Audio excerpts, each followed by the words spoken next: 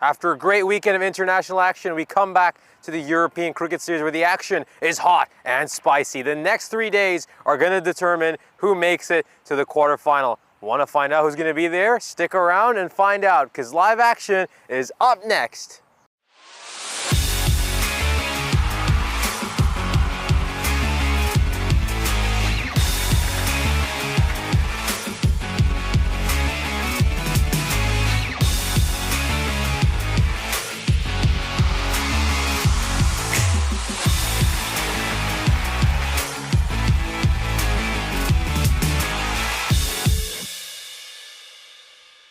This European Cricket Network event is proudly brought to you by HCL Software and BizAway. Our first match is between the Southern Crusaders taking on Sweet E United. This is going to be a very important match. Sweet United are coming off a shock loss to overseas, and it's going to be interesting to see if they bounce back. Meanwhile, for the Southern Crusaders, this series has not been the best for them. They are 4-4 so far, but they're still in one of those quarterfinal spots. Just one win separates these two teams, so it should be a very close matchup. Let's go over to the coin toss, where Maida Gooch is alongside both the captains. Okay. Southern Crusaders to call? Heads. Heads is the call. It is heads. We are going to bowl first. Thank you. Thank you. Southern Crusaders will have a ball. Interesting decision there by the Southern Crusaders. Let's see how that works out for them. They've struggled a little bit with the bat throughout this series, largely because they're missing Basil George, who has now moved on to the Edix Knights. I want to see if Ryan Bastians, Gunatilaka, and Gopal Thakur could step up and make some runs for them in the second innings. Meanwhile, for Sweet E United, it's been an interesting series. They've obviously shown at times that they're really dominant, but they're coming off a shocking loss to overseas, and I want to see if they're going to come out with a much stronger mentality this time. The news from on the middle is that the Southern Crusaders have won the toss, and they're going to have a bowl. Over to you, Corey. Hello everyone, I'm Corey, and I'll be taking you through this game. Nah, I'm kidding. It's still me, Nishchay. I'm over here doing this game alongside you. Unfortunately, it's all hands on deck here this morning. I'll tell you a little bit more about that after we take a look at the fixtures we had in the ECS. Keep in mind, these matches were all the way back on Friday because we had a great weekend of international action. We'll spend some of this first game talking about what we saw. The first doubleheader was between Gozo Zalmi and the Red Stars. Zalmi were unfortunately just too strong for the Red Stars. They took the first game by 59 runs. And they'd continue their dominance in the second game. They took this one by 100 runs. A truly dominant performance. The Red Stars, well, they just couldn't get close to anything Zalmi posted. They really struggled with the bat in hand as well. Then we'd have a couple of interesting matchups between the Masita Warriors and the Bajiba Blasters. This one was an absolute thriller. The Warriors posted 131 on the board, and then one man was the difference between the two teams. Narendra Negi, he played an absolute blinder of an innings under pressure, 85 of just 32 balls. Bajiba Blasters and the Masita Warriors would then play each other in the final match of the day. The Warriors pulling off an incredible chase. Rocky Giannis and Ajin Soman are one of the best opening partnerships I've seen in this ECS.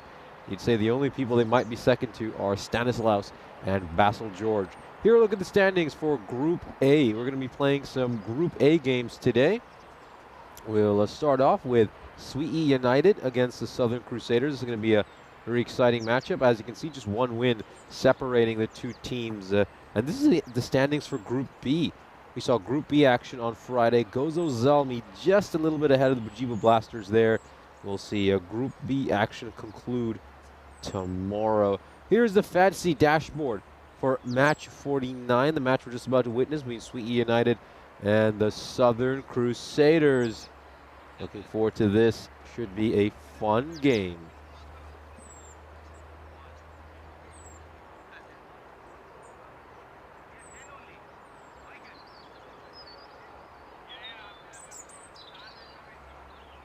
Yeah, I need to work on my Corey impression for sure. That was not the best. Corey will probably be quite offended when he listens back to the stream later. Sorry, Corey. Here's the match 49's win predictor. Sweet United taking on the Southern Crusaders. 64% favorites, rightfully so, you'd say. I think United had that one shock result, but outside of that, they were pretty decent throughout this series. Here we go. First ball coming up. Oh, that is a good back of a length delivery to start off for Zishan Yusuf. Very good morning to everyone.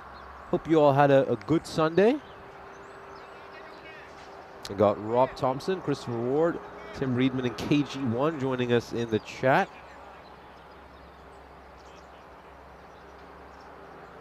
And a 68 music asking us who's going to win. Now, I'm going to give you my classic cheesy response whenever someone says that in the chat. We're all going to win. Cricket is going to win.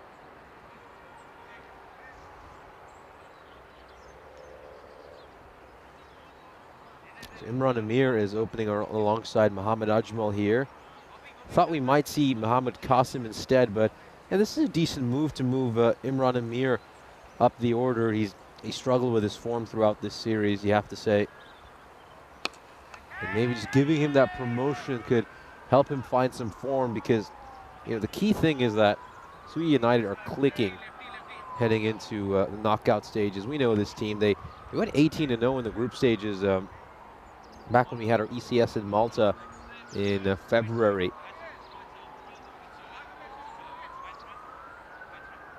However, they lost in their first semi-final against the Royal Strikers, and that basically ruined their season. Beg your pardon, lost to Gozo Zelmi, actually. Royal Strikers lost in the other semi-final to the Southern Crusaders, from what I remember. So the important thing is they carry some good form into the knockout stage. It doesn't matter what their record is right now so much, because they're going to be in the quarterfinals. That's not a problem. Good bowling to start off for Zishan Yusuf. Yeah, so Corey, he's been asked to just help out in another role this morning. I wonder what role they gave him. I think water boy is the only thing he's fit for. I'm just kidding.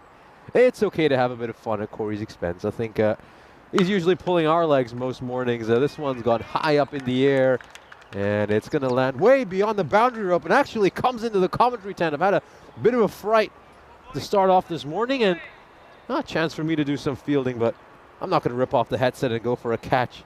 Look where that's landed. Didn't actually expect it to land that close.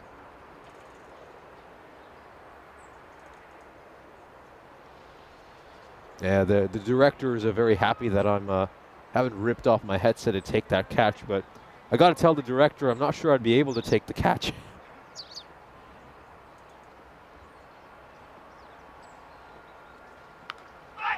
Oh, this one's it's going down the leg side. It's struck away for a 4. Nice couple of shots here by Ajmal, and he's just improving this over for Sui United. Last couple of balls slightly spoiling Yusuf's over. He's just gone a bit too leg side-ish over there.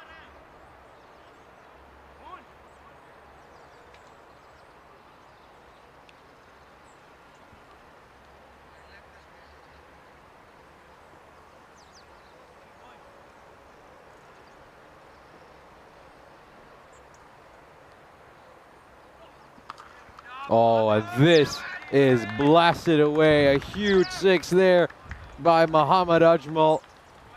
And it turns out to be a great over for Sui United. Goes a bit too short, a bit too leg side-ish as well. I think that's a big problem for him. And Ajmal, who's a really good cricketer, played a fair bit of first-class cricket when he was younger in Pakistan. Here's the look at the Euros of women's cricket that's coming up. We're going to round out the year by shining a spotlight by debuting the Women's European Cricket Championship. Between the 17th and the 22nd of December, we're going to see 5 teams battle it out to be the inaugural ECCW champion. The winter chill might set in, but the competition is only going to heat up. It's going to be a great moment, I mean, for whichever nation goes on to win that first ever ECCW. They're going to be immortalized.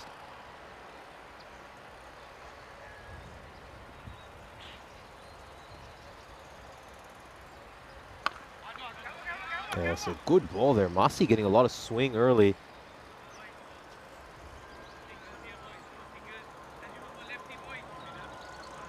Yeah, Rob asking about Corey. Yeah, I was just joking around about that earlier, but he is helping out in a quite important role behind the scenes. I think obviously he's got a great deal of expertise, brilliant cricket mind, so he's going to be helping out in another role, and we should have him back for the second match.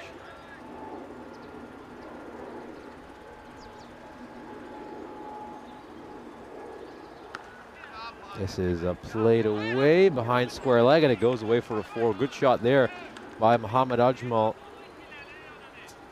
And they're just straying onto the pads a bit too much. I agree with KG1 in the chat saying round the wicket, going short, not the way to go. Yeah, I agree. Personally, I'm a fan of, in this format, bowlers going over the wicket more to the left-handers as a right-hander, because you just get that ball going across. It's a lot harder for the left-hander to hit it towards the leg side, but that's just me.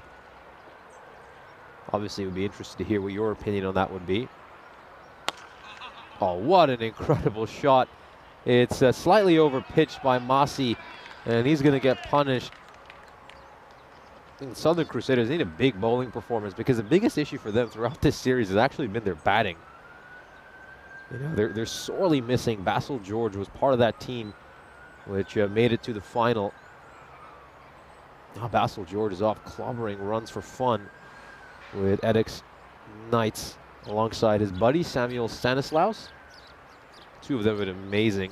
The Knights are the only undefeated team so far this series. He just pushes this one away.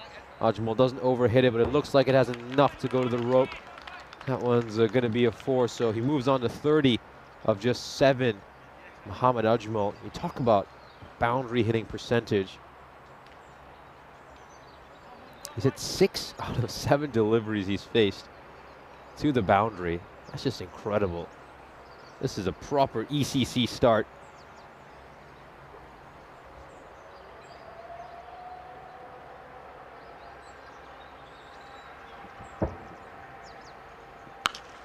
Oh, absolutely clobbered away. Is this going into the parking lot? Thankfully not. It's going to fall quite a bit short, but it's another huge 6 by Ajmal. No, this is proper hitting, really good hitting. And the Southern Crusaders had a very rough start to their Monday morning. Talk about the Monday blues. Imagine being one of the Crusaders bowlers, and Ajmal is tearing you apart this way.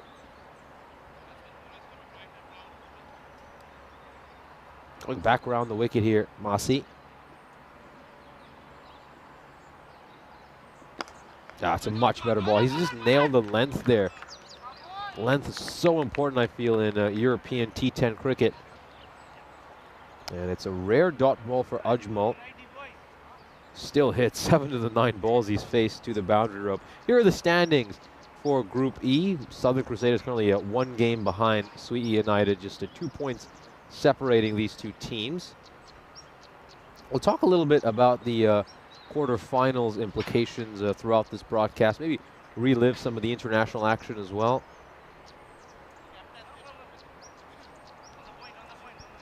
But I think as things stand, the Southern Crusaders will be facing Gozo Zalmi in that first quarter final.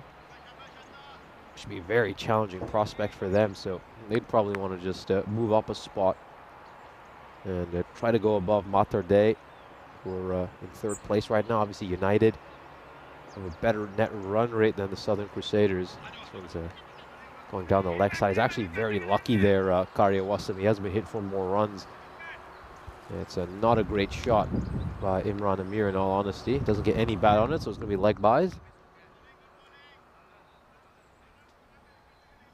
But yeah, I think we're just at that stage now where I think the 4 teams from each group are fairly set. I mean, we're going to need to see an absolute miracle from a couple of teams from the Warriors, really, in the other group, Group B. I think they're the only team that have any chance of maybe making it to quarterfinals or sitting outside the top 4 spots. But the big thing is their opponents, Marsa. Their last 2 games are against the Red Stars, who, let's face it, have looked a little bit outmatched throughout this series. So I'd say the 4 teams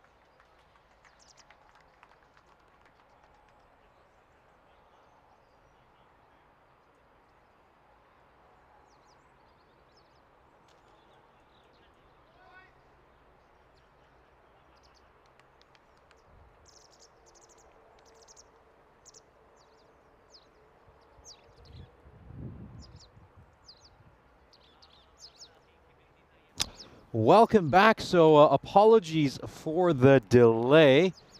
It looks like we're ready to resume live action. So this is great news. We can continue the cricket.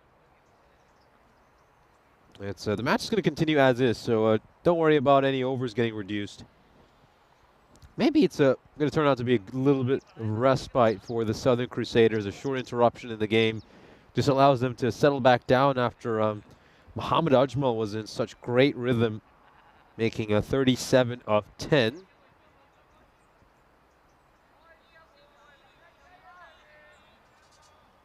And it's good to be back. A few questions about why we had the delay.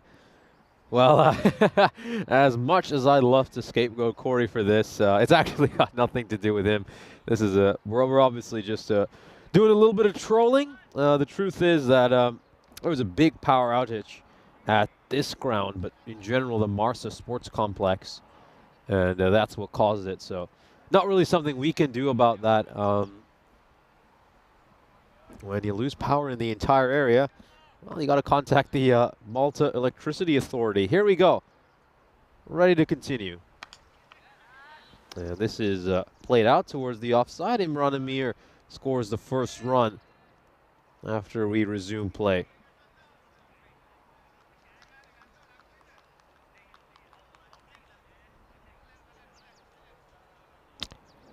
Anyway, just to recap what we've seen so far, it's been a real bludgeoning by Muhammad Ajmal. In case anybody's just tuning in, he's made 37 of only 10. So that's 7 boundaries off the 10 balls he's hit, 1 single, and just 2 dot balls. It's been a really, really good innings. Going at a strike rate of 370. Anything above 2.5 a ball in T10 cricket. We're talking about ECC numbers, but he's batting at almost 400. And it's been a bit of a one-man show this morning. That's another incredible stroke by Muhammad Ajmal. Amir's had the best seat in the house. He's batting on just 3 of 6, but his partner at the other end is bludgeoning this Southern Crusaders lineup.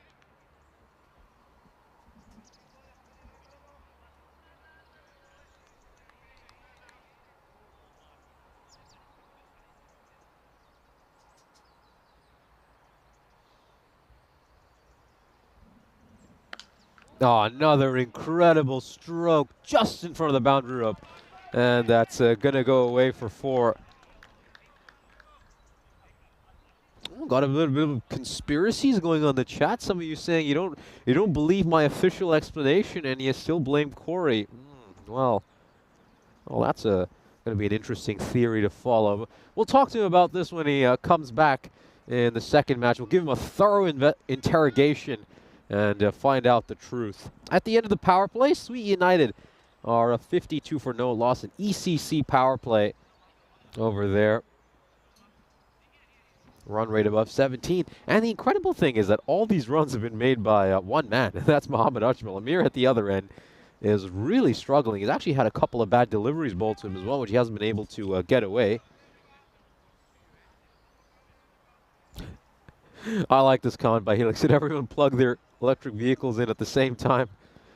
That's actually a very serious issue, for a lot of electricity transmission authorities. Don't want to get into nerd stuff and start talking about that, but there's a very interesting process that goes into how you manage the supply and demand of electricity at the same time.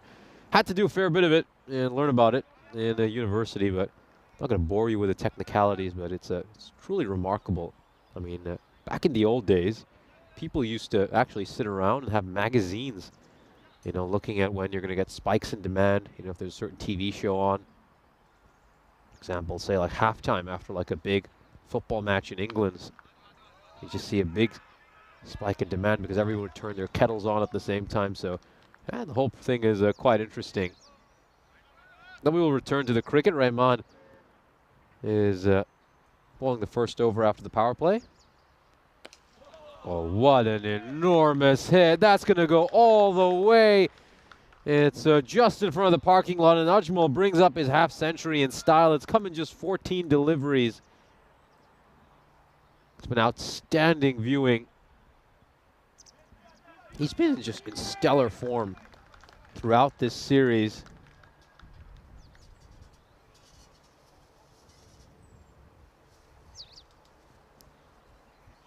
He's currently made over 340 runs in this series, and his strike rate, which, well, before this match it was listed at 214 for the series. I think now it's probably well above that, almost 250 for the series. So he's been the standout player for Sweetie United, also been one of the wicket takers. Hardik asking me how you feel after the game yesterday. I assume you're talking about the ECIs we had. I really enjoyed them. They were great viewing. Really fun to see Malta take 8 wins yesterday. The home team defended their turf well.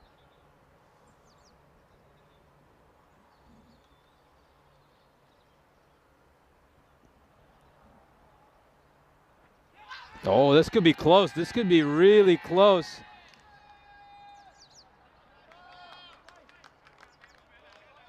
Now, this is going to be a very tight decision. Let's have a look at this.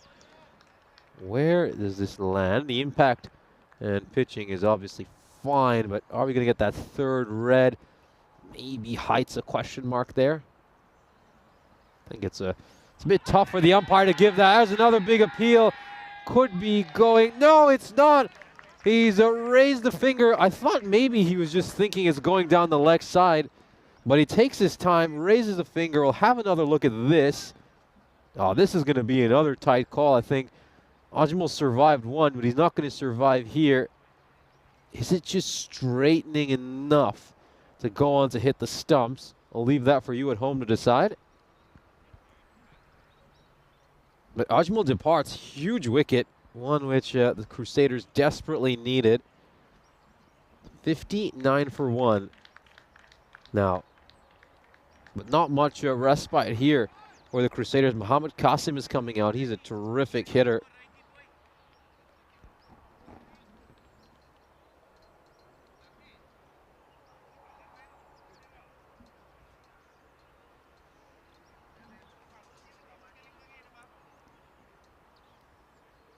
He's been in great form, Mohammed Qasim, throughout this series. Another terrific hitter for Sweetie United. They're missing a couple of their batters today who we'd normally see play.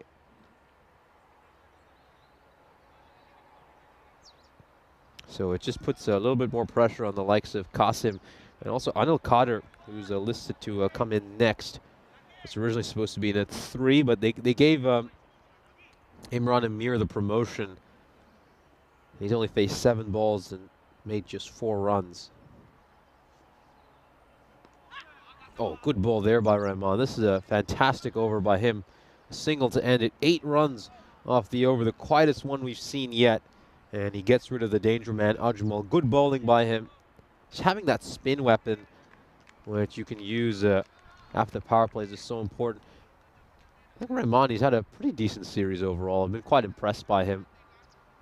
I think the one thing the Maltese national team, which we had a chance to watch over the weekend, is the one thing they lack is a second spinner. They have Koshal, who's pretty good, but outside of that, do they have any more spinners they could take with them when they face real big sides, just to help control that run rate post power play? Maybe Rahman is someone they should look at. Not quite sure how his eligibility is at the moment, if he spent enough time in the country. Anyway, it's Gunasekara bowling the 5th over.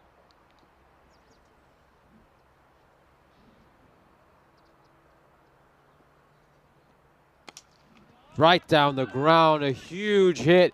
And Qasim introduces himself this morning with a massive one. Hits a second ball away for a 6. Just gets the length wrong there. It's overpitched. And it's just given Qasim enough to get underneath it and smack it away for a 6.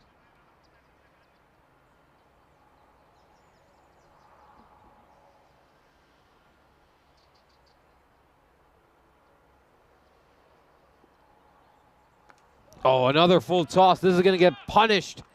Goes all the way. Another huge hit. Qasim with back-to-back 6s. Oh, low full toss, hammered away behind square leg. And Qasim, he's somebody who could just keep that run rate going because he's an incredible hitter.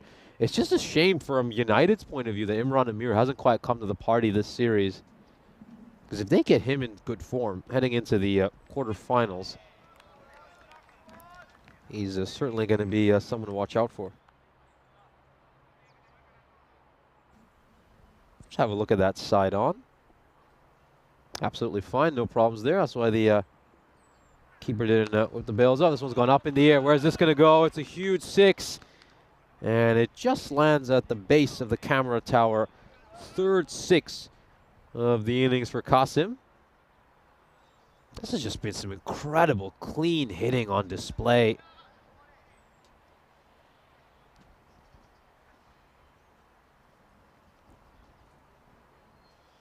"19 of 5 now, Qasim.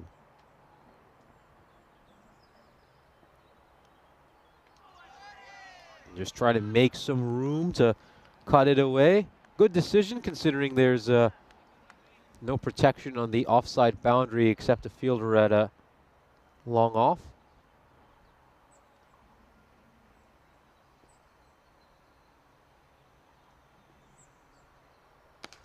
Straight down the ground. This is going to clear the boundary up comfortably as well. Make that 4 6s once again to the base of the camera tower. He really loves hitting it straight down the ground.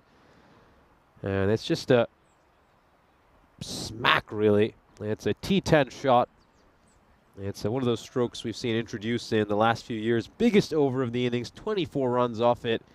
This could be a really long one if you are Southern Crusaders. Here's a look at the groups for the ECL that are coming up. Some great groups over there. Of course, Group B and Group E, we got a couple of groups of death over there. Then we got the French derby, the Parisian derby, actually, because Drew, I believe, is located just outside of Paris in Group D. So amazing matchups there. Though Corey and I have been talking a fair bit about it over the last few days. I think Corey's identified almost 15 to 16 contenders amongst the groups. I think the ECL is just always a lot of fun. It's just very hard to predict who's going to go on to win it all. And it's just about getting hot at the right time. You know, you've got a couple of days of group play this time around, and then finals A. He has a quiet time this, he knows, Qasim.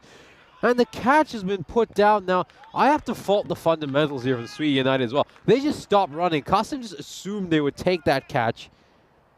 Let's have a look at this. Now, this is not the best. They kind of run into each other a little bit there, Karyawassim and Bastians. They had a heated argument after that drop. But I think Bastian should still hold on to that. But then look at this. I don't know if you had a chance to watch the running.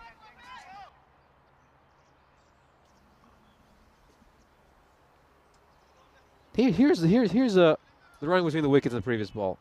Oh, no, the ball preceding that. Don't think we'll be able to bring that one back up for you, but I'll describe what happened. Qasim pops a big one up there, and he just assumed he's going to be taken out. He's leaning on his bat, waiting for the catch to be taken. And then after it's dropped, he has to scramble across to go there for a single. I mean, you got to keep running, regardless of whether you think you're going to get caught out or not. Just bad fundamentals there by United, and it's not the first time we've seen them do stuff like that.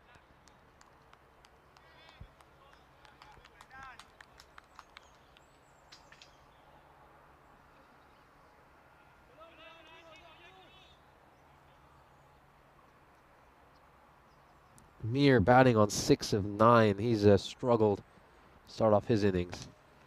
And he can't quite middle. He just doesn't have his timing at the moment. You know, it's been a difficult 2 weeks for him in this ECS. But the important thing from United's point of view is he just finds his form over these next couple of days. They might need him in a big game during their run to the finals. Here's a look at scorecard so far. Mohamed Ajmal top scoring with 53 of 16. That was a terrific innings to watch. 10 boundaries. Meanwhile, Qasim, he's managed to hit 4 big ones, and he's batting on 27 of 10.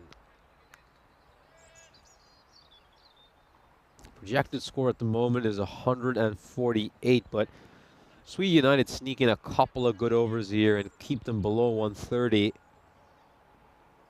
Then maybe, just maybe, they can give themselves something chaseable in the second match. They still have some quality batters in their lineup. They just haven't found the form this series. Oh, finally, is Imran Amir going to go over the boundary rope? He will, so he gets his timing at last. It's taken him a while to settle into this innings. And one is right in the slot. It's not the best delivery. And he just gets enough on it to get it over the rope. It's a powerful hitter, Imran Amir. Doesn't have to time them perfectly to clear the boundary rope.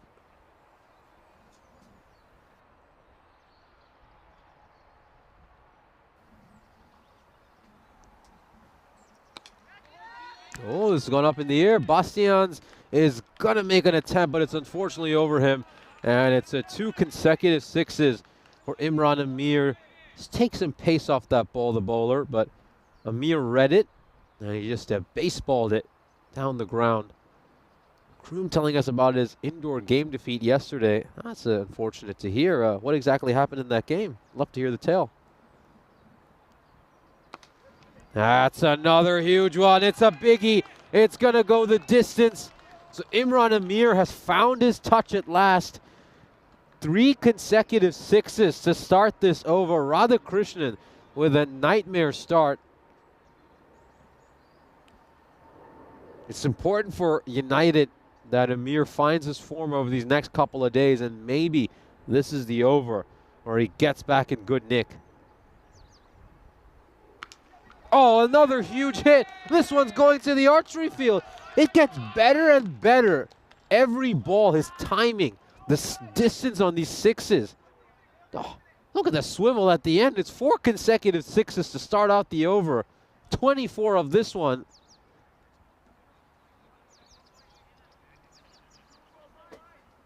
What an absolute bludgeoning the Crusaders are on the end of. Can he make it 5 consecutive? No, he won't. He's hit it straight to the fielder at extra cover. Would have been really, really interesting if he could have just gone on a run and hit one more 6 just to give us something to look out for. But 24 runs off this over. Here we go. Final ball. Is he going to hit one more? No, that's actually a good end to the over. Radhakrishnan, a couple of dot balls, but oh, that was a tight one. 4 sixes in that over. You can just see here, Imran Amir gets a little bit casual. Oh, that was tight. I just wonder if the bowler had managed to hit it, whether Imran Amir would have been back in time.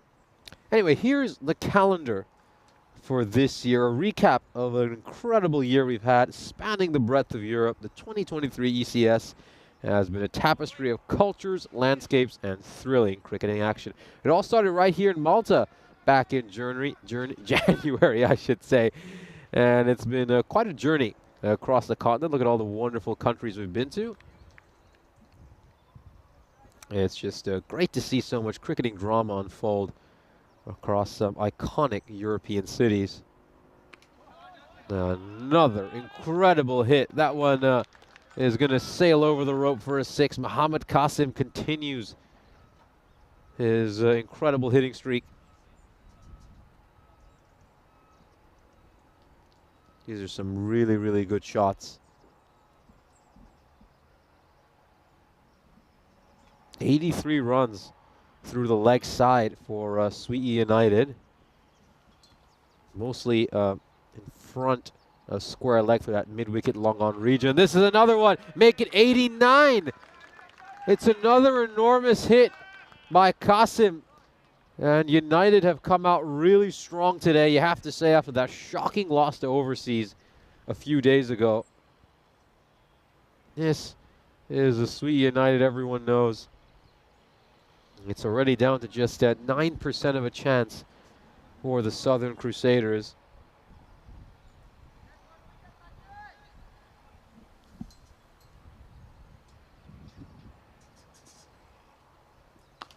Make that another 6. This is an incredible show of power hitting. 3 consecutive sixes to start the over. Just think about this. 7 of the last 9 balls have been sent for 6. This is outstanding. The way Imran Amir and Qasim are striking it.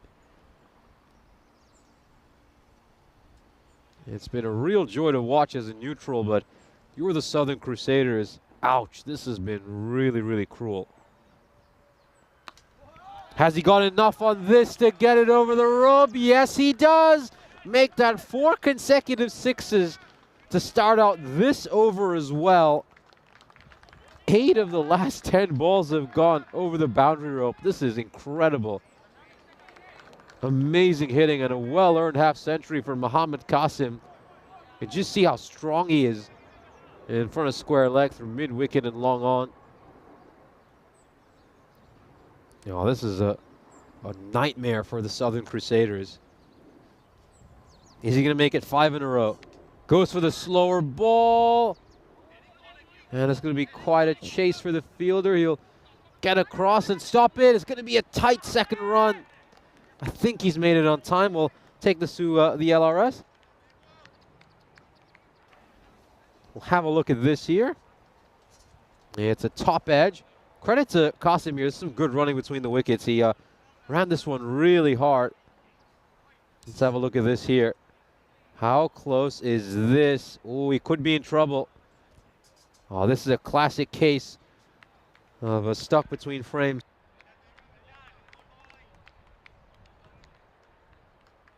Yeah, I think that frame could be the conclusive frame. This one right here that determines he's out. You've got to credit his running, though. I mean, Qasim was right to go for the second run. It was a good throw and a good bit of glove work. Can't fault him for that. Doing the right thing for his team. Tried to get back on strike as well. But he's going to have to depart here. He's been run out. And a great innings by Qasim. 52 runs of just 15 deliveries. And the new batter, Qadir, is going to be on strike. It's not Imran Amir. Just need to move that over. He's at the non-strikers end. Yeah, Ivan B, great to have you here. Very good morning. And a good slower ball to end the over. Qadir just hits the pitch as he's trying to play that shot. Ivan B calling that a very nifty 50. Totally agree with you there. It's a great exhibition of power hitting.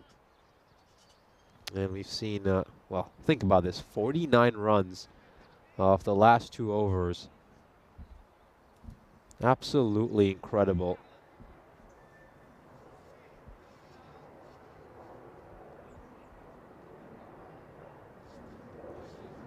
Absolute dominance. And the sky's really the limit now for Sweet United. Where are they going to end up? Projected score is 173. Way they're going, you know, even the 180s is on the cards right now.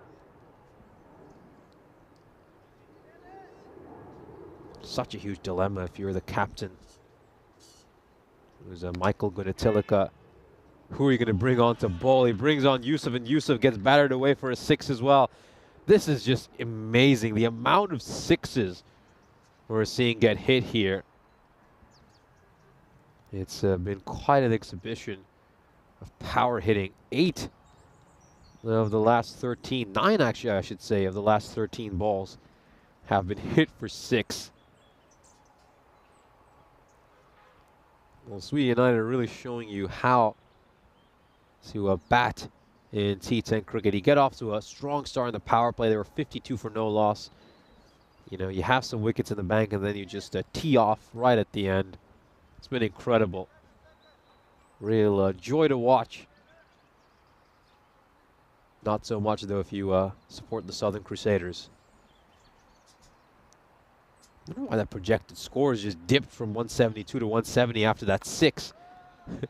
You'd think that hitting a 6 would help your chances of raising your projected score rather than the other way around, but it's a single here for Amir, a rare single, the way they've been striking the ball so far.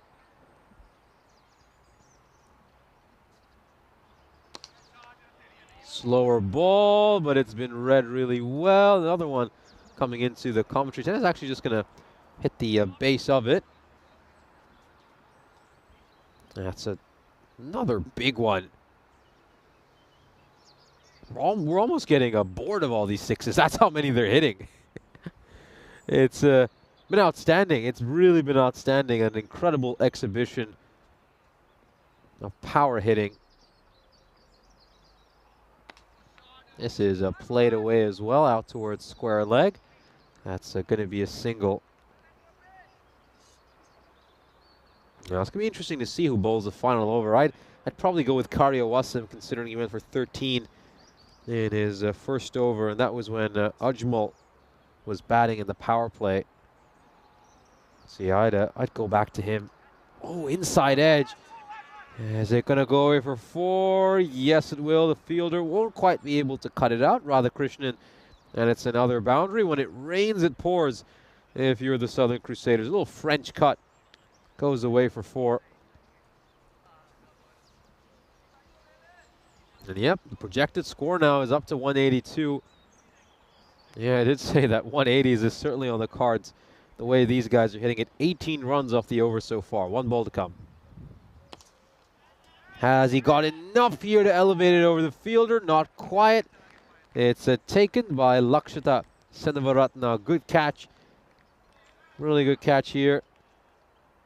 I think he just gets the length a lot better over there, the bowler, and that's why wasn't quite able to get underneath it, Amir, and get that elevation to strike it over the fielder.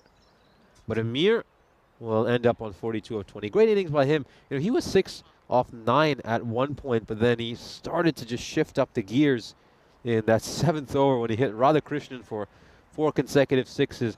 Painful viewing if you look at that bowling cart from the Crusaders' point of view. Big thing here, though, is that still going to have a very dangerous hitter on strike. It's going to be Kadir.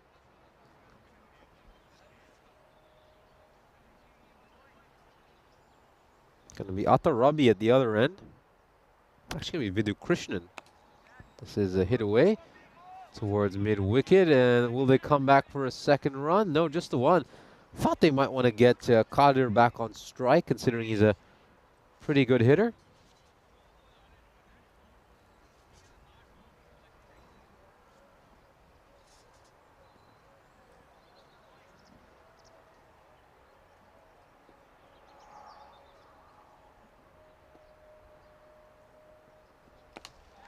Oh, very well struck.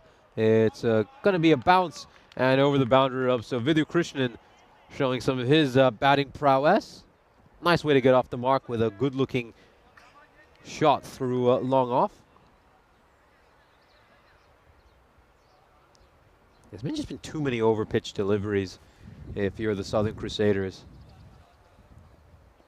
Obviously, you have to credit the batting by Sweet United. It's been incredible, but I think the Crusaders are going to look back at this bowling performance and be really disappointed with the way they bowled. Oh, what's happening here? Got to get back in time.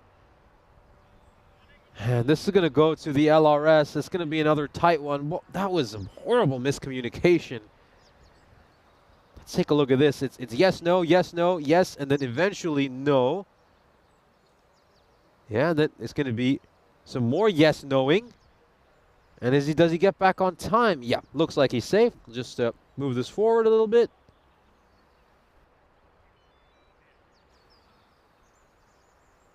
And yep, he is just fine. Absolutely safe over there. But you've got to be a little bit more decisive. There was never a run on there anyway, so.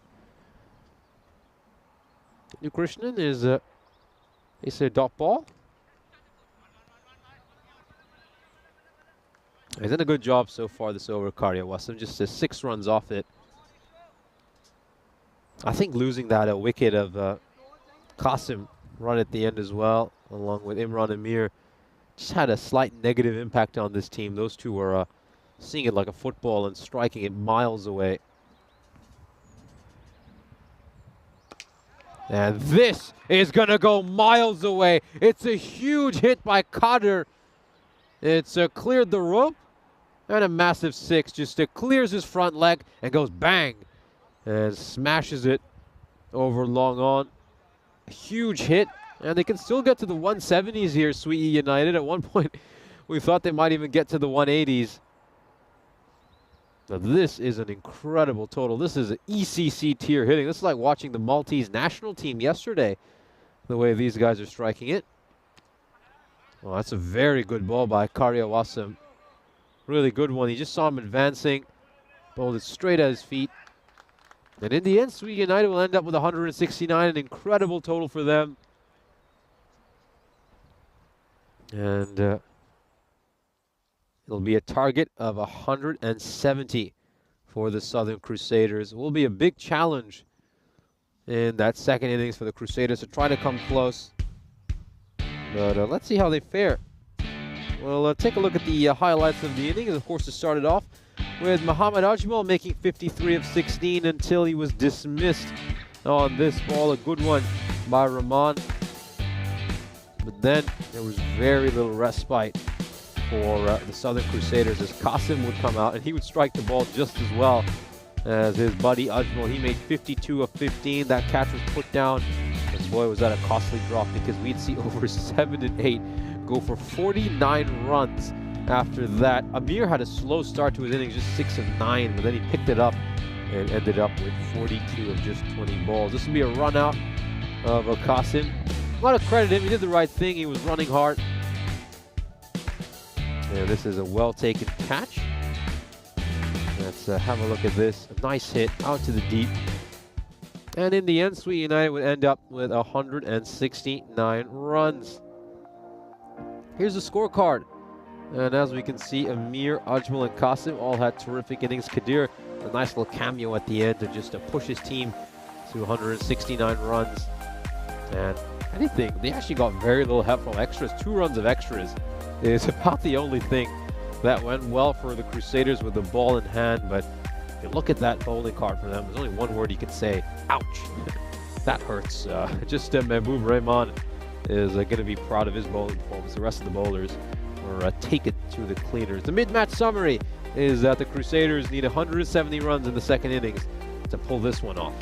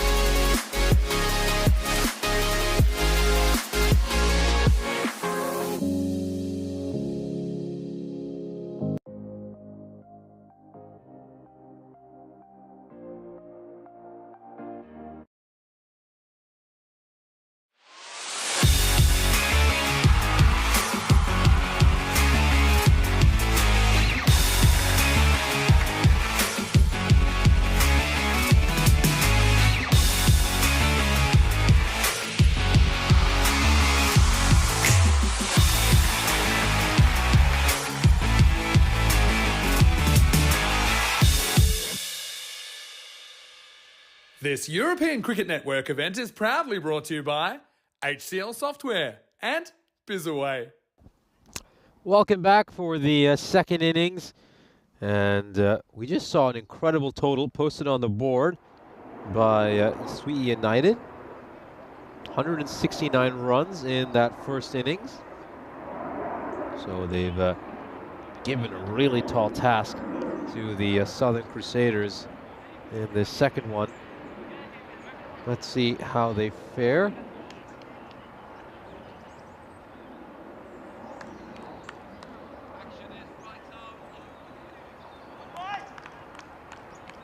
Ryan Bastians and Afi Khan coming out to bat. We know both of these guys are incredible hitters, but it's just a case of whether they can keep up with some of the hitting we witnessed from Sweet in the first innings.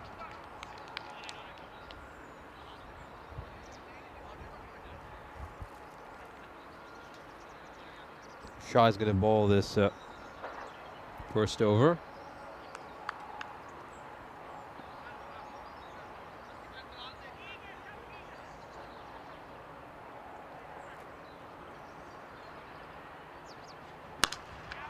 Straight down the ground, an enormous hit by Ryan Bastians. That is a 6, and a mighty 6. They're going to need a lot of that throughout this innings, the Southern Crusaders.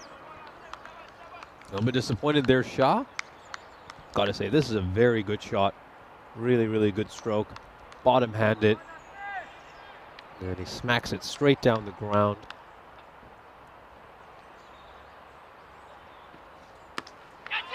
As a shouts of catch it, but it's going to land quite safely in front of the fielder at square leg.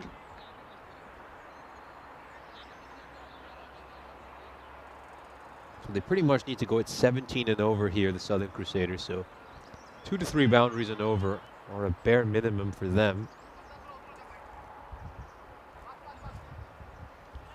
Now, I've seen Afi Khan get on a heater a few times this series. I remember that 53 he made of just 18 deliveries a couple weeks ago. I believe it was, actually it was last week.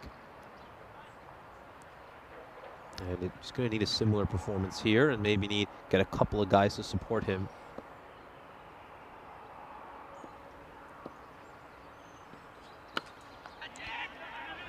This is going to go away for single. Not the cleanest bit of fielding by Bilal Khan, which will allow them to scamper across rather easily in the end.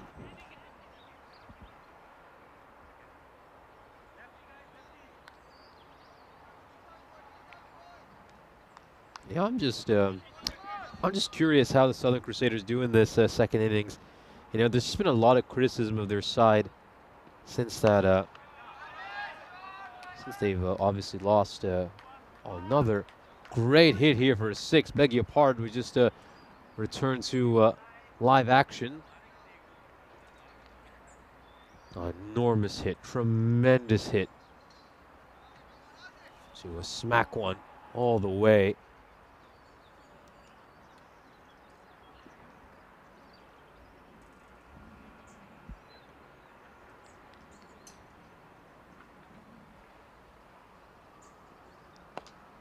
This is just pushed out towards cover. Oh, that's a good throw.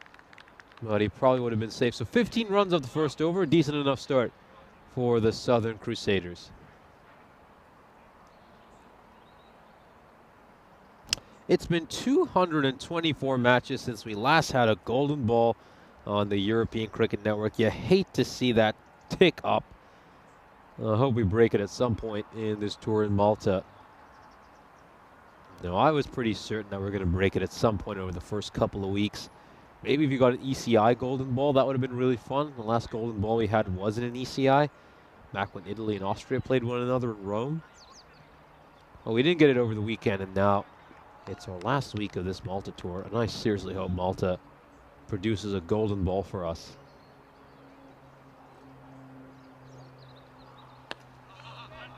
This pushes that one away. Bastians for a single. As you can see, the Crusaders' chances down to just 10%. Oh, yeah, this is a poor overthrow here by United. They just stay locked in the field. Their fielding performance against overseas was rather poor. If anyone remembers their last match where they suffered a shock loss, so that's one thing they're going to have to improve massively in this game is need to put in a good fielding effort.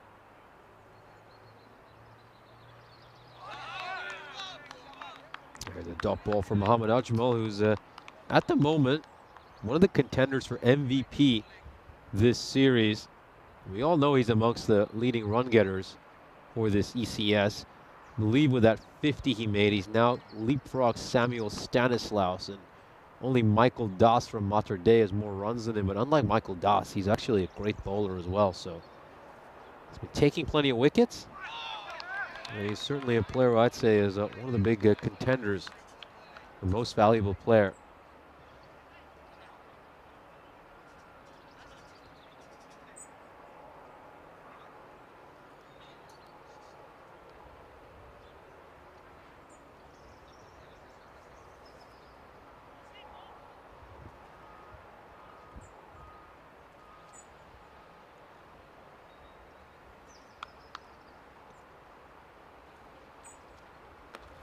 This is struck behind square leg. Bastians is really strong in that region. You get too straight to him, it's always really dangerous. You probably want to force him to try to hit it towards the offside. And where's this going to land? This is just in front of the rope, so it's going to be a 4. Great work there by Spring Productions. Got Arturs, Kristaps, and Martins in the house today.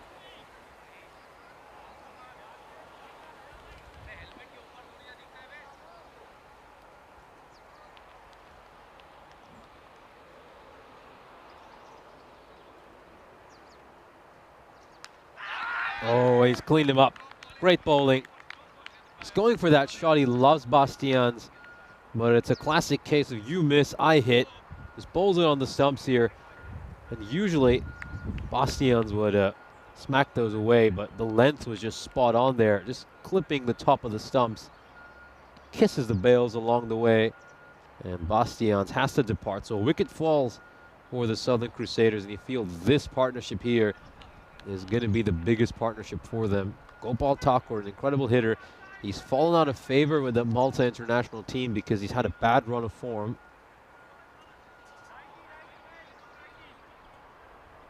So he's going to have to come up with a big performance here if he wants to give his side a chance. I had to watch the ECIs over the weekend. I've been absolutely gutted that he wasn't part of the team, especially after having been a key part of this Malta team for the last couple of years. Here's your chance to put in a few important performances and just show management that you still got it.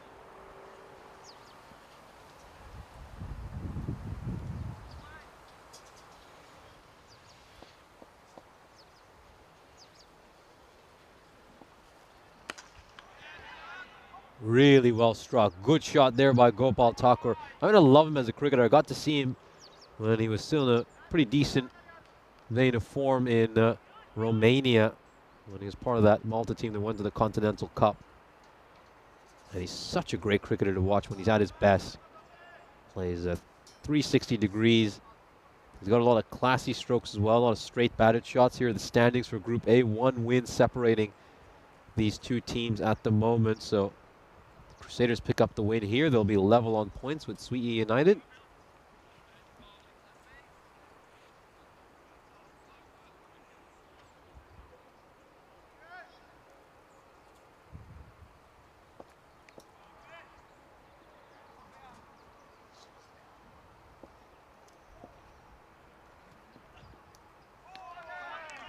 Khan with a big swing and miss there, and you can see he's just attempting the shot he really should have played. Now 25 for 1 at this stage would normally not be a terrible start in most matches. When you're trying to chase down 170, you really should be trying to get at least 50 runs during the power play. This is played out towards mid-wicket. Does it have enough to go to the rope? Yes, it does. Good shot there by Afi Khan. They're batting pretty decently, the Crusaders, but just this asking rate is a bit too high. It's going to take something miraculous from them, which is exactly why Intelligent Cricket has them down at 5%, despite being just 2 points behind this United team. They just make a change in the field now. They move another fielder across to the leg side. It was a 6-3 field, now it's a 5-4 field. Top edge, it's going to go all the way by the looks of it. I think that's a 6. The umpire will raise his arms.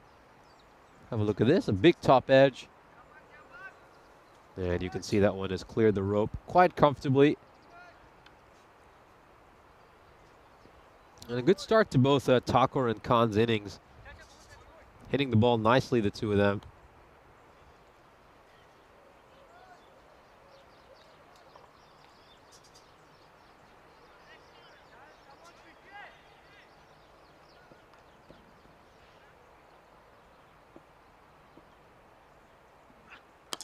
Oh, what a hit right out of the screws. There was a beautiful sound from the bat there by Khan. And if he keeps hitting it this way, if he can get on a heater for 5 or 6 overs, maybe there is still some hope for the Southern Crusaders. They move on to 41. Yeah, great shot. Really, really good shot.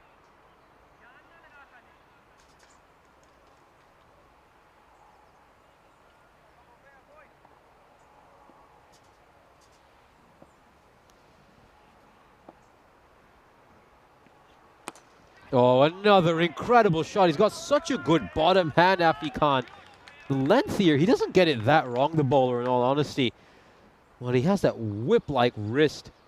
And he's struck it away for a 6. And we said they need to get 50 runs in this power play to still remain in contention.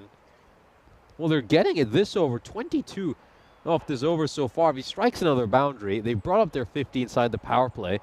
And the Crusaders are still in it.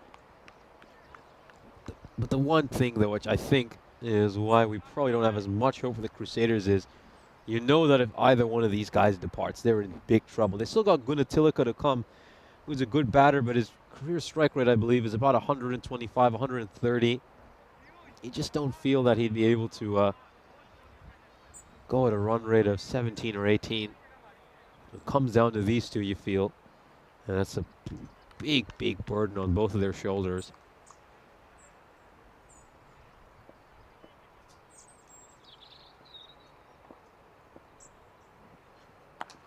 Oh, another good shot. This is going to go the distance as well. It's a 28 run over, almost supersonic. Goes short, and he rocks back and pulls it away. A brilliant hit there by Afi Khan. He moves on to 29 of just 7. And there might still be some hope for these Crusaders, making roughly the same amount of runs that a Sweet United managed to make. Of course, Sweet had a 29 run period when they made that many runs between over 7 to 8. So it's going to be a tall task for the Crusaders, but let's hope to give it a good go.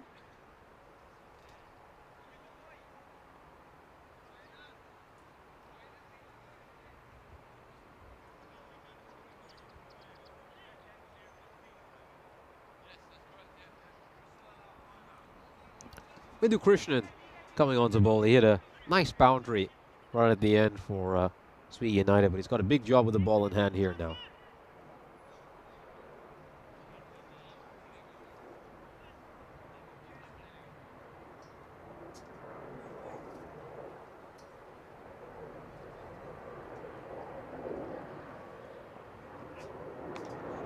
Struck very nicely by Gopal Thakur. Where is that landed? This is going to be a close one.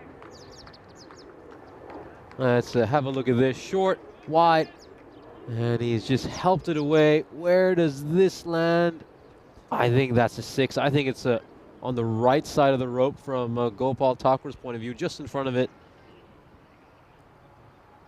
And to me, that looks like a 6. We'll receive confirmation soon. It looks like the umpire agrees, and he's given it a 6.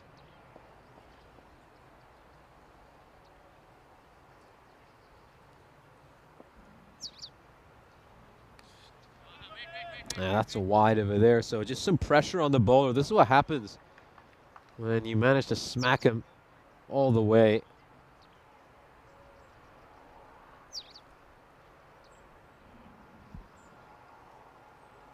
You can see they're ahead of what Sweetie United were at this stage. How long can Tucker and Khan keep this going, though? That's the big thing.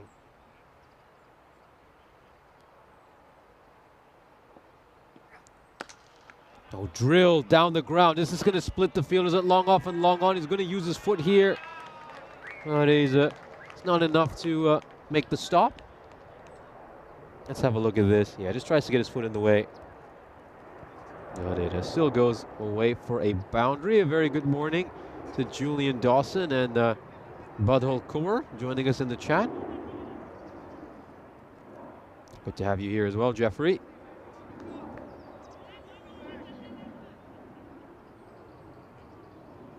Yeah, Di Maria saying game on. Certainly feel like it is. Oh, that's wide, and it's going to get punished. A great hit. That was an amazing hit by Tucker. He's reached out and smacked that over the boundary. This is not an easy shot. This is really difficult to have the power to hit a ball that is that wide away for a 6. It's a great display of hitting to start off, and they're going it well above the required at the moment. It's a 15.4 as things stand. My goodness, can the Southern Crusaders pull this one off? Oh, it's a big appeal here. It's going to be a single. Umpire's going to give that leg byes. Yeah, maybe just going over the leg stump there. Certainly a tight one and a difficult call for the umpire, but I think he's got that one right there, Maz Baji, of course, is umpiring alongside Andy Naudi.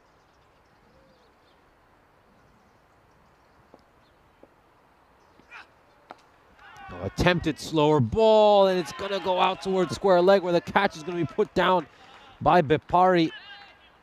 That's a bad drop, really bad drop when you consider how important this wicket would have been. Yeah, you got a feel for Vidhu. I just heard someone say excellent bowling, Vidhu. It feels a bit sarcastic when you've gone for 18 runs. I should say 19 off your first 5 balls. He's a little bit unlucky there. Could easily have had the wicket. Yeah, blistering start as Di Maria said. They're going to need to be helped by some drops, you'd feel as well, because I hate to rain on their party, but once these two depart, you just feel they lack that power hitting. We've seen that a few times from the Crusaders. You know, there's a reason they have 4 losses so far this series. This is played away by Thakur, and it's going to be 20 runs off this over, so another magical one for the Crusaders. We're going along at a really good rate. But unfortunately, you know, we've seen this a few times from the Southern Crusaders. We've seen Afi Khan get on a heater, or Gopal Thakur as well. And then once they lose the wicket, that middle order just can't continue the scoring rate.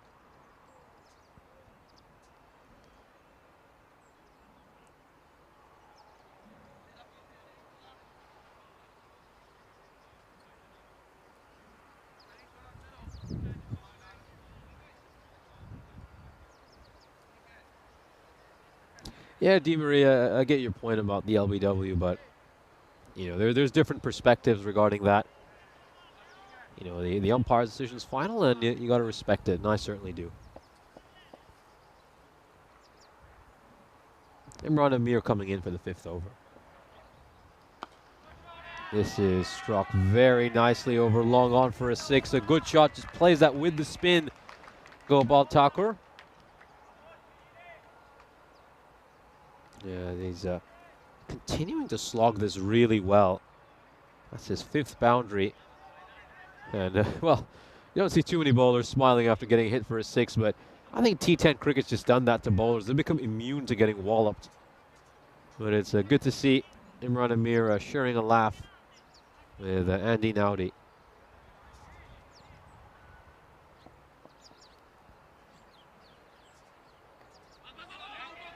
Oh, good bit of fielding there. Really good bit of fielding. I don't know if it had enough to go to a boundary. They certainly could have got a couple of runs there. You're right now, Crusaders 8 runs ahead of what United were.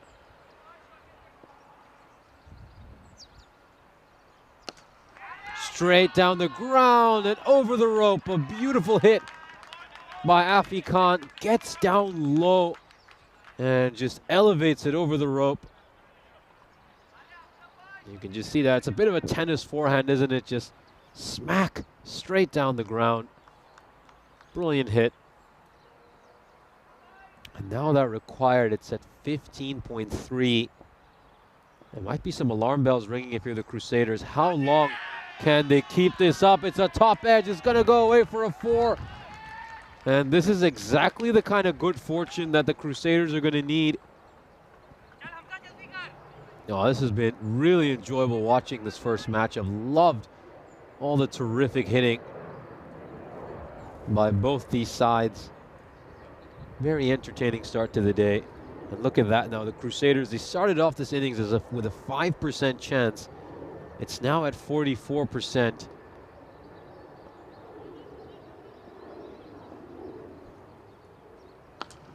Oh, another great hit. This is going to go the distance as well. It's another 6 for Afi Khan. His 6-6 of this innings. Bit too short, and he's going to pummel this one away. And it's 23 runs off this over. It's gone magical, and we've still got a ball to come. The required now, it's dipped under 15. It's at 14.3, and now there's going to be some alarm bells ringing. You can see a few of the double teapots and the crossed arms coming out all over the field for Sweet United. We're going to start to get a little bit fearful. You know, they were at the wrong end of a shocking result against Overseas. And is Lightning going to strike twice here? Are they going to lose another game that we expect them to win?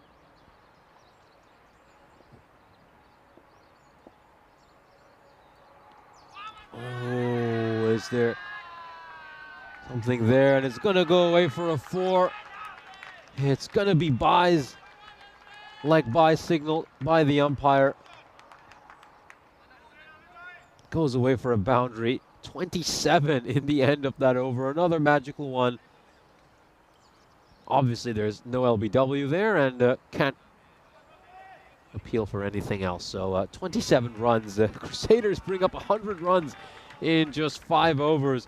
Here's a look at the upcoming events on the European Cricket Network. We're coming to the end of our year. We're still going to be with you here in Malta through to this Friday. And then when we're done over here, we head over to Spain for a great weekend of ECI action before beginning our final ECS of the year. Then we close the curtain with the inaugural ECCW. And then we'll be back on your screens again on the 15th of January next year to kick off another great year, bigger and better than ever before.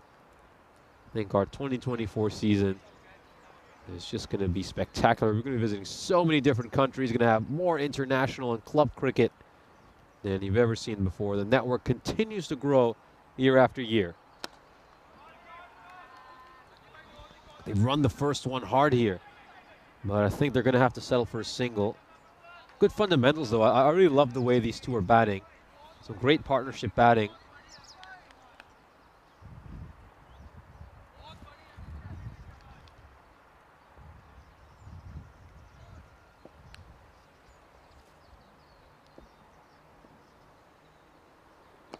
Oh, great ball here by Omar Khan.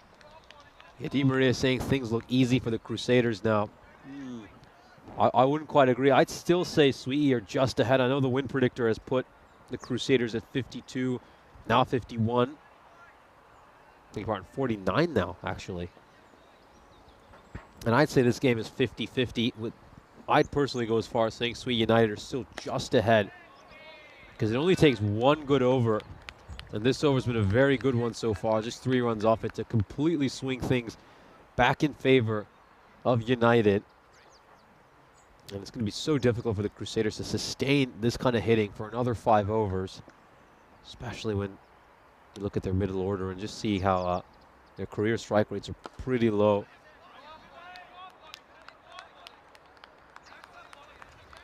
That's been a great over by Omar Khan. You just feel like this over is bringing Sweetie United back in front.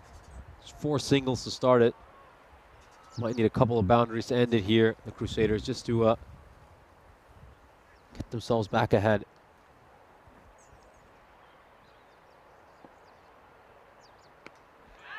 It just goes a little too straight there. Does it have enough to go to the rope? Yes, it does. That's a really good shot by Tucker. Khan doesn't get it that wrong. It's a touch too straight. But he's played it away towards fine leg for a 4. Good looking shot. 8 off this over so far. Can they get another boundary here?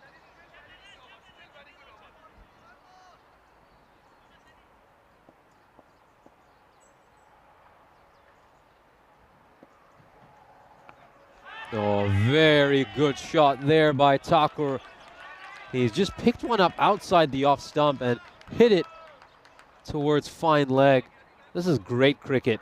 And it's great awareness as well of where the fielders are. This proves to you just what an intelligent cricketer Tucker is. And he's been one of my favorite players to watch during my time at ECN. And you just hope he can make it back to the national team. And maybe this innings is the one where he just plays himself back into some form. Here's the scorecard for the Southern Crusaders.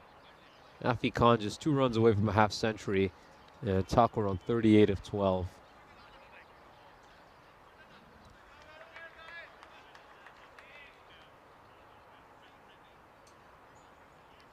Crusaders right now with a 61% chance according to Intelligent Cricket. Yeah, I'd put this at just 50-50 personally. They're going to have a little debate here. See United. I think they've got enough time, about 5 minutes per over, so they should be okay in terms of the clock. But just take a moment to settle here and just have a discussion with how they're going to approach these last 4 overs. I think they're going to have Bilal Khan bowling here. A lot of people have been calling for Bilal Khan to get the ball. Yeah, I'm surprised he's been left as late as he has.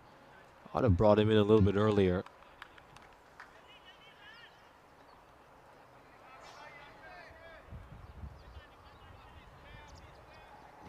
Di Maria pointing out just how costly that drop was 2 overs ago. Really was. Oh, short, wide, smacked away. Maybe there was a reason why they weren't. Oh, and Ravi Panchal, I thought he almost pulled off a one-hander. We know he's capable of taking some great catches. And he made a good attempt over there, Ravi. Yeah, maybe there was a reason why they didn't have Bilal Khan bowling until now. He gets pumped for 6 off his very first ball. It's a rather poor delivery, in all honesty.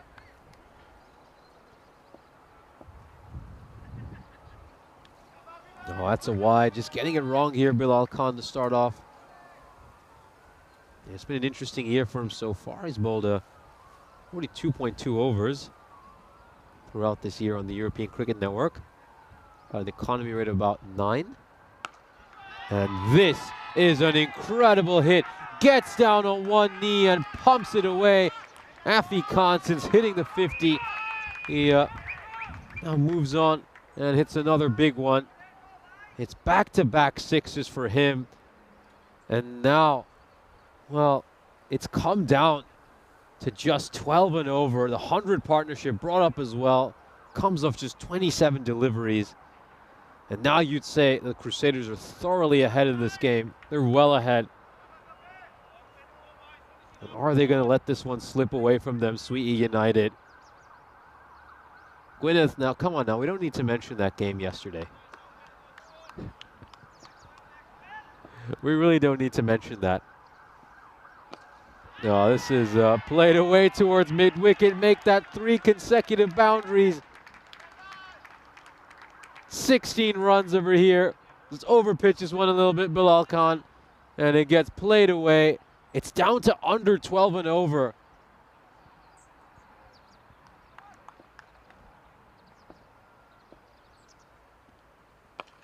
Oh, that's a good ball here by Bilal Khan. Oh, I needed to get in a quiet one, just a single over there. But 18 runs off this over so far. You know, a lot of people were calling for Bilal Khan to come in and bowl earlier.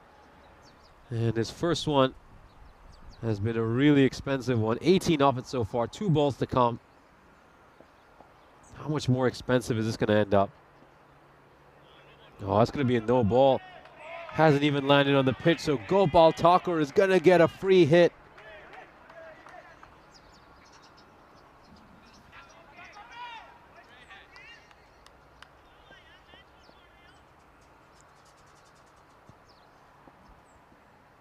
Oh, make that a wide, so it's still a free hit. This over's gone magical 20 off it, and we've still got 2 balls to come.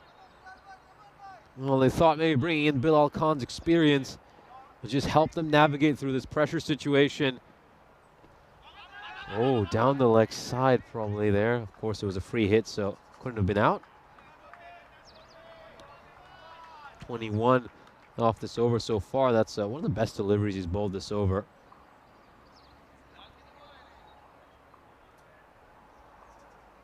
There we go. 1 ball to come in this over. 37 runs needed. Oh, he's probably spoiled to wide there, Afi Khan. And we just need to check that one there. If there was a run out, I think he's going to be just fine. The umpire says let's have a look at LRS. Well, I assume he'll be okay here, but let's have a look at some video. Oh, has the bat grounded or not? Well, he's actually could be in some trouble here. I don't think he's grounded the bat. I think there's a little bit of air there between the bat and the pitch. Well, we're going to have to watch this closely. Yeah, I think he's in trouble. That frame there proves he might be in some trouble. Let's see what the umpire decides. My goodness, if this incredible partnership ends up ending because of a little moment like that, it would really, really be shocking. Has he grounded the bat is the question over here.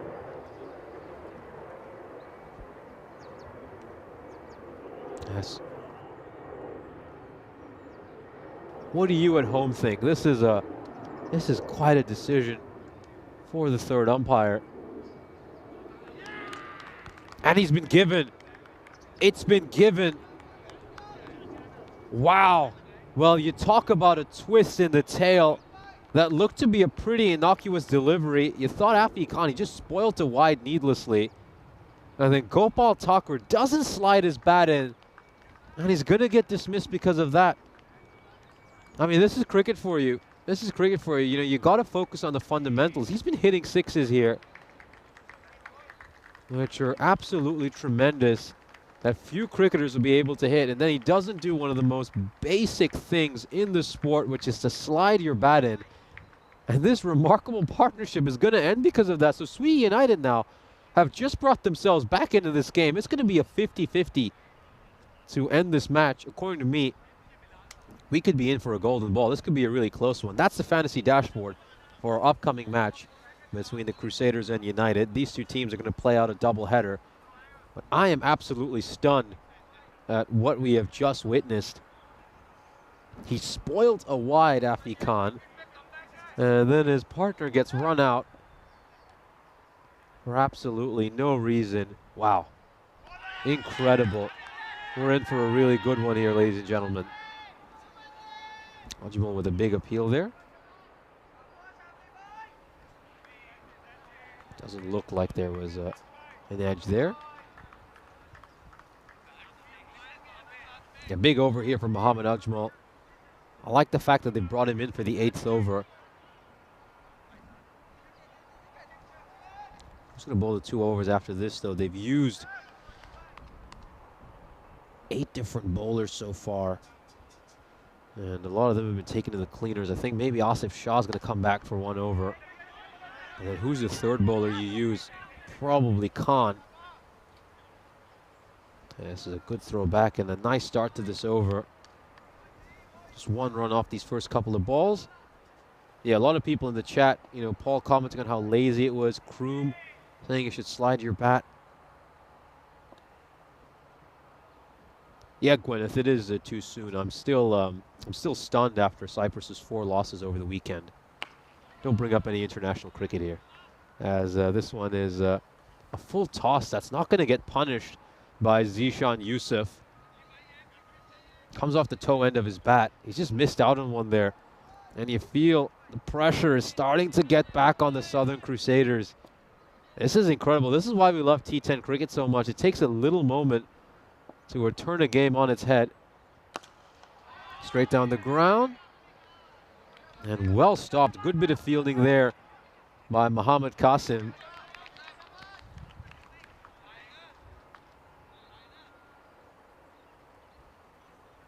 Very good morning to Wayne. Yeah, I think that this is not the same Bilal Khan you're thinking of, Paul.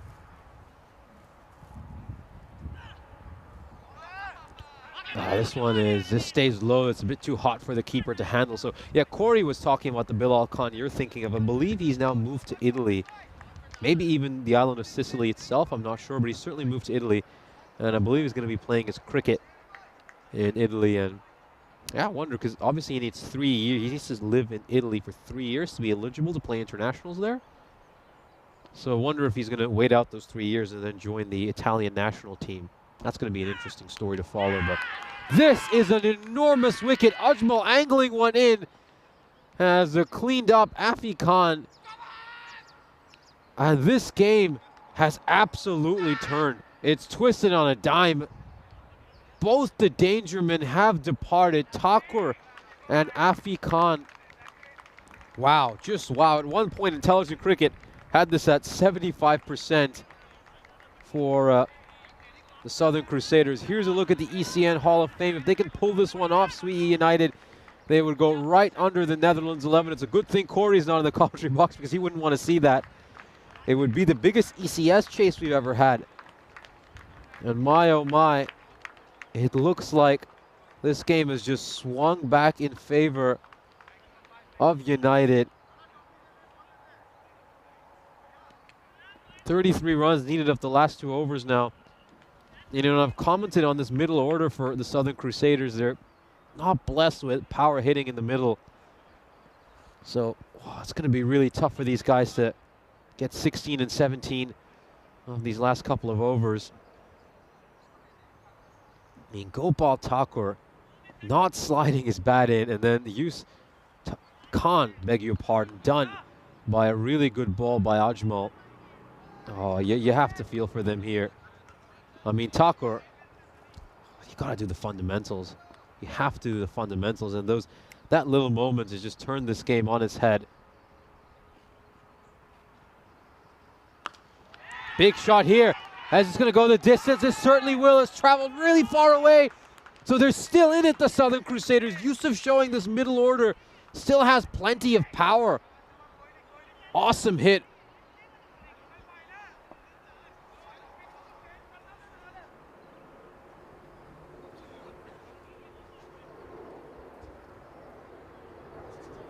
Awesome hit there by Yusuf. 27 off 11.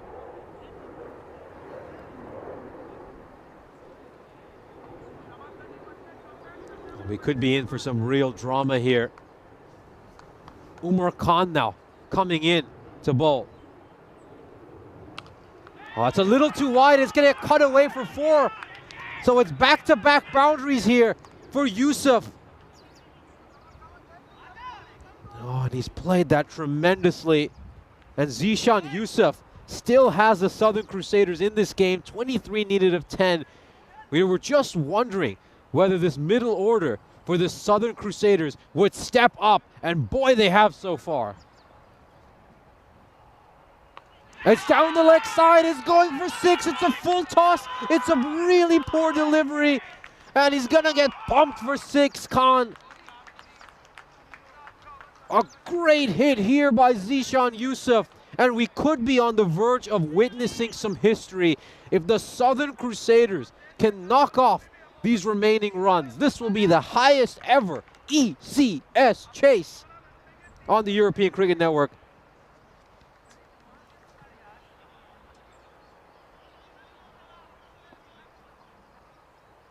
$17 needed of 9 now. Intelligent Cricket has the Southern Crusaders as 79% favorites. I think this one's hanging finely in the balance. Goes down the leg side again. It's another poor delivery, and he's going to get punished again. It's another 6. It's just 11 runs needed of 8 balls now. And the Southern Crusaders might be on the verge of history.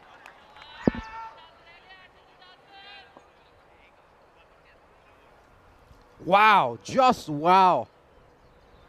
Zishan Yusuf has come in and he's playing an absolute blinder.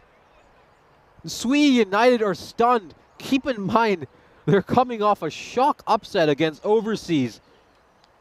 And I don't think they thought they were going to lose a match in which they scored 169 runs, but they just might. And that's a good ball there by Yusuf. A great dot ball. Gets the Yorker in.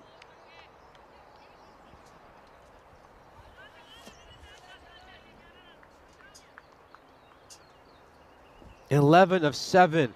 How many runs are the Crusaders going to need in the final over?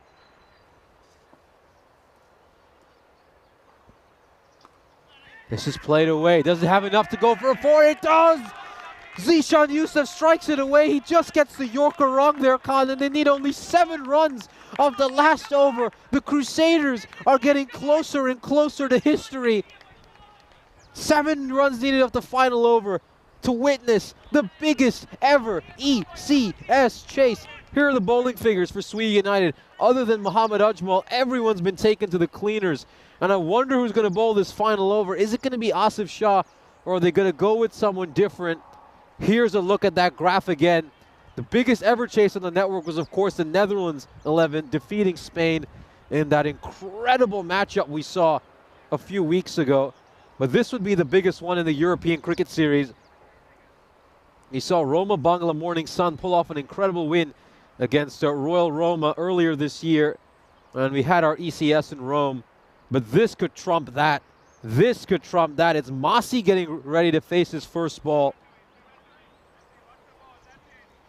Well, it's important they sneak in some dot balls here and keep Zishan Yusuf on off strike. Oh, that is not good shot selection by Masi. Swiping across the line. Just get a single, get Yusuf back on strike. And this dot ball is worth its weight in gold.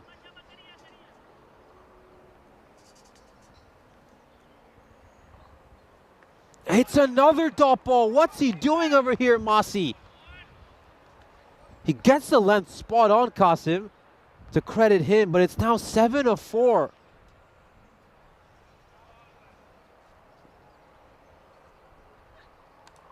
Oh, it's some edge there, and the catch has been put down. Oh, that is an enormous drop. If he takes that catch, then not only is it a dot ball, but a new batter comes out.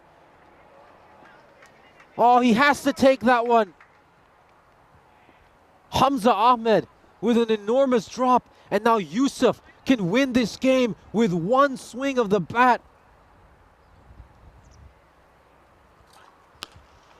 Oh, he plays this away, and it's just going to be single. He's run the first one too casually. What's he doing here? This could be a run out as well. Oh, what are they doing at the end? I think he was doing the right thing. Masi was telling him, look, get back on strike. I don't mind getting run out. Oh my goodness. And this is a direct hit. Oh my word, are the Southern Crusaders going to bottle this one right at the end?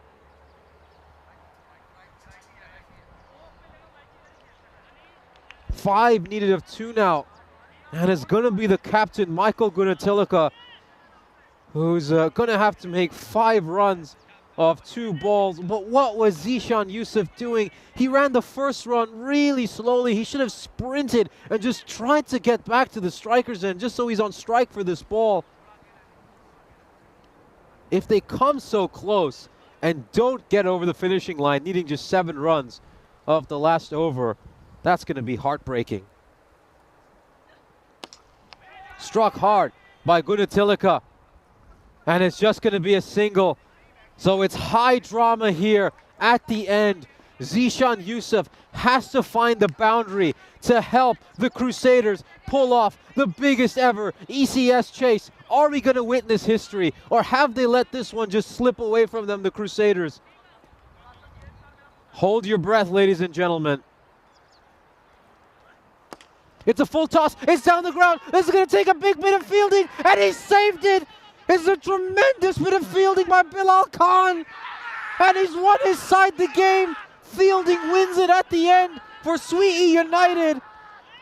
And the Southern Crusaders fall just short of making history.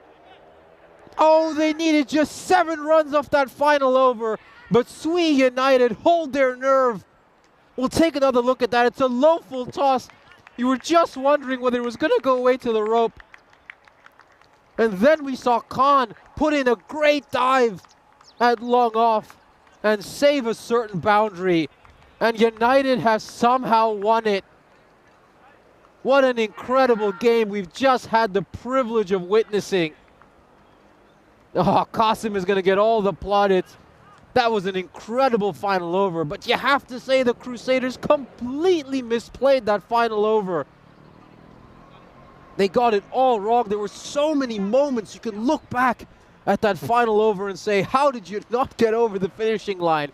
Here's the fantasy dashboard for the upcoming game when these two teams will come back to do battle once again. If this match is even half as good as the one we just witnessed, we're in for an absolute roller coaster of a ride. Hey, before we move on to the next game, let's relive what we just witnessed in this second innings. What an incredible game.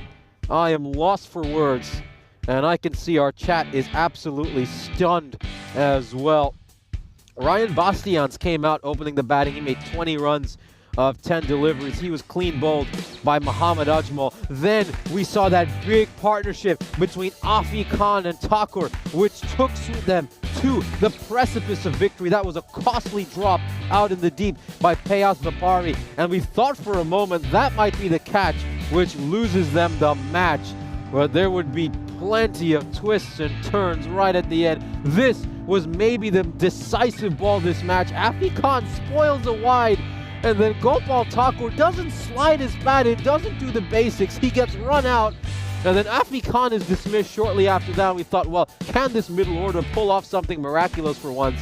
And Zishan Yusuf stepped up, made 30 of 10. He absolutely pummeled Umar Khan in that penultimate over for 26 runs. Then they needed just 7 off the final over, and this was that final ball. We saw Khan pull off a sensational bit of fielding, and the Crusaders would fall short. They would fall short. What an incredible final over by Qasim. A heroic performance. He manages to defend just 7 runs in that final over. Here's the scorecard of this incredible innings.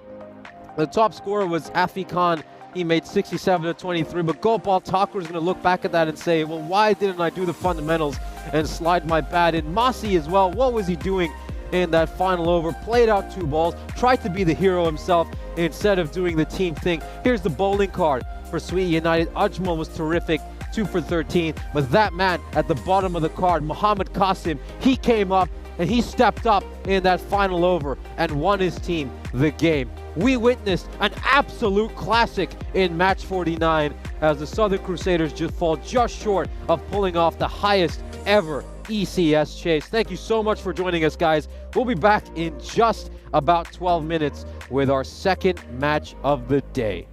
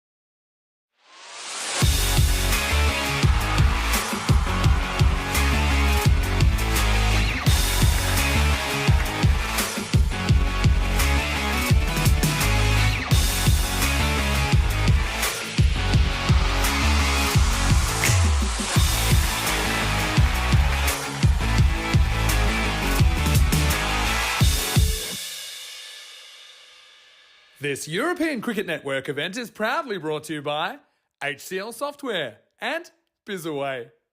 The Southern Crusaders and Sweden United are set to do battle once again. Let's head over to the coin toss where Meda Gooch is alongside both the captains. Okay, Sweden United to call. Heads. Heads is the call. It is heads. We're going to bet first. Sweden won the toss and they're batting first. Over to the commentary box. Welcome back for our second game of the day. Have you all had a chance to catch your breath? I don't think I've had a chance to catch mine. I'm still reliving that absolutely incredible match we had to start off this day. That was tremendous viewing. Here's the fantasy dashboard for our upcoming game. Sweden United are now 6-3. The Crusaders are now 4-5. But how are you guys feeling after that previous match?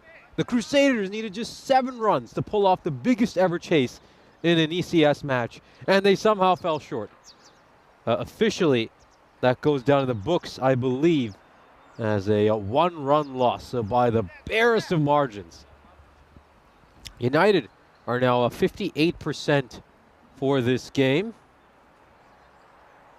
They're still favorites, understandably so.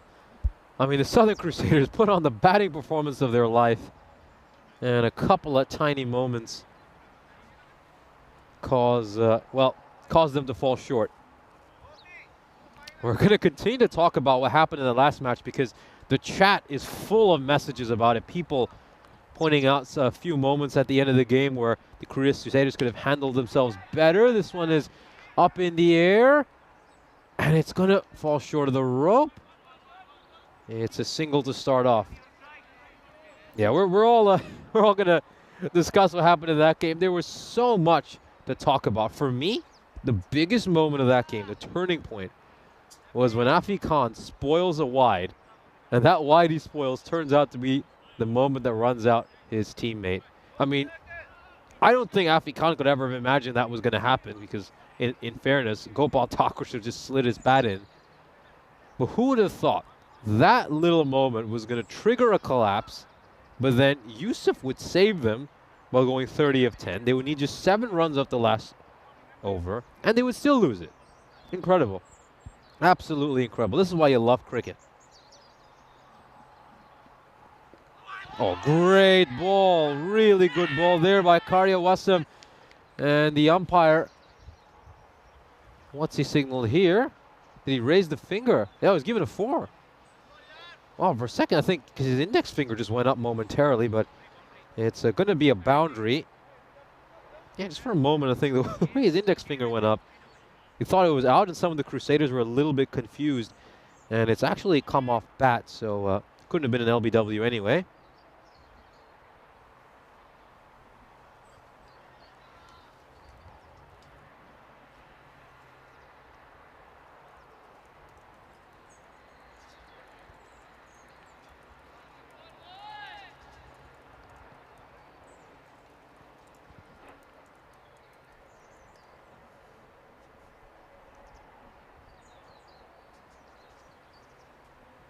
Should be ready to get the third ball soon.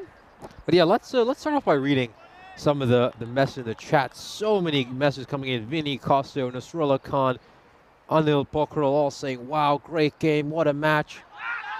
That can't be LBW, is pitching outside the leg stump. Helix as well saying what a great game it was. Rabiul Hassan Riaz, what a match. Sadhu Rathanayaka, what a game. Rob Thompson, love that. And Di Maria with the oh my lord. Yeah, this is a big moment that maybe some of you missed. I think the robot's pointing this out. This is down the leg side. Poor ball. Gundy ball, as Rico would say. Goes away for the 4. But the robot pointing out that he could have gone back for the 3rd after the stumps were taken out. But I just don't think the batter quite had the match awareness to recognize that. I think a few of us didn't realize that. And a really, really good spot there by the robot.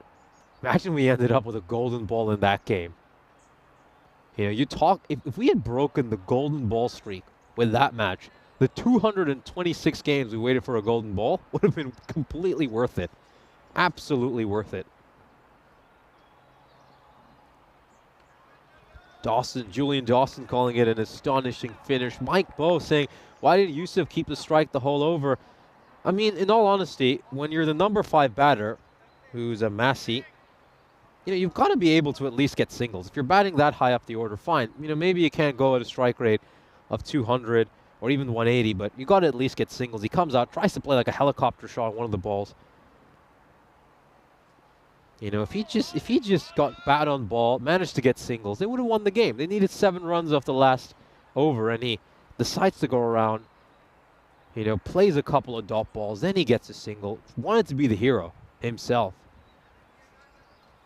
And it's just, you look back at little things like that, the taco run out, those 2 dot balls they play out in the final over.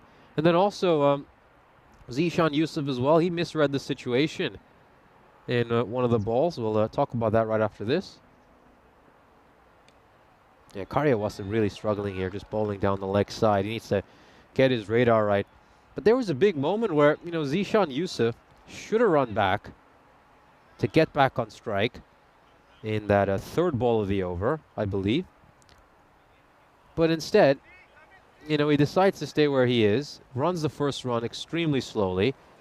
Got to credit Massey. Massey's like, look, I'll sacrifice my wicket. I'll run to the non-strikers end. You just charge back to the strikers end. But he wasn't even looking and ran the first run really slowly. It's little things like that which make the difference. And ultimately, fundamentals like not sliding your bat are going to cost the Southern Crusaders a chance to make history. You really feel for them. They did all the hard stuff. They just couldn't do the couple of basic things you need.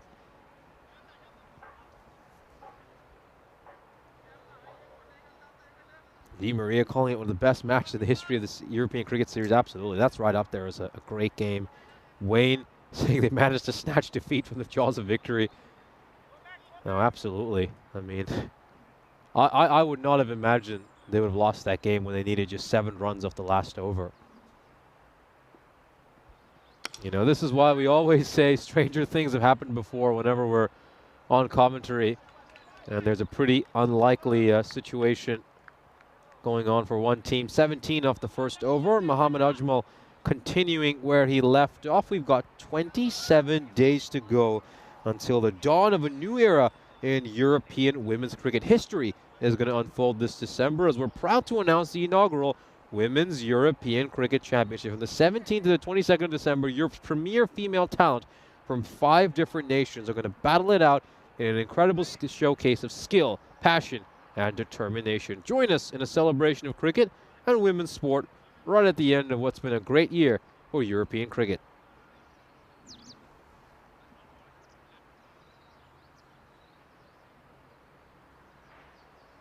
Yeah, and the robot also pointing out the 2 batters should have probably met up and talked about the situation before the last ball.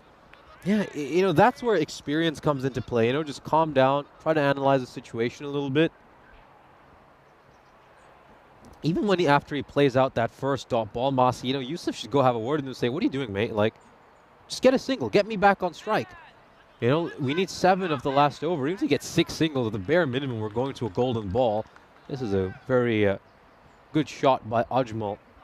And it was a little too hot to handle for the fielder out in the deep.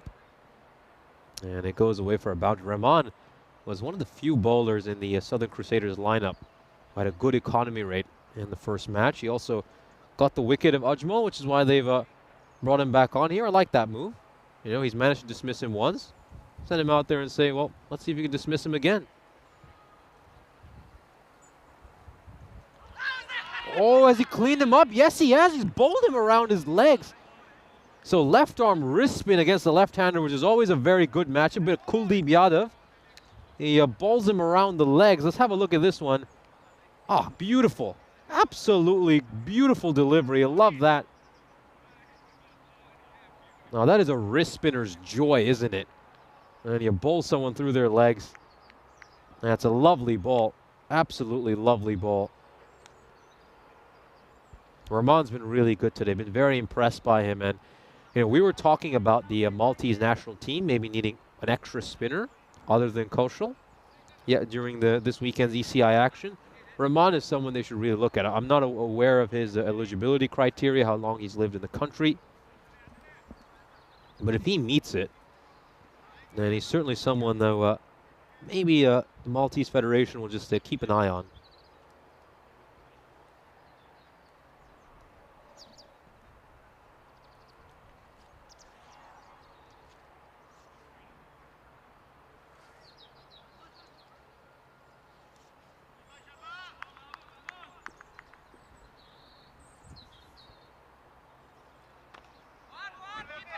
This one turning back into the right-hander. Christian will play it into the pitch.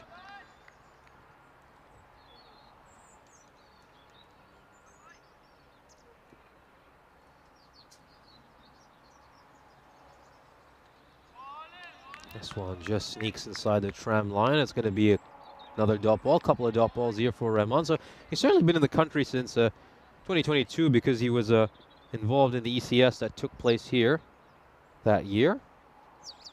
Oh, good ball. Almost bowls him through the gate. Big gap between bat and pad. Let's take a look at this. Oh, good ball. Really good ball. And another terrific over by Rahman. He's had a good day. Here are the standings for Group A. Of course, Sweet United have moved to second place with that win earlier today. This is the last game they'll play in the group stages. Of course, they'll be keen to go into the quarterfinals with some good form.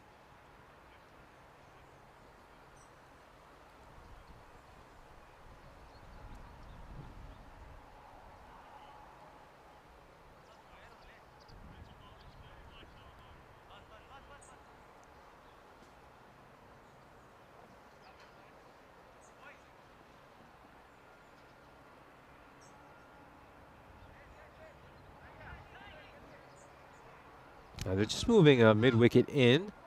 Who are they going to send out instead? They have a long off in place. They've sent out a fine leg. So long off and fine leg. So you're probably going to bowl quite straight here. You'd assume Yusuf. It's up in the air. And it's going to go over the boundary rope. The umpire's going to signal it a 6. Let's have a look at this. Top edge.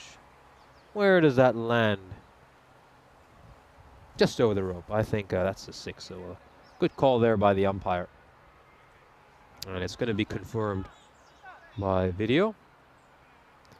Gwyneth Taylor, of course, talking about the previous match, mentioning how the batters would just take the longest routes possible, running between the wickets, weaving across the strip.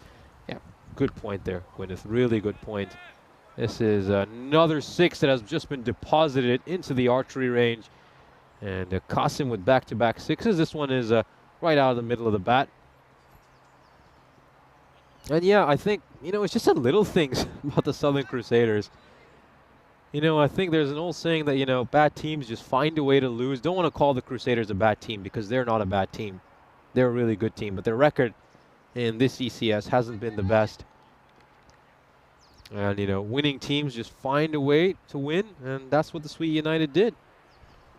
A very successful team here in Malta. They found a way to pull off the result. Let's see if the Crusaders can take this one, though, as this is a really, really good shot by Qasim. It's another 6, so 3 consecutive 6s of this Zishan Yusuf over. He's just not getting it right. He went round the wicket, moved long off, back into the ring, put someone out at point, so you'd think he'd maybe try to bowl a little bit wider outside the off stump, but right now, it's just sitting up nicely for Qasim to strike away. Now, if you're going to go around the wicket, you have to get it nice and wide. You're probably trying to hit that wide Yorker, not giving yourself much margin for error. You can't stray onto the pads there. It's overpitched on the pads. It's going to go away. I feel for Yusuf.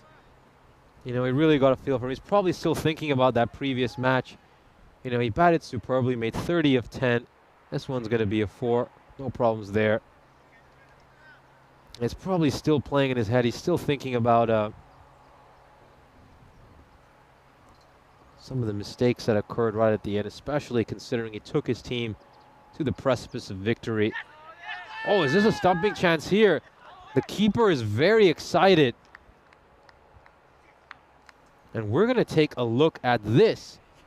This could be very tight. Judging by the keeper's reaction, he might be gone. Afi Khan, sharp bit of glove work. And does he get his foot back in time? No, he hasn't. No, he hasn't. Let's just freeze it on that frame. And he's gone. Great, great bit of glove work by Afi Khan. And that right there is all the evidence you need to know he's been stumped. And the umpire is going to give him his marching orders. Great work by Spring Productions and also the third umpire. We're making the correct decision there. And there's the stumping. Good work. As it's a nice response here for the bowler, Zishan Yusuf, who just went for 22 runs off the first 4 balls. Do you say a bowler's had the last laugh if he's gone for 22 and then gets a wicket off the 5th one in T10 cricket? What would you guys say in the chat? I think at that point, you feel the batter has done enough damage where, as a bowler, you can't really say you've had the last laugh. But let's see what the rest of you in the chat think.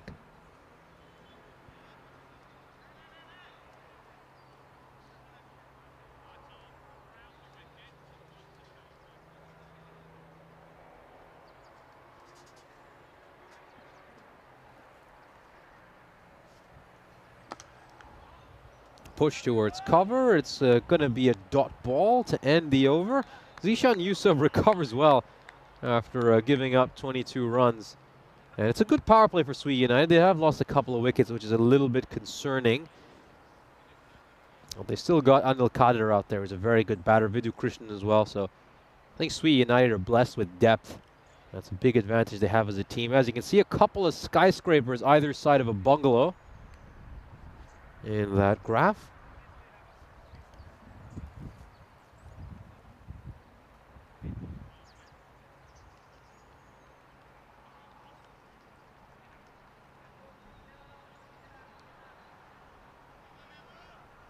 Good to have you here, Twilight. Yeah, Lee Tuck in the chat saying Rahman's not eligible for another 18 months. Yeah, he's certainly a player I'm sure you guys are going to look out for.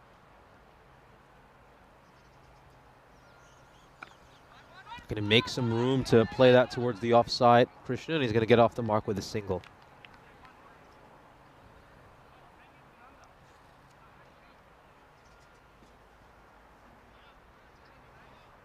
I mean, if you look at this start, they're still going at 14 and over. But our ADHD brains that are so used to seeing 6s of every other ball probably think this is a quiet start after watching that last game where we saw the Crusaders almost chase 170.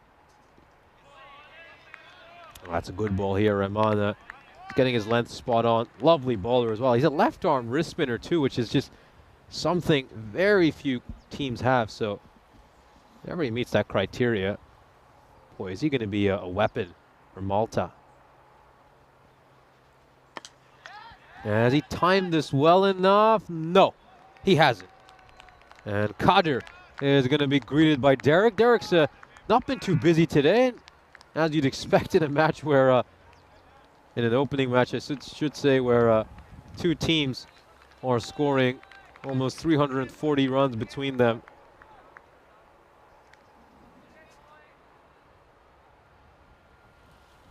Kadir is going to depart for a duck. Krishnan and Bipari are now going to be out there. And they've just managed to stem the flow of runs since the power play. And there's Derek coming out to greet Kadir. Not someone he'd want to see.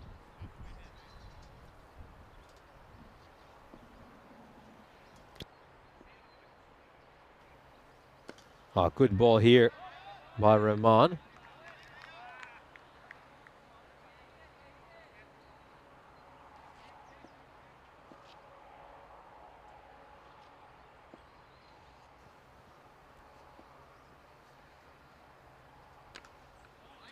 This is inside edge onto the pitch. It's another dot ball.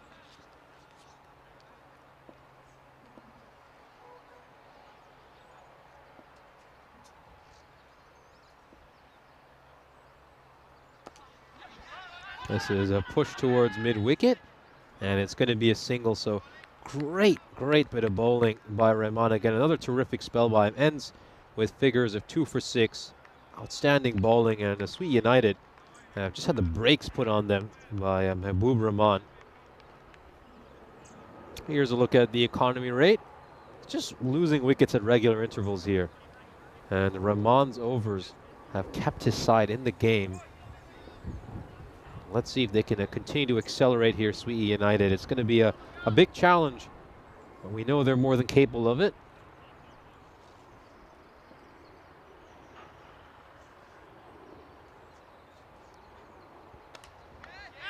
This is played out behind point, and it's going to be a 4, so good shot there by Bipari. Probably doesn't go exactly where he intends, but it's a good outcome for him.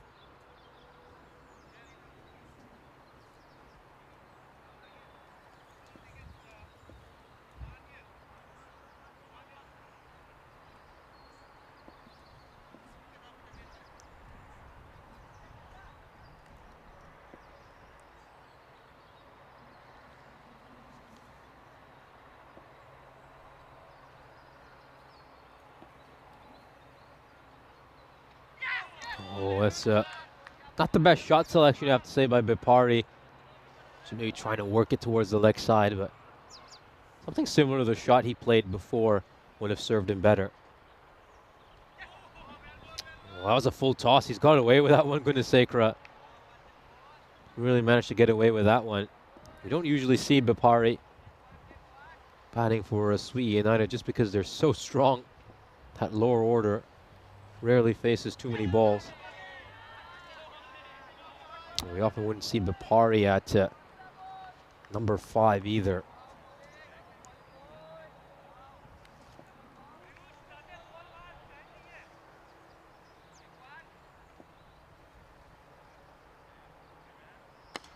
Straight down the ground, and it goes for 6.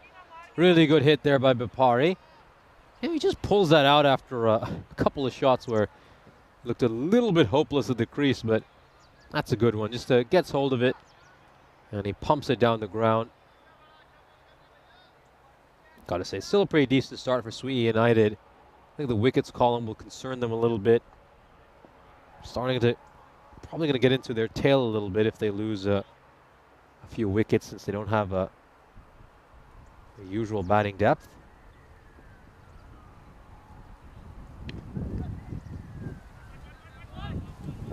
Played away for a single. There's a Rahman just holding the pose. Fifth over comes to an end. Sweet United are 56 for 3. Here's a look at the groups for the ECL. We're just a couple of months away from, should say 3 months away from Europe's finest club stepping onto the cricket stage. And this should be a great European Cricket League. Of course, this is the Champions League of cricket. It's going to be our biggest and best one yet. We've got more teams than ever before coming in, a few fiery newcomers, as well as seasoned veterans. So it's not long until we have our first ball in the ECL.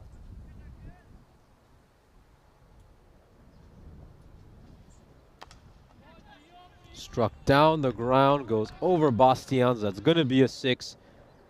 Very good shot. There's umpire Maz signaling that one a 6. Lovely 6 pose, I have to say.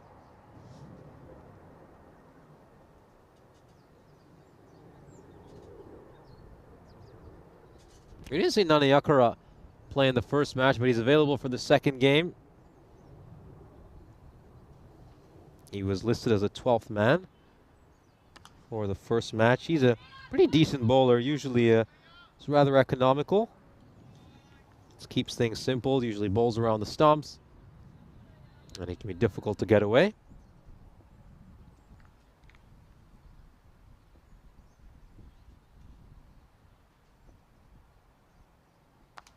Oh, it goes too short here, and he's going to get punished for it. It's the wrong length for a bowler with his kind of speed, and umpire's going to give this one a 6. Well, raises his arms.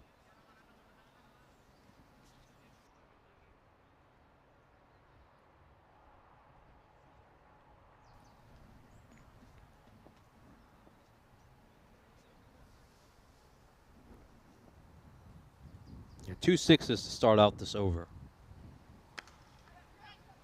Oh, this is going to be quite a chase for Bastians. Will he be able to stop this? Gets down. But they'll still come back for a couple of runs here. So full credit to Sweden United, despite losing some wickets. They're keeping this net run rate, beg your pardon, run rate pretty high.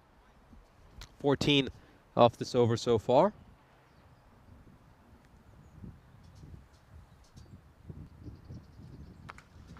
Oh, that's going down the ground, and it's going to be another 6.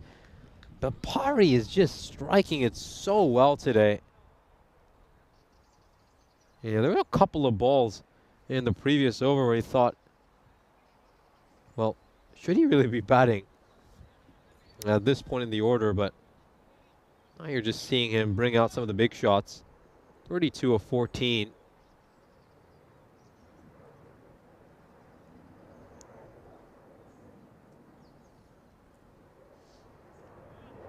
That's going to be given a wide. You can see it just it's going over the tram line.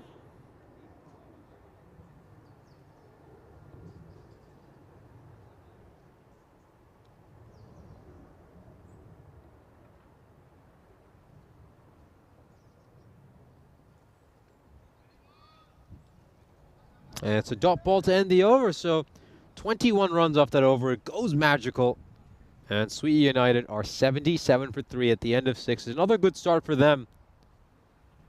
And you've got to say, they've not been able to stem the bleeding, the Crusaders, despite getting rid of some key players like Qasim, Ajmal, and Kadir. Full credit to someone like Bipari. He hasn't batted much this series, but he's been asked in to come in a difficult spot, and he's certainly done a very good job for his side.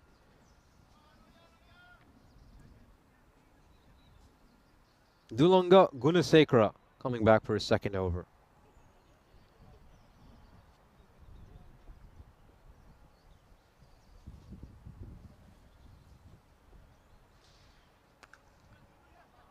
Played out towards point. That's going to be a single.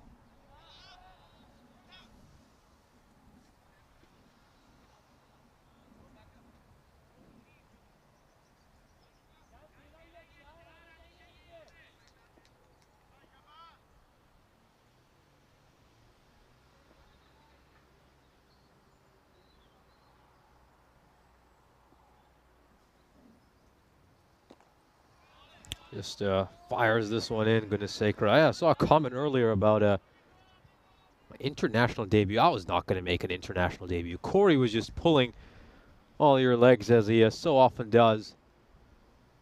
I'm needed right here, and I'm happy to stay right here in the commentary box.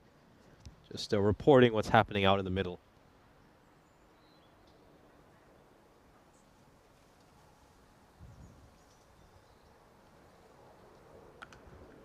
A bit too much width, and he's going to get punished. A good shot by Vidhu Krishnan. That goes over cover for a 4. Yeah, full credit to these two. I've been very impressed with the way they've batted. You know, obviously the main aggressor has been Bipari, but now you see Vidhu Krishnan getting in as well on the hitting. So well stepped up and done a job for their side when some of the key men were dismissed early. This one's just going to slip past the keeper. Afikan, who obviously did a very sharp bit of glove work earlier to get rid of Qasim. It's going to make a mistake here. It's going to be 4 runs. That one slips past him.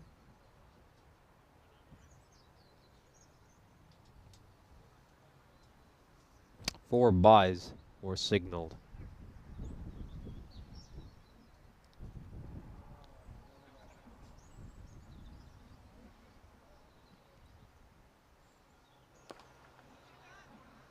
It's out towards long on, and that's going to be a single.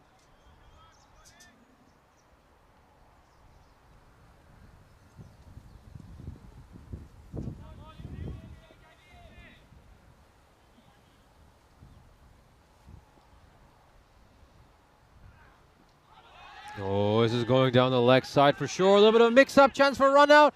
Oh, and he's missed the stumps, Afikan. It's a couple of mistakes from him this over. Let's have a look at this. Yeah, certainly going down the leg side. When are we going to see the throw? There we go. And if he hits, he would most certainly have been gone. 7th over comes to an end. United 89 for 3. Well, we've had the great pleasure of joining you from here in Malta for the last couple of weeks. It's been a long and wonderful year, but we've still got more cricket to come. The Cricketing Carnival continues on the European Cricket Network. It's not listed there, but we're still going to be here in Malta until Friday. And then once we're concluding our action here, we'll be heading over to lovely Spain. Got a great weekend of ECI action up north in Barcelona, followed by the European Cricket Series over there, which is going to be the last ECS of the year. And a big throw needed here. However, it's a good bit of running between the wickets by Bapari and Christian. We'll get a couple of runs, and once we're done up north in Barcelona, we'll be going back down south in Spain, where we'll be in Cardama for the historic ECCW.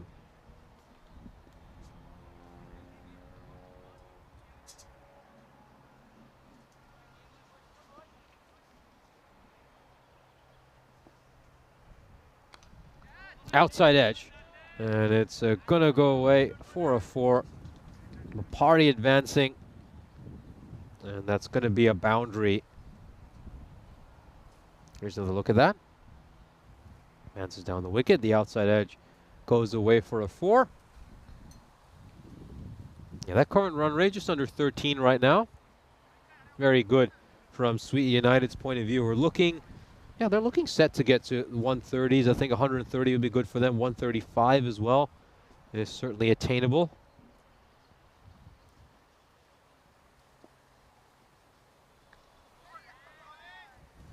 Just trying to heave one towards the leg side, but then you can see on the rehearsal, you probably wish that he'd hit that towards the offside. They're a very leg side dominant team in general. Sweet United, 51 of their runs so far coming through that region.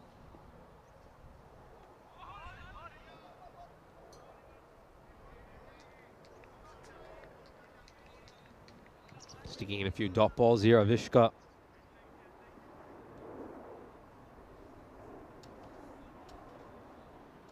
Let's see if he can close out the over strong. 2 more balls to come. Oh, it's a great Yorker, really good one. He's actually been unlucky. It's gonna go for a run. That was a terrific ball though by Avishka. I've been very impressed by his bowling so far. You would imagine he'd bowl the final over.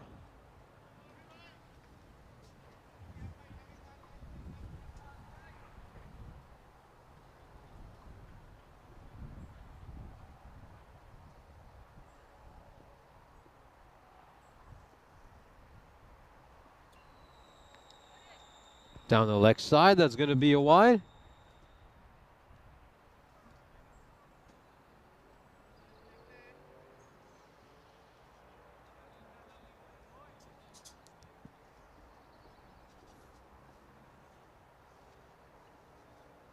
Oh, it's another wide. Oh, he needs to get things right here, Avishka. He's bowled so well so far. Can't spoil this over. And it's now going to be a 9-run over, so 1 more ball to come.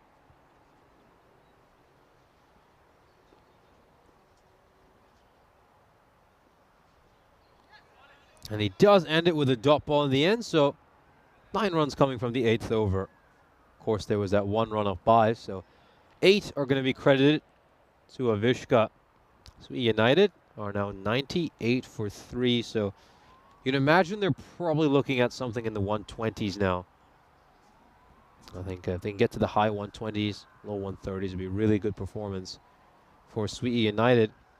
And I've got to say, big credit to Bapari. You know, he hasn't batted much throughout this series because the top order has made the bulk of the runs. They've asked him to come in this situation. He's played a blinder of an innings.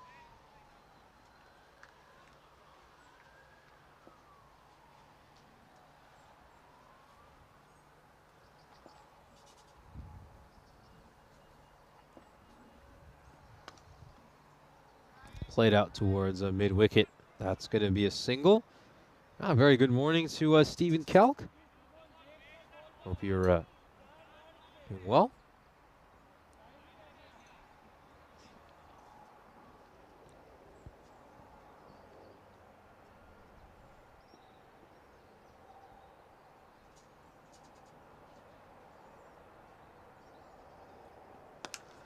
straight down the ground. Where is this going to end up?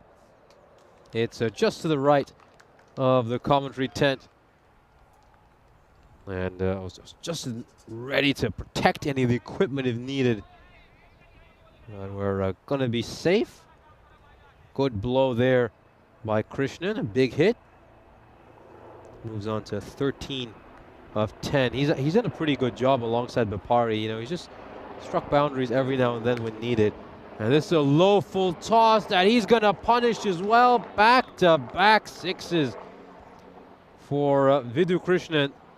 Really good shot. Picks up a low full toss and hammers it away. They're now on to 111. Sweet United still got 9 more balls to come. So projected score says 128. 128 is certainly on. I would say now the low 130s as well could be possible. Well, they've gone with Karyawasam to bowl this penultimate over. Probably imagine Avishka is going to bowl the final one.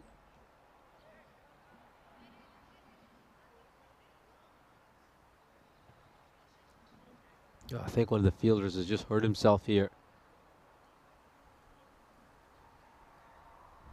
And we're going to get some magic spray coming on. Looks like it's going to be a magic spray time.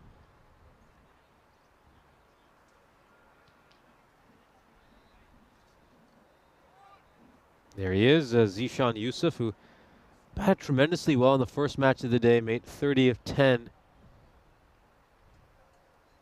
But unfortunately for him, it wasn't the match-winning innings. I think he's just going to go off here, Zishan. They're bringing the 12th man on. That's Gulfraz Masi. He was also part of that dramatic final over, so he's just going to go and get some treatment here. And that's not good news for them. You hope it isn't serious, because Zishan Yusuf is an important batter for this Southern Crusaders team, as we saw in the first match. Yeah, it's been listed as an external injury, so I think he's just done something to his finger. This is played away towards long off, and Bastians is going to feel that it's a single.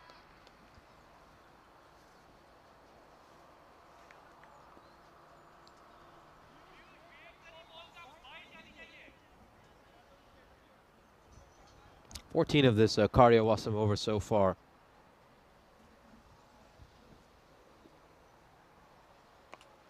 That's a low full toss, which he's going to get away with. It's just a single. Oh, a little bit of a mix-up. They weren't sure whether to go for it or not. And in the end, no is the final outcome. A bit of yes-no between the two. You got to run the first run harder, though, in all honesty. I think when you run the first run slowly, you're never going to get the second run, so don't know why they were even considering it. Up in the air, he hasn't quite got hold of this. Bastians could catch it. Oh, it's a good effort. It's a really good effort by Bastians. Yeah, he's a big man. He was trying to get down. He's going to have a couple of people come over to look at him. Seems fine. Just for a second, he clutched his ankle, so I was a little bit concerned. But he's okay. He's limping back, though. That's something to watch out for. I think he's just going to brush this off, though, in a couple of minutes and be just fine. Here's the bowling card for the Southern Crusaders. You'd expect Avishka would bowl this final over. I thought he did a very good job in the lone over he bowled so far. So he recovered well there, Karyawasam, after getting pumped for 2 sixes. Gave up just 3 singles on the last 3 balls of the over. Now it's up to Avishka to bowl the final one. I don't think if Crusaders can keep them under 125 here, I think they'll be quite pleased and back themselves to chase it. Especially considering they were so close to getting almost 170 in that first match. And this is a huge, huge hit here. Over pitch delivery. And he just clears that front leg and smacks it away for 6.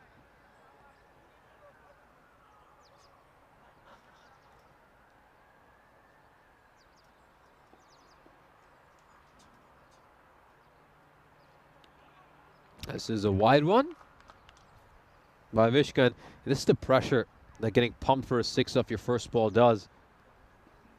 He's just trying to maybe force one through. And Christian has earned that wide with his good hitting. Laid out towards mid-wicket. They're going to come back for a second run. Nope. Just a single, I think. There wasn't a second run on there.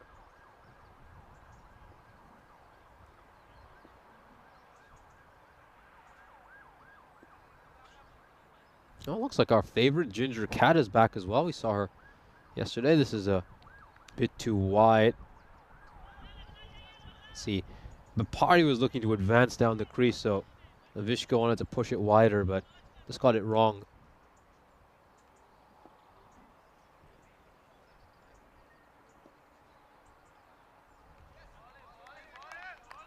Oh, he's a little bit frustrated there, Bapari. Needs to keep his cool and not swing too hard. Watch the ball closely.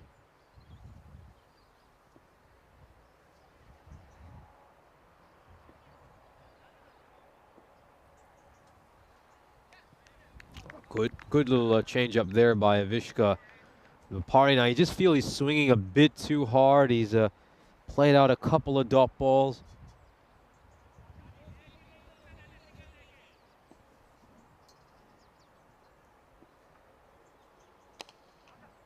That's another good delivery by Vishka. He's just nailing these lengths, and that's why he's been fairly economical over the 2 overs he's bowled. See what a good partnership has been. 80 of 38.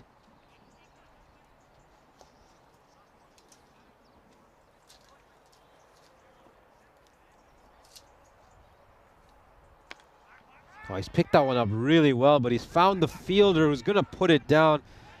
That's the substitute fielder, Gulfraz Masi.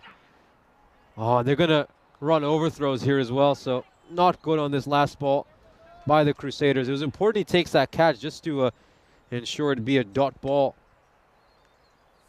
And a little sloppy at the end from the Southern Crusaders. We'll take another look at that. Puts the catch down. Obviously, the bowler loses a chance to get a wicket. And then they get 3 runs off that final ball. 3 runs off the final ball when really it should have been a dot ball because of the wicket. A little bit disappointing. At the end there, they get 13 runs off that over. 83-run partnership of 39 balls. Fantastic undefeated partnership. A great bit of work by the two of them at the end as they guide the Crusaders to a very healthy total of 127. We're of course looking at the highlights of that first innings. That was a sharp bit of glove work by Afi Khan to get rid of Qasim. And then when those 3 players departed, Qasim, Ajmal and Qadir, you thought maybe the run rate would slow down for Sweetie United and they'd struggle a touch in the second half of the innings. But full credit to Krishnan and Bapari. They both batted terrifically. 83-run partnership of just 39 balls for the two of them. And they'll help Sweetie United get to 127 at the end of their 10 overs. Here's a look at the scorecard. Bapari with a terrific innings, 42 of 27. Vidhu Krishnan making 31 of 16. Both of them batted really well at the end to help Sweetie United get to a healthy total. Of course, we saw how difficult it was for them to defend 169 in the previous match. So let's see how they fare with a lower total. Here's the bowling card for the Southern Crusaders. Few bowlers were a little bit expensive. Rahman, once again, he was terrific. And I was quite impressed with the way Avishka bowled in the death as well. Halfway through this match, the Southern Crusaders are going to need to chase down 128. It's a pretty decent target for them to chase down. And let's see how they fare in just about 8 minutes' time.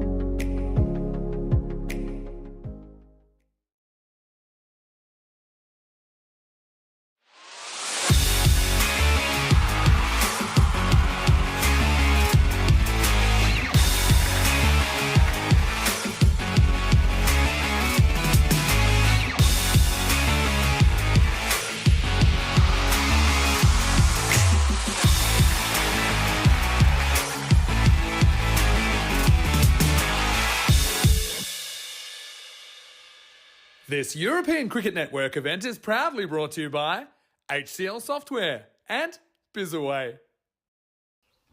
Welcome back for the second innings in our second match of the day.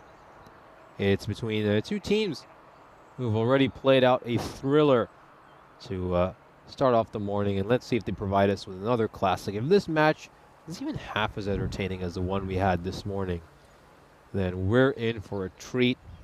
The target for the Southern Crusaders is 128. We saw them almost chase down a target of 170. It would have been the biggest ever chase in an ECS match. And you'd think that they'd be able to get to 128. Let's see how they fare here. It's going to come down to the likes of Takur, Bastians,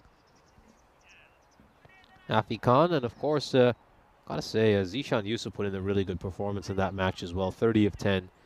So let's see if these boys can step up and bat as well as they did the first time around, and get the Crusaders back to 500. You know, they're 4-5. Start off this series.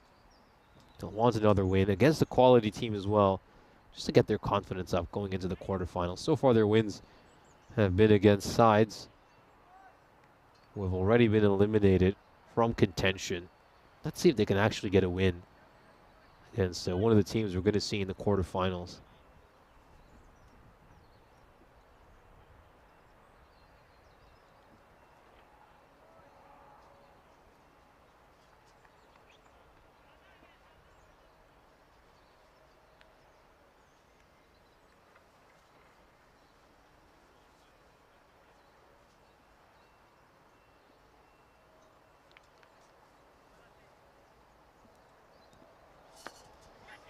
This is played out towards mid-wicket. It's a good bit of fielding in the deep, and it's going to be a single.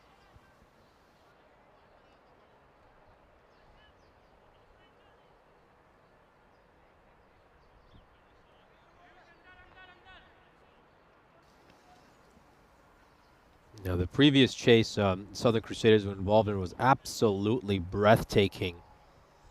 They needed 7 runs of the final over, trying to chase down 170. Of course, they would fall just short in that final over and lose the game by 1 run. But it was thoroughly entertaining to watch. This is pushed away towards point. It's going to be a single.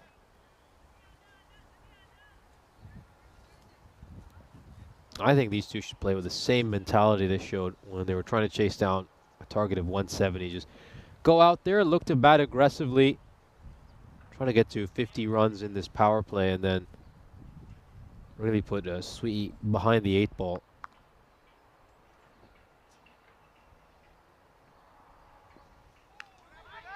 Down the leg side, it's probably going to be wide. And it's also going to go away to the rope, so I thought the keeper was eventually going to catch up with Vidhu Krishnan, but he isn't able to get there.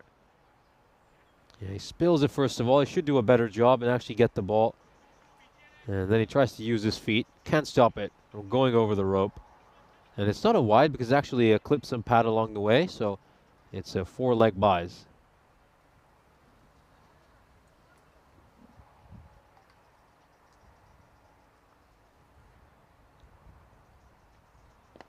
Oh, great ball again by Shah.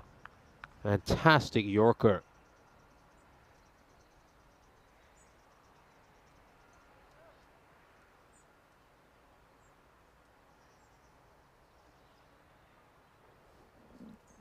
We got Arslan Khan saying this is going to be an easy run chase.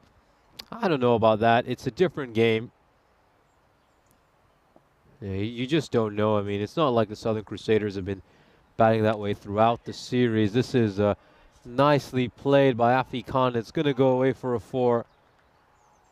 11 runs off this over. Still got 1 ball to come. Just he's going for that wide Yorker, but he slightly misses it.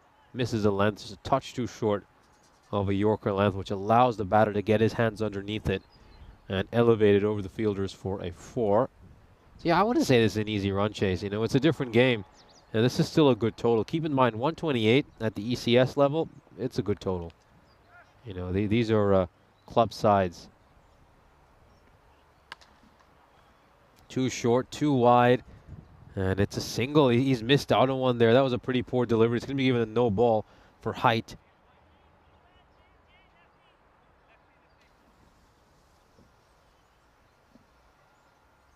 Free hit signal. We'll take a look at this side on. Yeah, good call there by the umpire.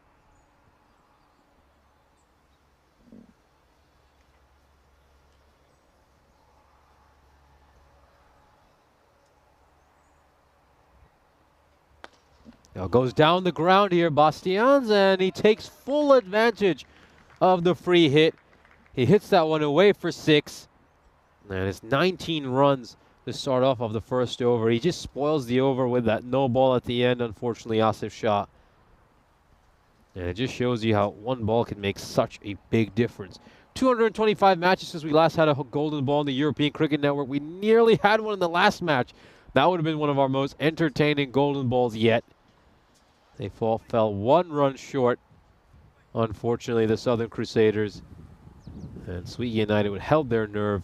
If that game had gone to a golden ball, it would have been really entertaining. A lot of people pointing out that right at the end, when he rips the stumps off, because he's safe, he could have charged back to the other end for the 3rd run. And if Sweet United made an error, they could have just taken us to a golden ball. So we were a lot closer than you'd think. They just never went back for the 3rd run, the Southern Crusaders. That's something they could have attempted.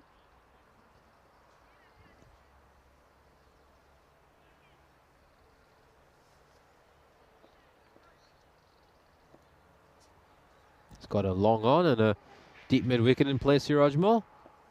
Probably going to be bowling very straight. Straight towards long on. An incredible hit by Afi Khan. Beautiful sound off the bat. Doesn't hit it too hard, but he just middles it, and it goes the distance.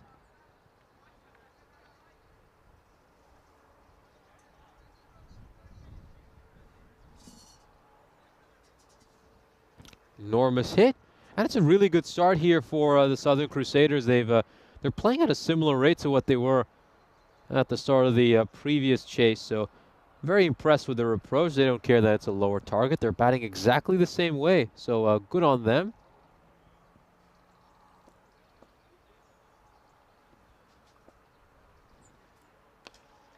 This one is also elevated. Does it have enough to go over the fielder? No, it doesn't. He picks out the fielder at cover, and it's a wicket.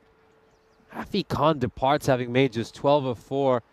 This is a little bit disappointing for the Crusaders. They needed him to go on and play a similar innings to the one we saw from him in the first match.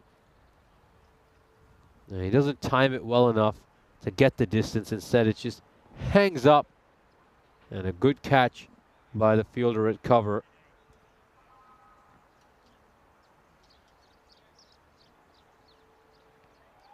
That's taken by Payas Bipari, who's having a very good game. Really good game. Batted well in the first innings. You know, he comes up with an important catch.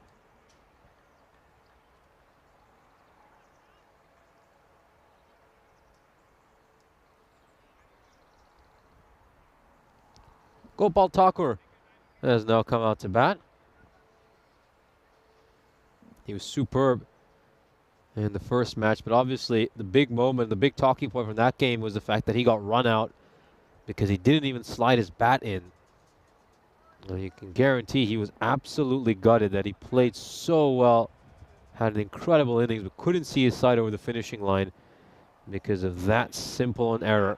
It's going to be an outside edge. It's going to go away for 4, so he starts out his innings with a lucky boundary.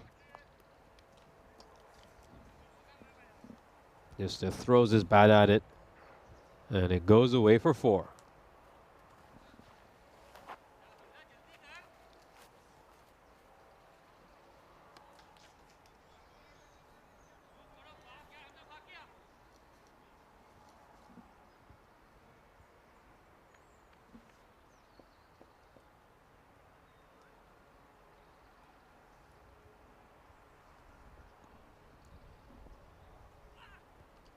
Oh, with it. Is it going to be given out? Yes, it is. It's a slow finger of death by the umpire. Let's take a look at this replay. Here's it pitching. Is it on the leg stump? It's gone on to hit his thigh pad. So as long as it's pitching on the leg stump, it's certainly going to go on to hit the middle stump. The only question mark there would be if there was some bat involved. Doesn't seem like there was. And it's been given out. Let's take another look at that. Yeah, pitching on leg. It's going on to hit. Certainly no bat involved. And he's out. That's going to be the end for Gopal Thakur. So they get 2 early wickets here, Sweet United, and now you'd feel they're just ahead. According to me, they're ahead now in this game. But there's still some hitting there. Zishan Yusuf is out there, as well as Bastians.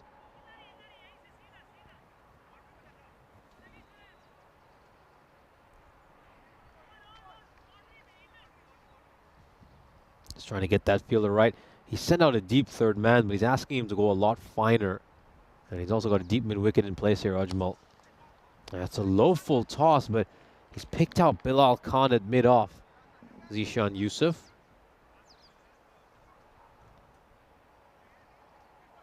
It'd be really big for Sweet United if they can pick up both these victories here, do their confidence a world of good heading into the quarterfinals. He plays this one into the pitch, but if you're the Southern Crusaders and you lose this match as well, you gotta start asking some serious question marks about this team and their mentality to win big games. All 4 of their wins so far come against overseas and Zero United. They haven't really been able to beat the big boys, as you can see from that standing. If they drop to 4 and 6 and they just about sneak in to the quarterfinals, they're obviously gonna have to face the Gozo Zalmi in the quarterfinals, who we expect will secure the top spot in the other group. But also, what does it do to your confidence when you know that whenever you face a quality side, you lose? Yeah, it's going to be very interesting. I think it's quite an important game, this one.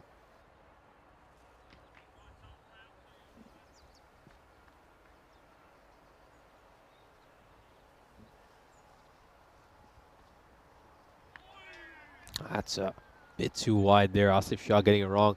Yeah, great point here by Gwyneth Taylor. That easy run chase comment as a comeback to bite them. Yeah, you know, it's a different game. I think what you saw from the Crusaders in that first match shouldn't make you think that this is going to be an easy chase by any means. Let's make this a dot ball. You know, typically in ECS cricket, 128 is a very strong target to post. I think this is going to be a close game. I think it's going to be a very interesting game, but easy run chase, I certainly doubt that. You know, the first innings was a let's face it, the first match was a miracle. I mean, that is something we don't often see on the European Cricket Network. We can't look at that as the typical standard for the Southern Crusaders batting. This one is going to be a 6. It's going to hit the tent where the Crusaders dugout is, so they'll be telling him, send a few more our way.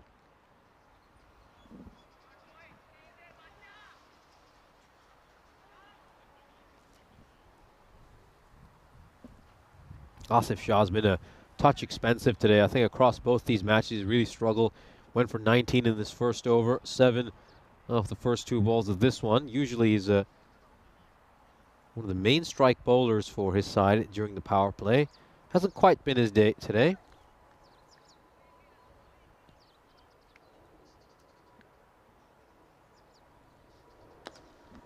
It's down the ground. And does it have enough to go to the rope? No, it doesn't. Qasim runs in from all the way at a pretty wide long on position to cut that out and ensure it's just a single.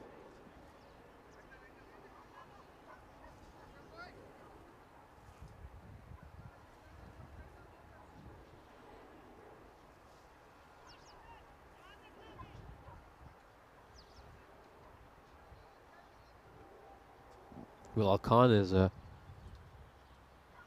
to be stationed at mid-off. Got Qasim out at long on. And Ajmal is at deep mid-wicket. This is a wider delivery by Shaw. Needs to be careful bowling that line though, because any bat on it, it's going to go away for a 4. You know, with the kind of field setting he has, he really needs to be bowling very straight. You know, I'm not going to be that generous to him and say that was a bluff, considering he's been pumped for 23 runs. I think he's just got his line wrong there. Yeah, this is not great batting by Yusuf. You know, if he gets any bat on these deliveries, obviously third man in the ring. They've only got 3 fielders inside the ring on the offside, so he gets any bat on any of these balls, it's going away for a boundary. They really packed the leg side here.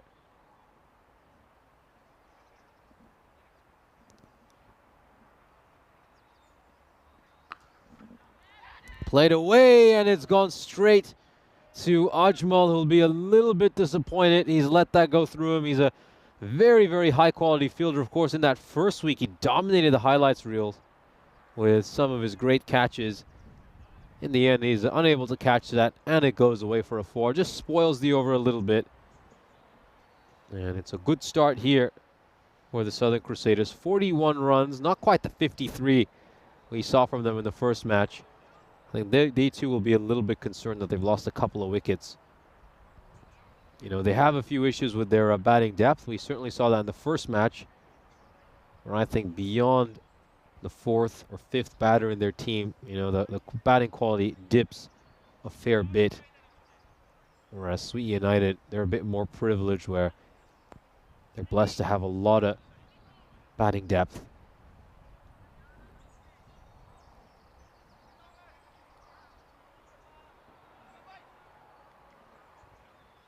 Power play has come to an end, so fielding restrictions have been lifted. That means these sides are allowed to have up to 5 fielders outside the ring.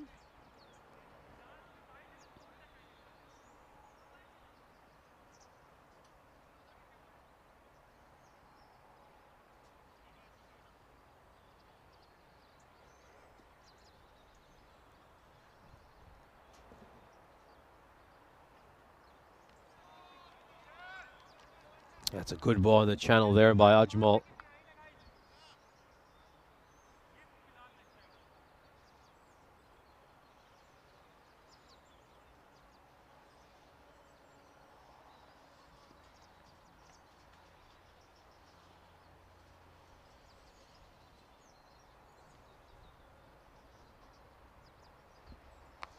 Oh, it's gone up in the air. This is a catching chance. This could be a really big moment in this game, and it's taken. So Bastians departs, and the pendulum just swings back in favor of United. Let's have a look at this.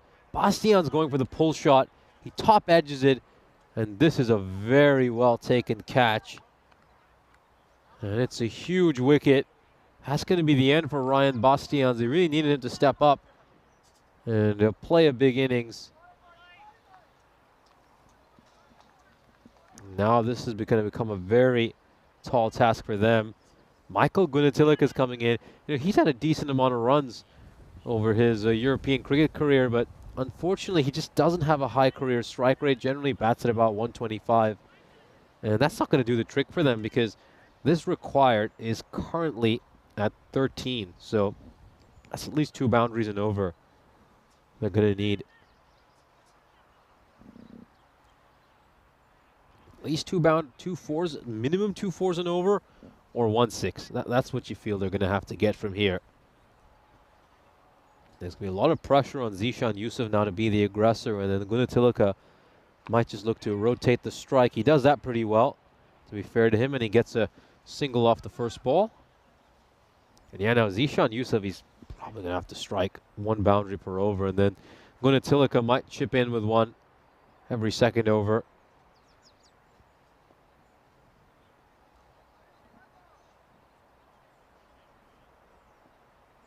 Ajmal once again comes up with a wicket. It's what an incredible player Mohammad Ajmal has been. It's been a real joy to watch him throughout this series. Currently the 2nd highest run getter in this series. And he's also up in the wickets column. For me, he's the favorite to be the player of this series. I'm just going to tell you some of his numbers throughout this series. He was on 342 runs before this match. That's about 53, 56 behind Michael Doss, who's obviously been in terrific form for Mater Dei. That is a big 6 by Michael Gunatilico, showing that, well, actually, ignore how I've batted in the past. I can hit some big 6s as well. Great horizontal bat stroke over there. He just picks up the length really early, and he smacks it away for 6. Good shot. Cross-batted hit. But yeah, so he's currently, with his performance in the first match, about 44 runs behind Michael Doss. I'd say about 44 runs behind Michael Doss. Of course, Doss still has 2 more games left in the group stages. So this is going to be another interesting plot to follow. Who ends up as the highest run getter? And then Mater Dei's next 2 matches are against Edix Knights. Obviously, they're a very strong team. So let's see if Michael Doss is able to get some runs against them. That game will be on Wednesday. It'll be our last day of group action. Here's a look at the comparison of the 2 teams. The Crusaders, right now, just slightly under the required, but they're actually going at just around what they need. That's going to be an interesting race to follow. You know, obviously, we're always keen to see who ends up as the highest run getter every series. For me, that's one of the subplots I'd love to follow in an ECS. And then also keep in mind that not only is Mohamed Ajmal up there in terms of the batting, currently second, but he's also been one of the better bowlers as well throughout this series.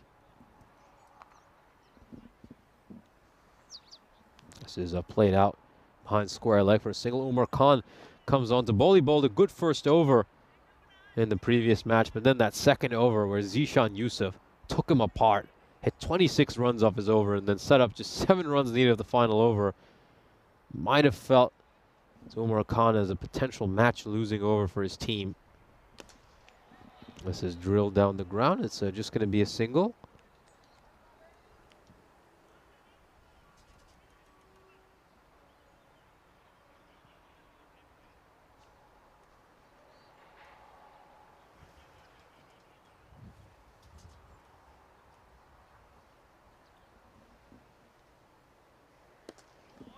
This is a push out towards mid-wicket.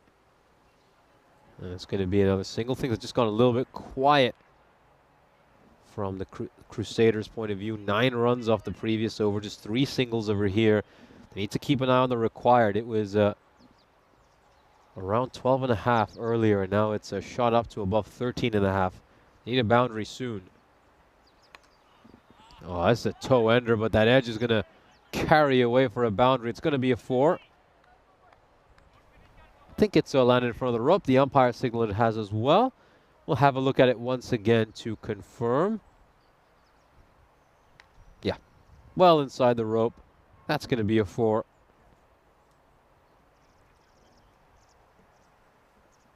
Just hanging in there well, the Southern Crusaders. No one's quite been able to knock the other side out of the game.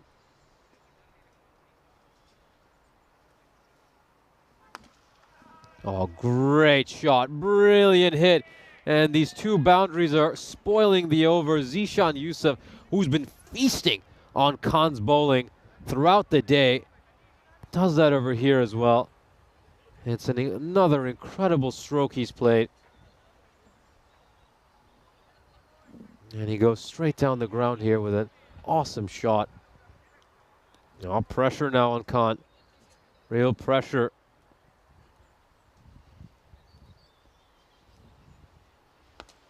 Straight down the ground again. Where is this going to end up? In the fielder's hand.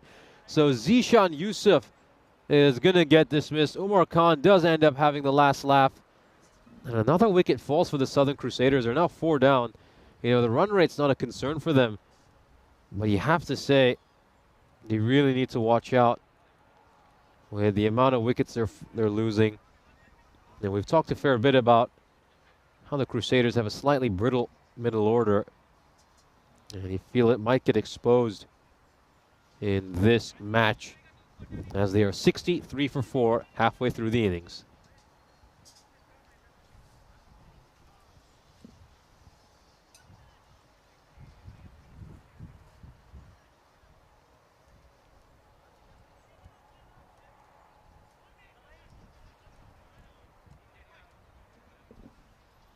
Avishka is going to be the new batter. Saw him put in a good bowling performance, but he's just not as well known as a batter. So you really feel there's huge pressure now on Michael Gunatilaka to play a captain's innings, a match-winning inning for his side. And Avishka's going to have to play his part too. Averaging about 12 for his career. He had an undefeated 62 last year, but that came against overseas. The biggest score he's had so far this year is 20 against Gozo Zalmi across both the ECS he's been involved in, mostly in this side as a bowler. Now Avishka's going to have to step up with the bat in hand.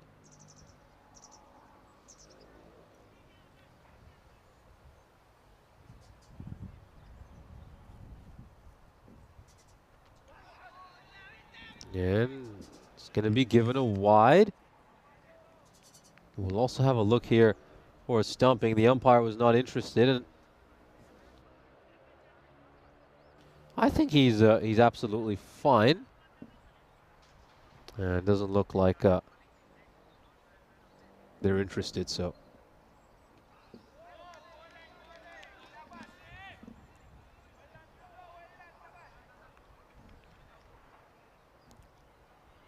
Yeah, his foot was grounded, so never going to be a problem on that particular one. There was a no appeal either. 63 needed a 27 now. Yeah, just sneaks it in inside the tram line again. Kasim just trying to squeeze in some of these dot balls to continue to build that pressure that's required now. Shooting up to 14 and a half.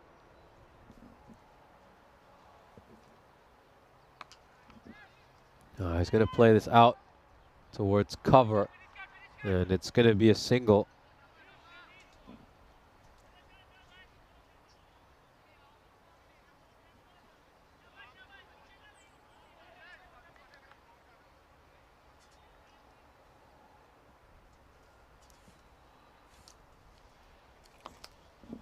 And has this gone the distance? Yes, it has. It's a big six. A much-needed six just to keep the Southern Crusaders interested. You know, it all gone a bit quiet for them these last few overs. They get 9 in the end of that over. And here's a look at the scorecard. So they're going along at a decent rate, the Southern Crusaders. The issue is they keep losing wickets. Bastians was sent back. Afi Khan sent back. Zishan Yusuf as well. Gopal Thakur hit a boundary and then got dismissed off the very next ball. Yeah, Gwyneth Taylor making a good point that the keeper is quite close to taking that one in front of the line. Yeah, no, he's really playing with fire there. Vidhu Krishnan, of course, behind the stumps for Sweetie United this game. There you go. Payas Bepari played a big innings with the bat in hand. Let's see how he fares with the ball. This is played out. It's going to take a big bit of fielding out at cover. He uses his feet, which will allow the Crusaders to comfortably come back for a second run.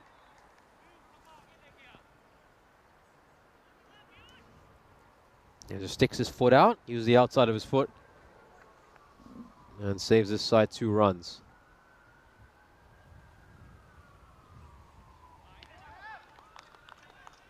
Yeah, this is good bowling here. The Crusaders just keeping the line rather wide outside the reach of the batters.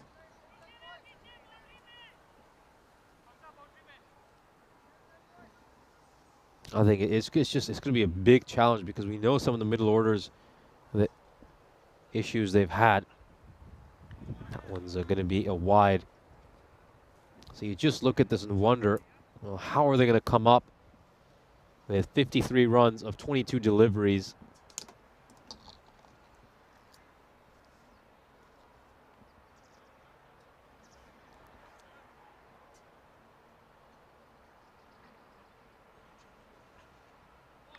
A big heave across the line here by Avishka. And, Avishka just has to be smart.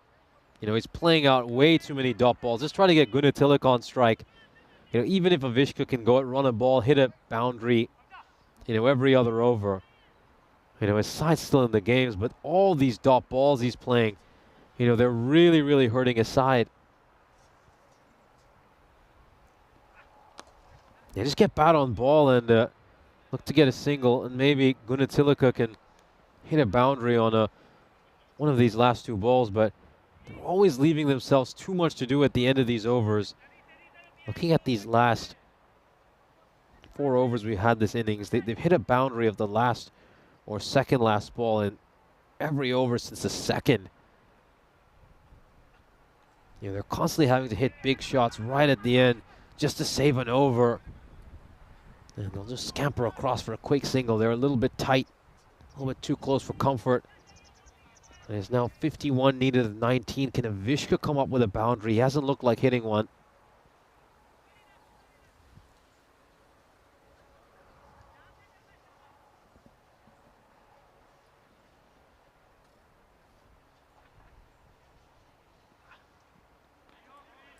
There's just no foot movement there from Avishka. He's just standing on the spot, just trying to reach his bat out and get to it. And it's another dot ball, only 5 runs off that over.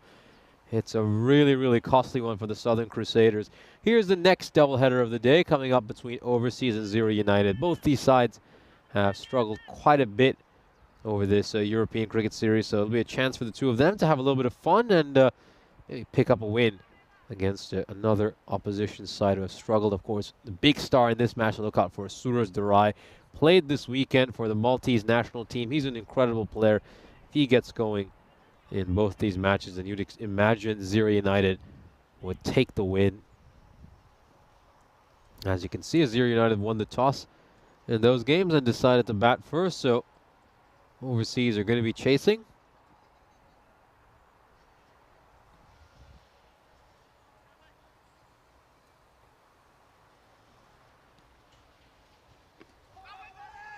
Now going down the leg side, and you can see Sweetie, we're 12 runs ahead. Now more than 12 at this stage.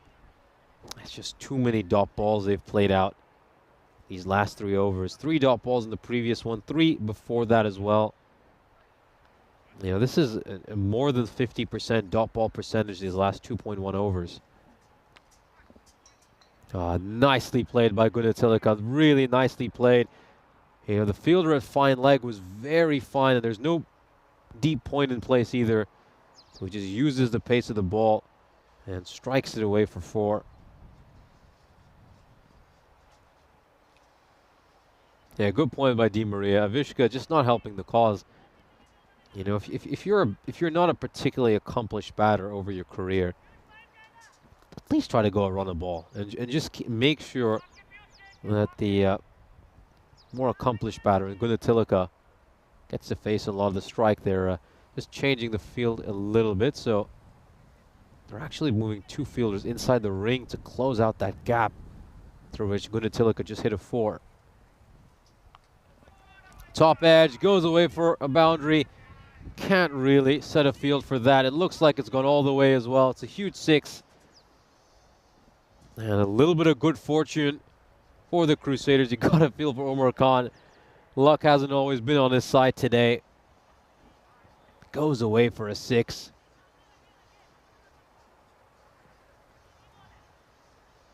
Well, looks like we have a DJ around here as well. Someone behind us is just pumping some tunes.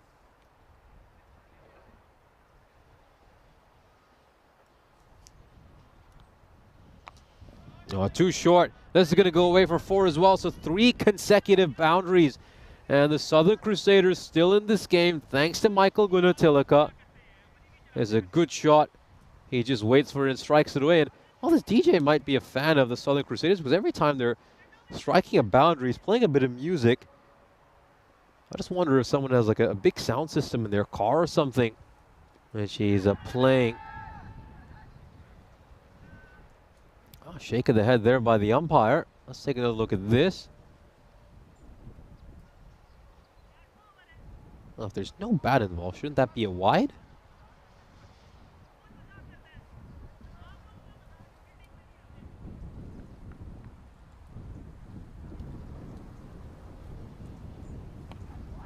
Oh, great, great Yorker.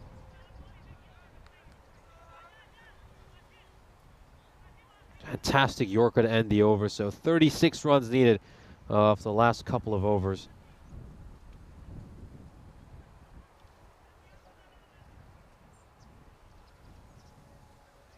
So Gunnar is going to have to be the hero at the end. You'd feel it's a pretty similar situation to where they were at the end of the first match of the day.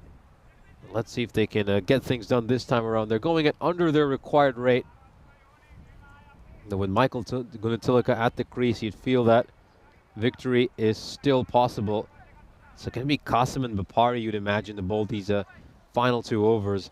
Those two have given up a combined 14 runs of their 2 overs.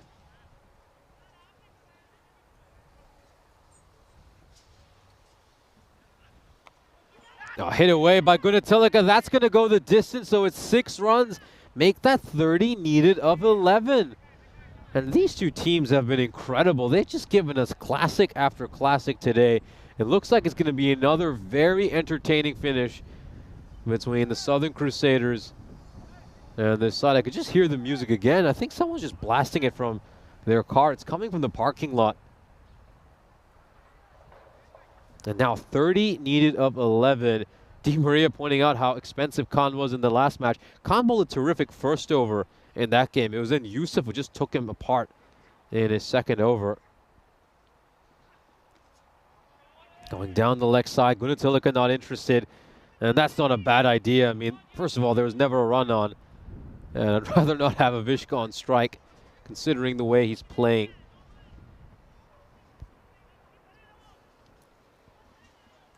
It's a bit of deja vu. The Crusaders find themselves in a situation where they're in a tight finish in the second innings. Can they do it this time around, or are they going to fall short once again? Oh, this one just slips through the fielder's hand. He's actually hit it straight at the fielder. If it goes either side of him, that goes away for a 4. But a single's not going to hurt Sweet E United here. 29 needed of 9.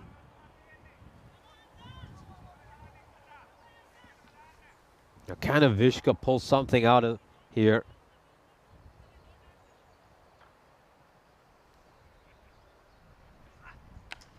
Goes for the big one. Doesn't have enough to go to the boundary. One bounce over the rope, so Avishka strikes a boundary, a much needed one. We know some of the issues he's had striking the ball so far this innings. When he finds the rope over here, and it's gone for a 4, so 25 needed of 8. It's just about 3 a ball. Gonna need 2 more boundaries to end this out, you feel. It's another shot, but he finds the fielder in the deep. That was struck pretty well by Avishka. And now 24 of 7. Has to get a boundary to end this over. Gunnar to keep his side in the game. And this looks like it could be another dramatic finish.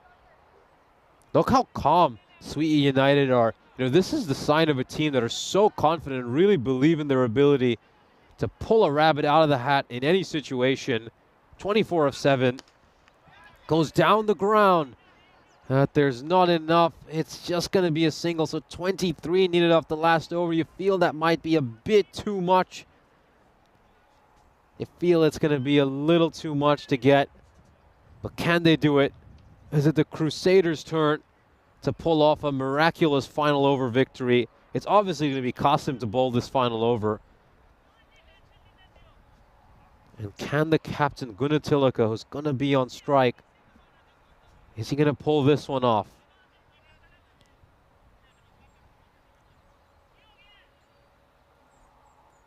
.23 needed of this final over.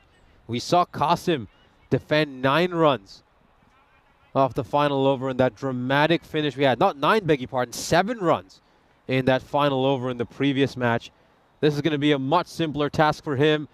It's not the best ball to start. And it's going to be a single. Is it wise to take a single here? Should Gunnar just stay on strike and say, well, I'm going to try to hit everything towards the boundary? It's 22 needed of 5 now.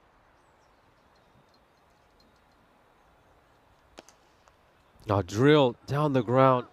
It's a single. It's just slipping away from them now. It's slipping away. 3 sixes and a 4. That's the bare minimum the Crusaders need now. And that should be it. Unless this goes to the rope. No, it won't. Didn't seem like it was going to. They're going to get a couple of runs here. So if he hits 3 consecutive sixes, we go to a golden ball. Let's take a look at that. Looks clean to me.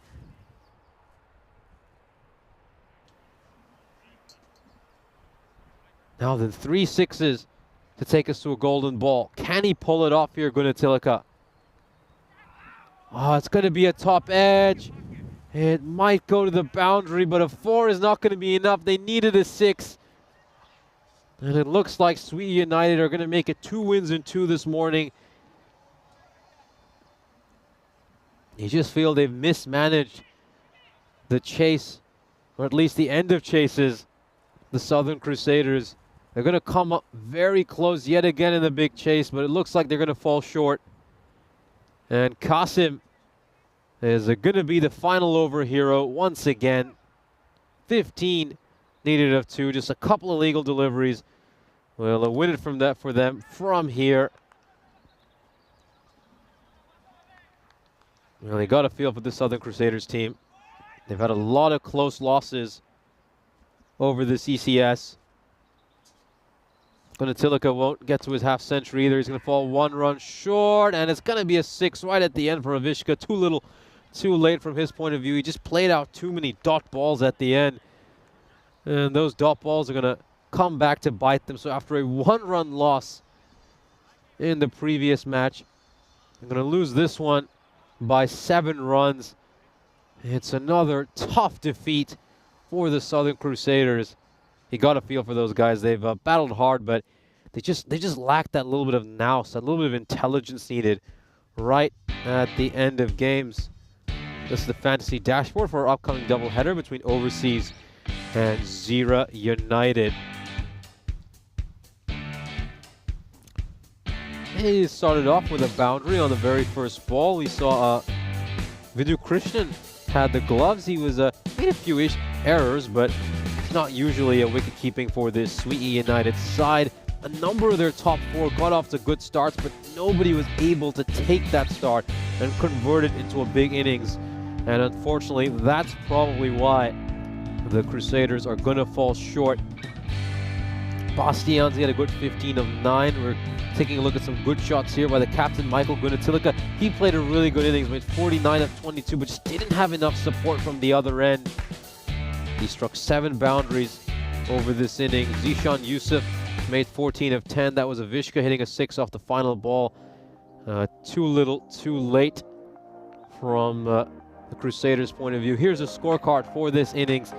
Bastian's, again, he got off to a start, but couldn't convert that start into a big innings. You look at that top 4, that's the tail of the tape for all of them. Good starts, but no one was able to go on in the way Gunatilaka was. Gunatilaka needed somebody else alongside him to play a decent innings, and unfortunately that didn't happen. Avishka at the end as well just played out too many dot balls. 14 of 13 for him. He's got to play a lot quicker than that. Here's a look at the bowling card for Sweet United. Ajmal, once again, pick of the bowlers, 3 of 19. He got rid of a lot of that top order, which cost the Crusaders a victory. In the end, Sweet United, well, they won match 49 against the Crusaders by 1 run. They win match 50 by 7 runs against the Crusaders. They seem to have their number today. They've beaten them again, but these two sides have treated us to an exciting doubleheader. Stick around with us, because in about half an hour, we're going to have our second doubleheader of the day between Overseas and Zira United. Hopefully, this is an entertaining one. Join us then.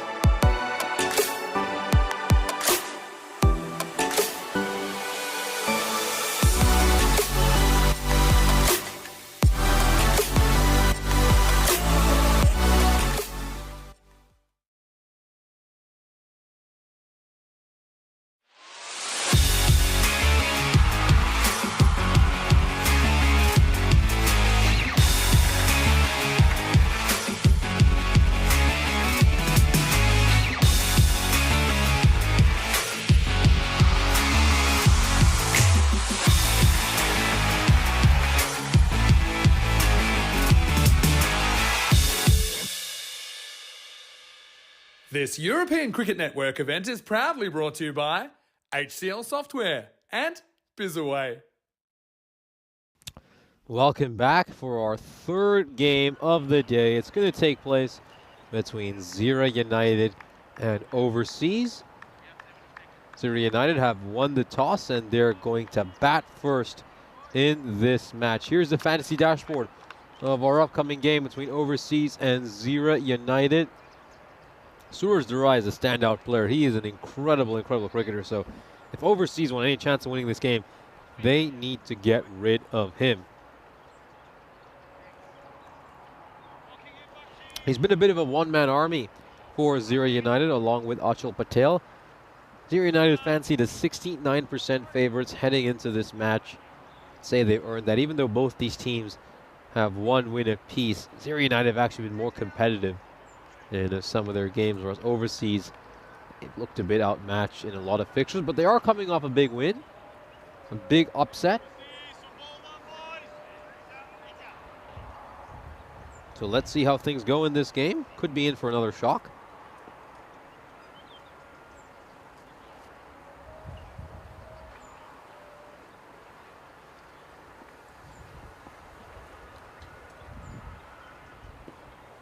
Going down the leg side. He's trying that leg stump Yorker, but he doesn't get it right.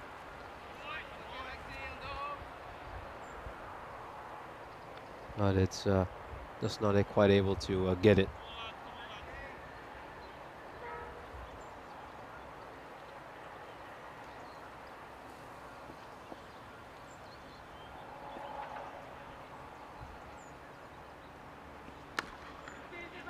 This is struck out towards cover. It's going to be a single.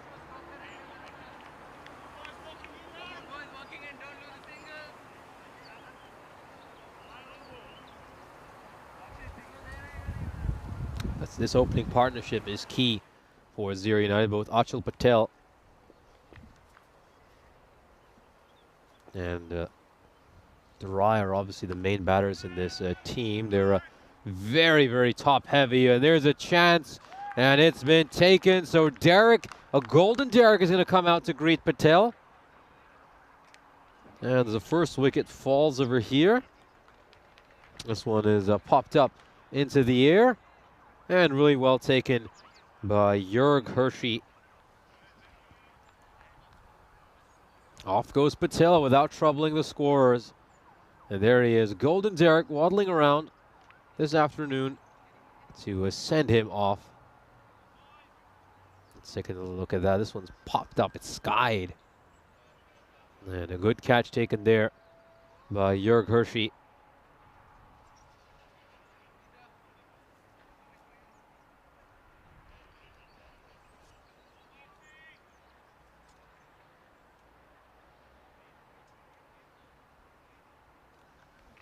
Now that's the captain, Bhuvan Ariel, and also the wicketkeeper, who's going to come out to bat.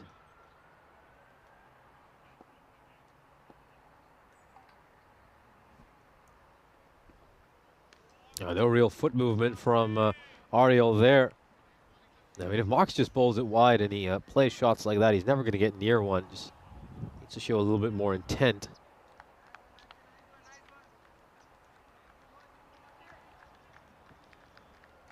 I hope you all are doing well, wherever you're joining us from for this game. Very nicely played, really good shot. Bhuvan Ariel with a gorgeous looking stroke there, just uses his hands and he watches the ball really closely, allows it to come onto the bat and just runs it behind point for a 4. That is a gorgeous stroke, really like that one. And I think they're just going to bring square leg into the ring and send someone out to deep third.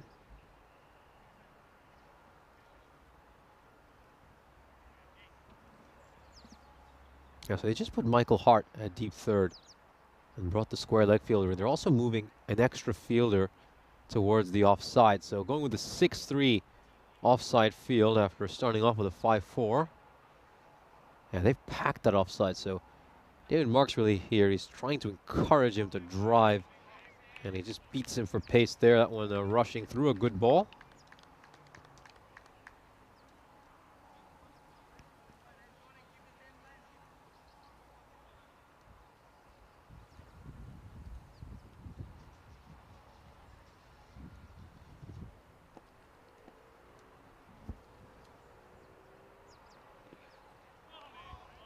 It's just a lack of foot movement from Ariel. I mean, he's played one good-looking shot. He's got good hands, but he needs to start moving his feet as well. The first over brings just 6 runs for Zira, and they also lose a key wicket.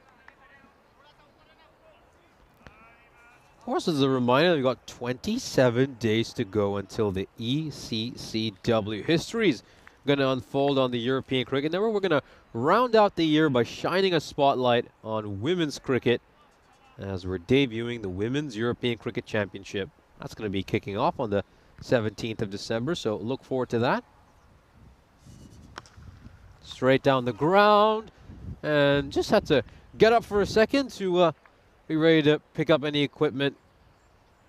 This was heading towards the commentary tent, but it ends up going a little bit to the right. Good shot there by Suraj Durai. It's going to be Ivan Stosh bowling the second over. You know, I would have had Michael Hart bowling. You know, I know they use him a lot as a late over specialist, but it's because he's a left armer. He brings something different. At the moment, you want your best bowlers bowling right at the start to get rid of that man, Suraj Durai, because if he departs, then Zira United could fold for something pretty paltry.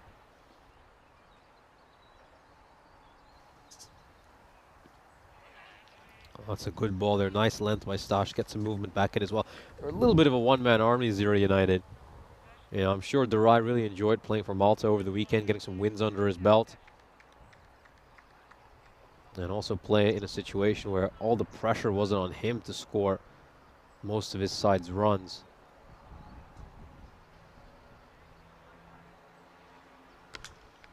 Too short.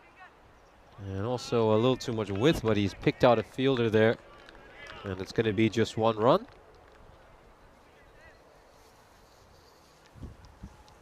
It's pretty good over the weekend, Suraj Durai. He's batting in the middle order rather than opening the batting in that stacked Malta 11.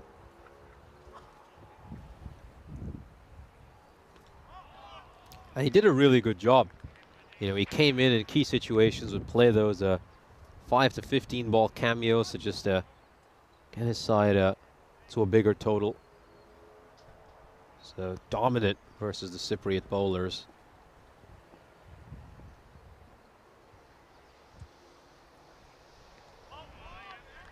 That's another dot ball. And in general, it was a very good weekend for the Maltese cricket side. I mean, they went 8-0. The women won all 4 of their games as well. And obviously, the standout for the women was Chola Seri. She was terrific. MVP performance from her. And they also look at the likes of Rameshan. She did a good job for Malta. I think you know, Maltese cricket in general, both the men's and women's side, looks like it's heading in the right direction. The second over comes to an end. Zira United 14 for 1. We'll have a look at the standings. Of course, this group is pretty set. Top 4 have qualified. It's just a case of where they end up. So when Edix Knights and Mater Dei face each other on Wednesday, we'll be able to confirm where all these sides are. Edix Knights are obviously going to be up top, but maybe Mater Dei can slip into second place.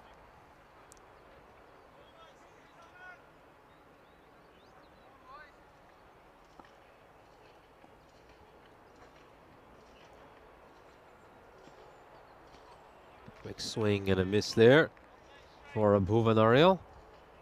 So if Mater Dei win both their games on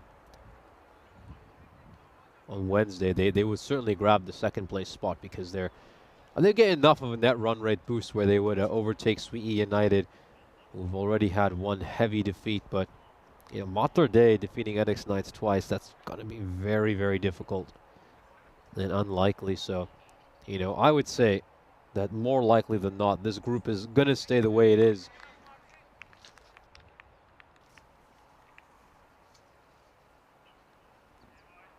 Let's have a look here. Yeah, that's just fine. Under the chin as well, so it's not going to be the one for the over either.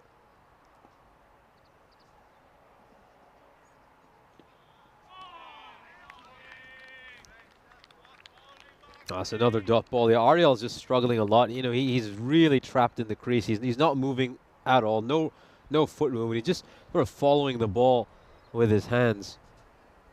And he might have played one good-looking stroke, but outside of that, he's struggling a lot. This is a rough start for Zero United outside of Suraj Durai.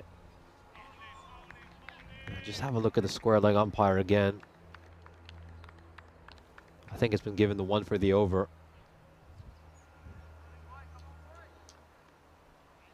Yeah, that's the one for the over. So he loves the short ball, David Marks, really does. Let's see if he can jam in a Yorker as well.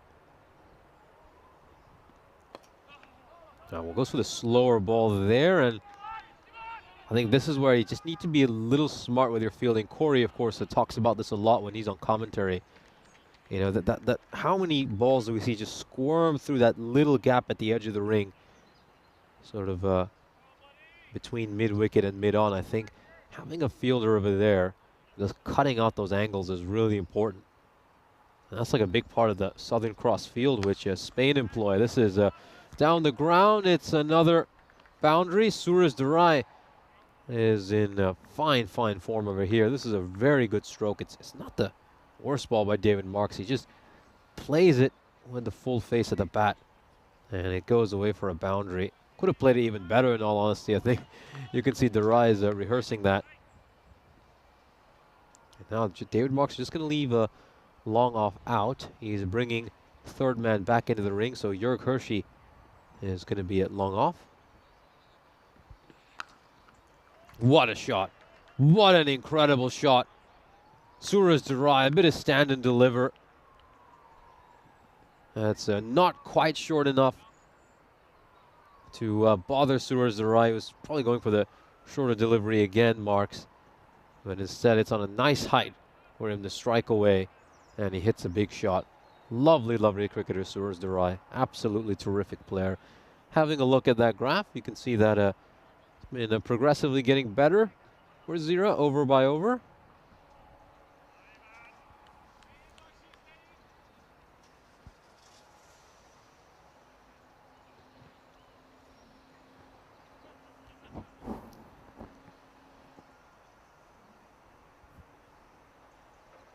Oh, he's going for the Yorker, inside edge. And looks like that's going to go away for a boundary. Really unlucky there for Stash. That is actually a really, really good ball. Have a look at this. Just comes off the inside edge of the bat and goes away for a 4. Very, very good ball. Just doesn't get the outcome he deserves. And Ariel's a very lucky man to still be out there. Could easily have been cleaned up by that one.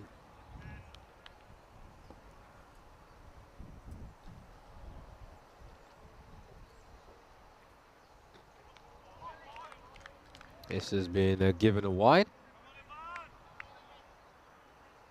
Stash trying to go for the wide Yorker. It's not a bad idea to bowl wide to Ariel. You know he's not going to get anywhere near it just because he has no foot movement. So you could just bowl it wide and just watch him play out dot ball after dot ball.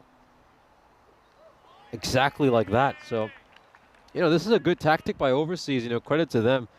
They've noticed he has no foot movement. He's just trying to throw his hands. You know, a bit of a nothing shot each time. And if he keeps it out wide, you know, Ariel's just going to stay there and chew up dot balls for his team.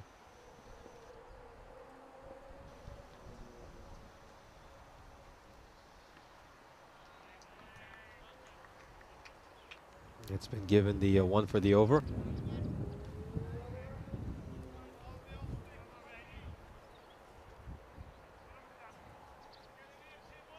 Oh, that could easily have been given a wide. Might have gone away with one there, Stash. One bounce and to the fielder at cover.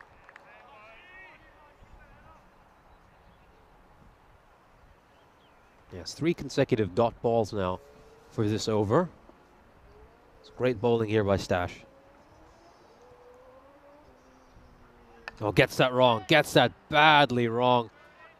And the fielder is going to let it slip past him. So here's where you need a bit of awareness just to know that there's no reason to take the catch because it's a no ball. Attempts the catch, lets it go through him, and it goes for a 4. So it's little things like this with overseas need to iron out. That's a very poor delivery by Stash. And then the fielder out in the deep. you know, he can just hang back and allow them to run a single, but instead it's going to be 4 runs. Free hit coming up. That's going to be a wide on the free hit. Yeah, it's just going away for him, Stash. Now that the over was going really nicely until that no ball, just 5 runs off it. You know, he had the right plan, just keep it wide. He knew that Ariel was never going to get close to it. And he's spoiling his over here. Played away towards long on. David Marks is out in the deep to field that. It's going to be a single.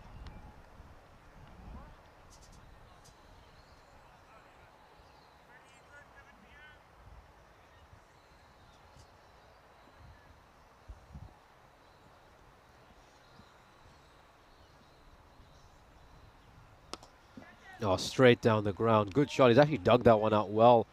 The Rye was he got the length spot on there, Stash, but it's going to be an expensive over. 13 runs off it. That no ball really spoilt it. As Zero United are 38 for 1 at the end of 4 overs.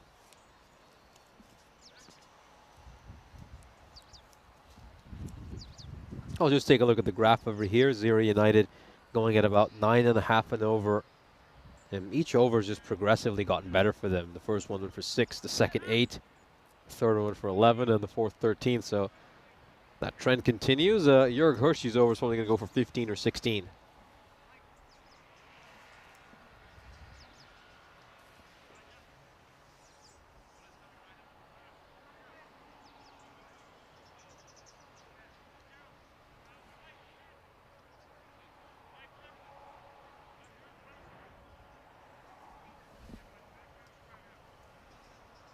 Suraj Durai back on strike. He's only faced 7 balls, which is why overseas aren't in a worse situation. They've actually done a pretty decent job of denying him the strike, but can they get his wicket now? Bhuvan Ariel's been chewing up a lot of balls at the other end.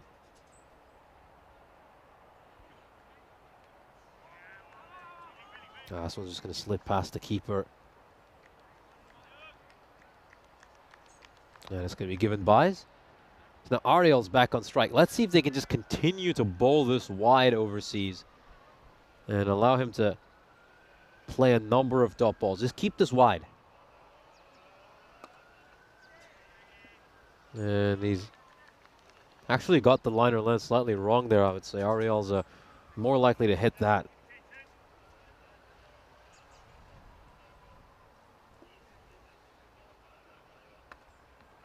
Oh, you can't bowl to him there. He's really good at that shot. That's been the only productive stroke for Bhuvan Ariel. He's going to get a boundary over here.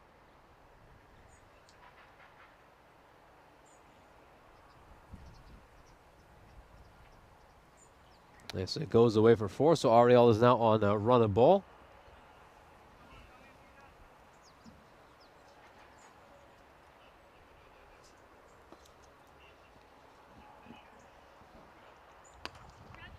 And this is struck towards long on, and a great bit of fielding here. Superb work. Ivan Stash gets down. And then his captain David Marks is there as well to put in the throw. It gets a well-deserved round of applause. Just take a look at this. Yeah, good fielding, really good fielding.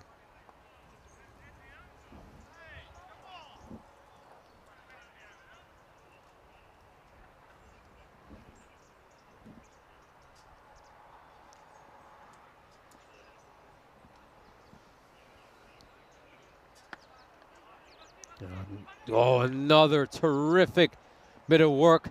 You know, Durai thought they was going to be able to just get that one past the fielder, but that's some good fielding by overseas. These last couple of balls, they've saved a few runs. That was a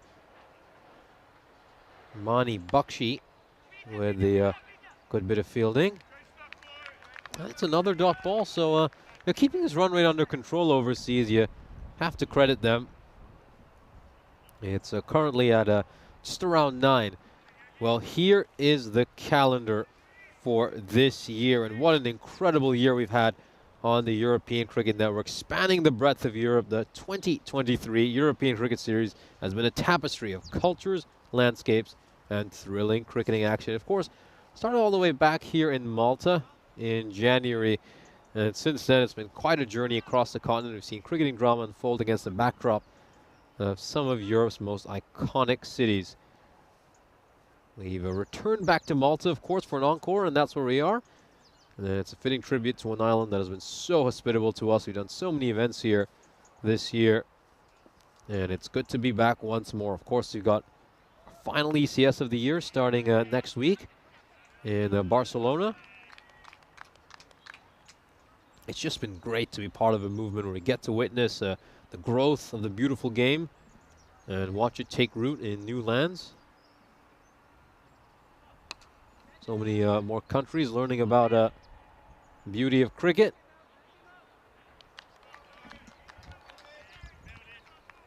Now this year has just been another splendid year to add to the incredible chapters of the European cricketing story. It's got plenty more ahead of us this year as well, though. I think an event to really look out for is the ECCW right at the end of the year. This one's going to be a boundary. A lot of our viewers had the chance to watch some of the women's game over this weekend. Goes a bit too short over there. He's going to get punished for that one. Sheikh Wasim getting it wrong.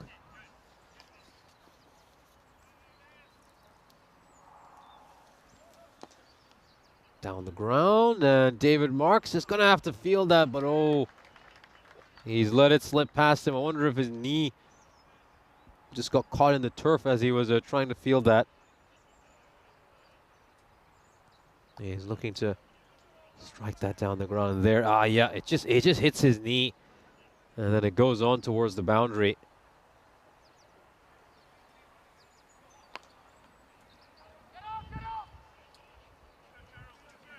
That's going to be the single.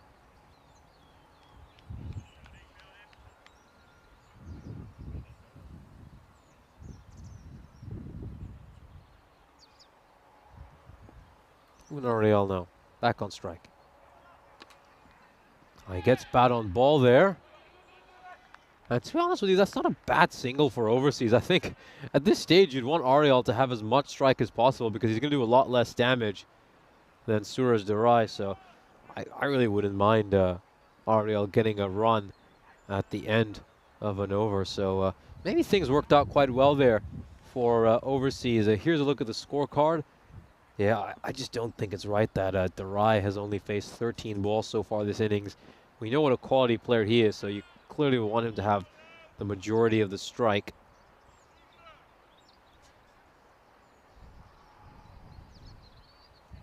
I'm going to Taylor, you can always bring in your random questions whenever you'd like, especially today when it's a solo day. So, yeah, you can certainly ask any questions you like. To answer your question, I think it certainly demonstrates the way in which continental teams and the so-called bigger teams have had this big closing in the gap. This one's going to go away for a 6. It's a huge shot there by Ariel. You know, every now and then he's just hitting a big one after facing a few dot balls. And Peter Lawrence, who's been inserted into the lineup for this match, is going to get hit for 6 of his first. Also looks very cheerful, which is nice to see.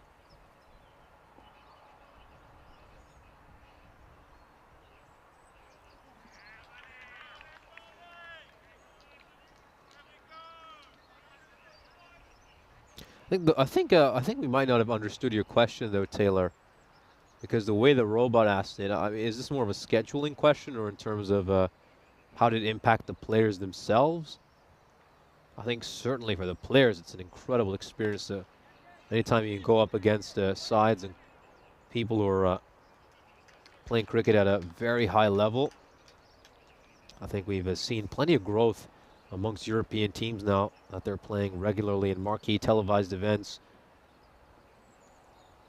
And also playing against some of the bigger name nations as well. Oh, inside edged. It's going to go away for a 4. French cut there for Durai. Gets a little bit lucky. There's a few times he's gotten away with some Durai. He's ridden his luck a little bit this innings.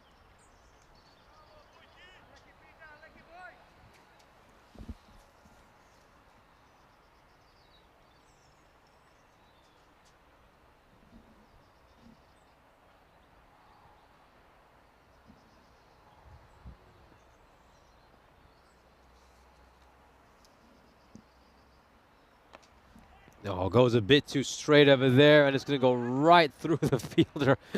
Love this, the pose he held after that. Was just frozen on the spot. Let's take one more look at this. And there, have a look at him. Like, where's the ball gone? Well, it's gone right through you, mate.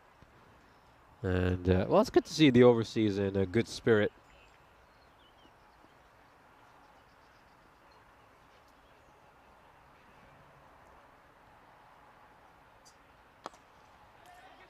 Starts off with a fuller one, and this is going to be a single. Gwyneth's asking if the players were taking it more seriously. Yeah, well, they always take it seriously. I mean, anytime they're on the European Cricket Network, they're usually playing at their best because, I mean, how many cricketers playing at this level get to have televised events? I'll continue that point after this. So our upcoming events are all going to be in Spain. We're still in Malta until Friday, but we'll have our ECI and ECS over in Barcelona before we head back down south to Cardama and Malaga for our ECCW, our first ever Women's European Cricket Championship. And this has gone up in the air, and it's going to be taken, so an important wicket here.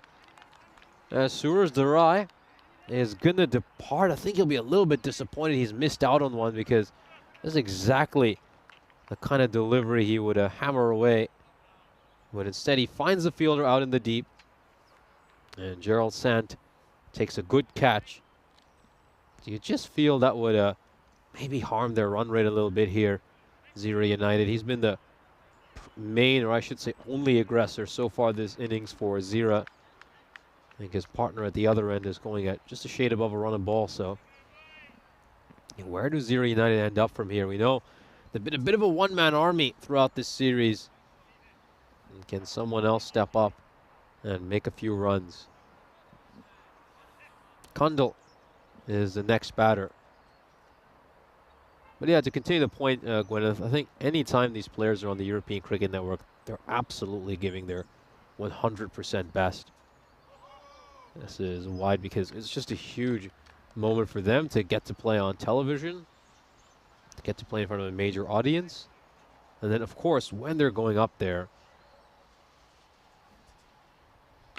in the big European events, this one's going to be struck away for a 4. Good shot by Kundal. I think Wasim, he's just got his lines and lengths all wrong. Only too short, too wide. And considering this slow leg spin, he's just asking to be punished. There's a lot of hit-me bowling, in all honesty. Especially when they go to those big European events. You know, they're obviously going to play at their best. So, yeah, it's really quite interesting. Jeffrey asking me about how I ended up in the country box of the series. Well, I started all the way back in the ECS in Cyprus and done a few there and have the opportunity. Well, great privilege to cover this event here in Malta. This is another one that struck away, whereas it's going to land somewhere around the archery range. And it's another huge 6. Kundal starts out his innings with back-to-back big blows.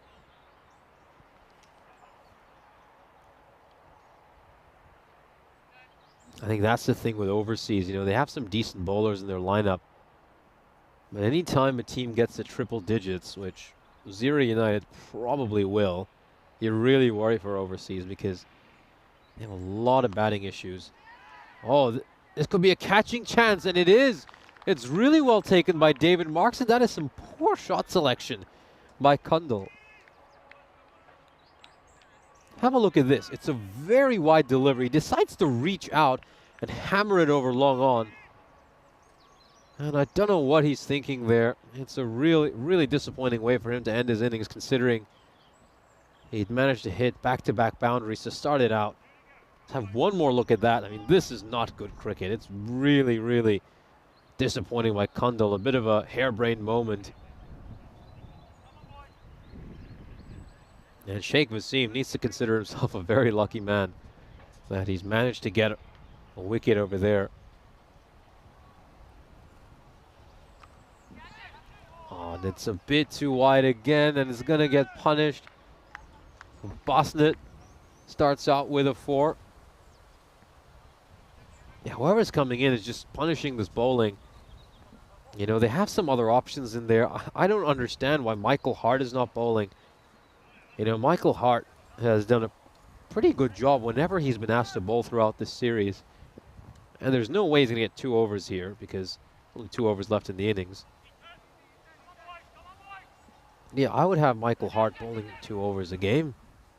You know, he's a left armer, often goes around the wicket as well, which just gives that a little bit of a different challenge to batters. So yeah, there's certainly some things which maybe overseas will want to review in terms of their tactics. Ontario United find themselves 87 for 3 at the end of the 8th over.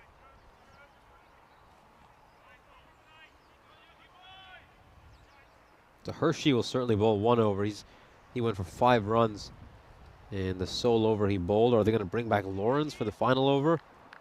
Went for 16. I'd say, you know, let Michael Hart bowl the final over. Yeah, good point there by Taylor. That was a real rush of blood by the batter Kundal.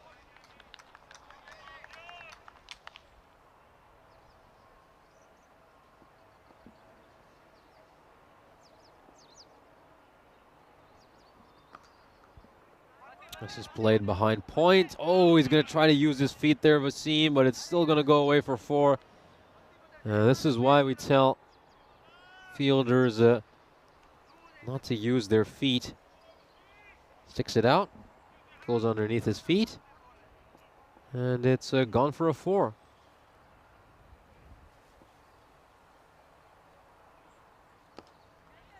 Oh, right down the ground. That's a long off. That's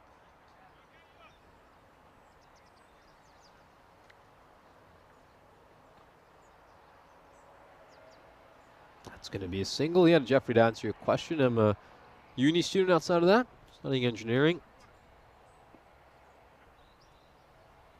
Just about coming to the end of my degree, or should say, I've come to the end.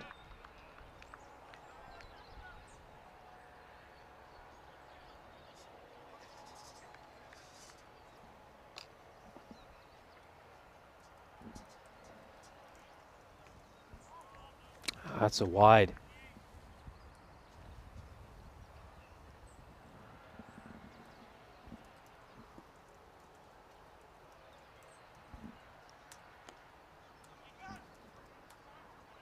This is played out towards square leg. It's going to be another single. It's been rather quiet innings. Of course, we were treated to feast of boundaries during our first couple of matches. And this has been a slightly lower scoring affair. You feel both these games will be a much lower scoring matches. As we'll come to the end of the penultimate over. 8 runs off it, a pretty decent one for overseas. So Zero United need another 5 runs to get to triple digits. I think if you get to 100 against overseas, you'd still back yourself to win the game more often than not. Hershey is the pick of the bowlers, giving up 13 runs in the overs he bowled. And looks like they're going to go with Peter Lawrence to bowl this over. A little bit surprised they do because he was quite expensive in his first over. Went for 16 runs. I mean, I've been calling for Michael Hart to bowl for much of this match, and it doesn't seem like we're going to see him. And it's popped up in the air. Chance for Lawrence, and he takes it. Well taken catch there that gets rid of Bosnet. Let's have a look at this. Yeah, a little bit of a crocodile about that one. It's not the perfect way to take a catch. And it's a dismissal. So a dot ball to start the over. Let's see what Zero United can be restricted to here by overseas. It's going to take middle stump guard.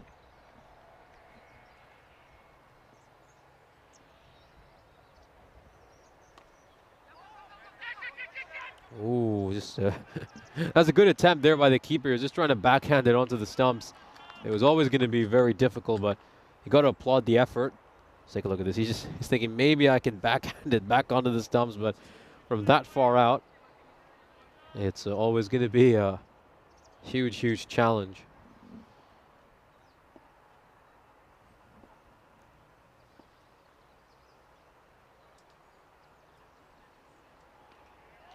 A big swipe across the line here by Ariel. Yeah, just keep it wide to Bhuvan Ariel. I think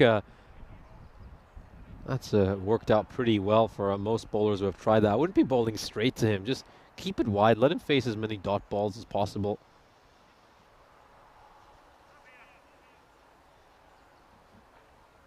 No, he just doesn't move his feet whatsoever.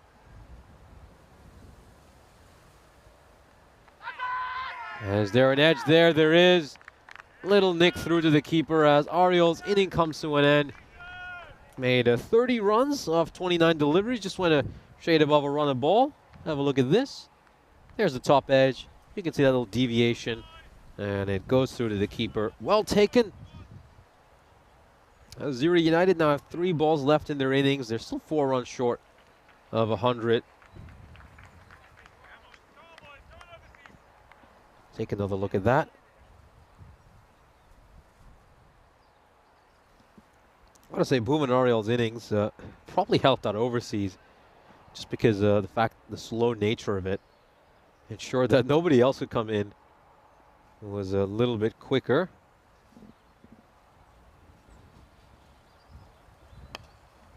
This is up in the air, and it looks like it's going to land safely. So it's just going to be a single.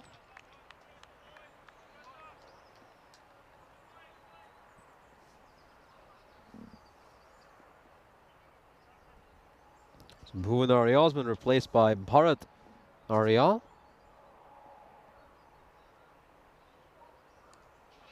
Outside edge, and it's probably going to go away for a 4. I'm a little bit surprised they don't have someone really fine at deep third. There's actually no deep third whatsoever.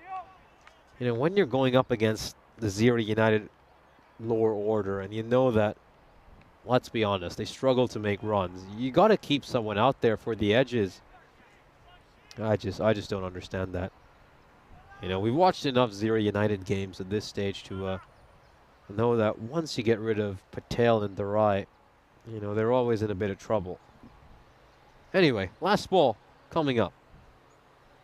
And he cleans them up. Great bit of bowling there by Lawrence. Did a good job that final over. Gave up just 6 runs. 4 of them, of course, coming off that rather unlucky outside edge. So a good last couple of overs for overseas. Only 14 runs given up.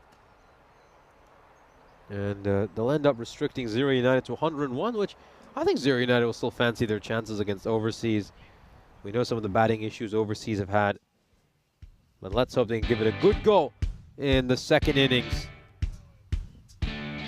Let's watch the highlights of this innings. It was Suraj Dharai and Patel who came out to bat. Patel departed for a golden duck, but Suraj Dharai would keep going at the other end. He had another remarkable innings, making 37 of 17. He's been one of the most impressive batters I've seen during my time here in Malta. This was just a little bit unwise by the fielder. It was a free hit, and he decided to go for the catch rather than stay back on the boundary rope and accept the single. This was another misfield. There were just a few fielding issues for overseas. They probably gave up 12 runs in total, you would say, because of some mistakes in the field. I'm sure overseas will iron those out over the coming years, and hopefully there'll be a better team in future ECS. As this final ball by Peter Lawrence, well bowled. He cleaned up Bhandari, who would make 5 runs at the end. Let's have a look at the scorecard of this inning. Suraj Dharai, once again, the top scorer for Zero United. Bhuvan Ariel faced a lot of balls, 29 deliveries in total. He managed to get just 30 runs. Tanka Kundal hit a 6-4, and then he got out on a bit of a rush of blood, a rather harebrained moment. This is the bowling card for overseas. David Marks, the captain, once again leading by example with figures of 1 for 17. Jörg Hershey did really well. He had figures of 0 for 13. I'm really surprised Michael Hart was not used at any point in this game, but, well, in just about 8 to 10 minutes, we'll have the second innings coming up, so make sure to join us then, as overseas will need a target of 102.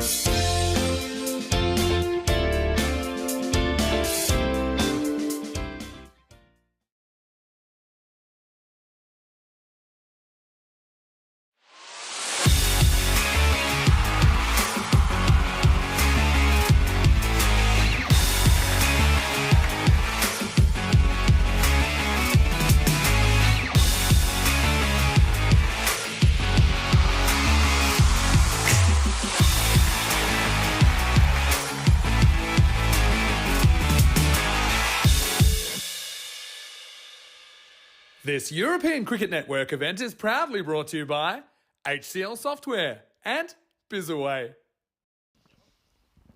Welcome back for the second innings of our third match of the day. He saw Zero United make 101 runs in the first innings. And this should be a very, very exciting one.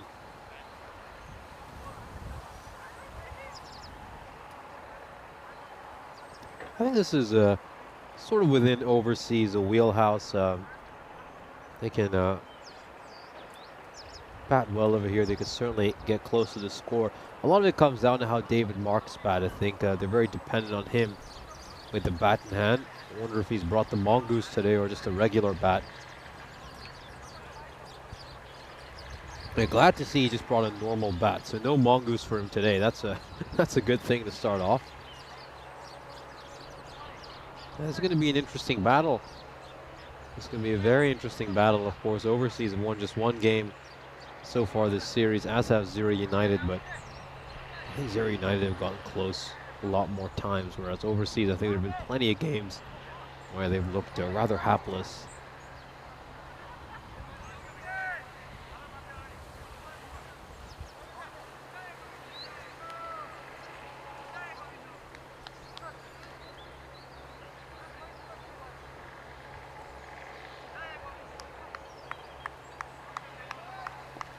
We're ready for the first ball of the second innings.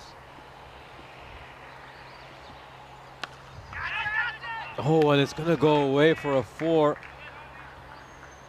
There was a shout at catch, but it was never anywhere near that fielder. It was racing away. it's a very odd shot there by David Marks. He's sort of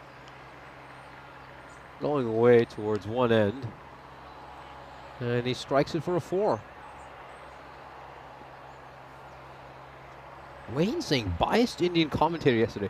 Who are you talking about, Wayne? There was no biased Indian commentator yesterday. I'm only joking. But on a serious note, look, I'll confront what all of you have been talking about in the chat. No, absolutely. Australia totally deserved the final. They were a much better team on the day.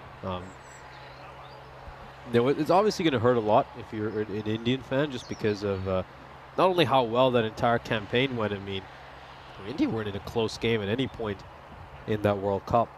This one's gone up in the air. Is it going to clear the fielder? Yes, it will, but doesn't quite have enough to go for a 4. They'll get a couple of runs.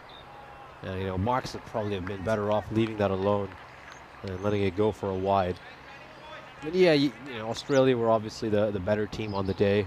Certainly deserved that win. I think it's a very tough loss to swallow, I think, for a lot of Indian fans, just because of how good the campaign was. And also that generation, a lot of those players like Rohit Sharma, Shami, and you know, a generation who really dominated world cricket are going to go trophyless because they haven't won a single ICC event, if you think about it. And let's see how close this one is. I mean, I thought he was fine just because it looked like he grounded his bat, but he's not done that perfectly. And he should be good there. But that's obviously going to be very tough for them, just because to have been to so many, you know, ICC events, never won a single one, despite doing pretty well in Test cricket, and of course a bilateral series as well. This one's cut away by David Marks, another good shot. And that's going to go away for a 4. So it will certainly be tough for them to swallow. I think this is probably their last chance to win a World Cup. I don't think they'll be playing at the next one. And it would have been a nice little rubber stamp on their career, a bit like 2011 was for Tendulkar, if they had managed to win it yesterday. But it wasn't to be.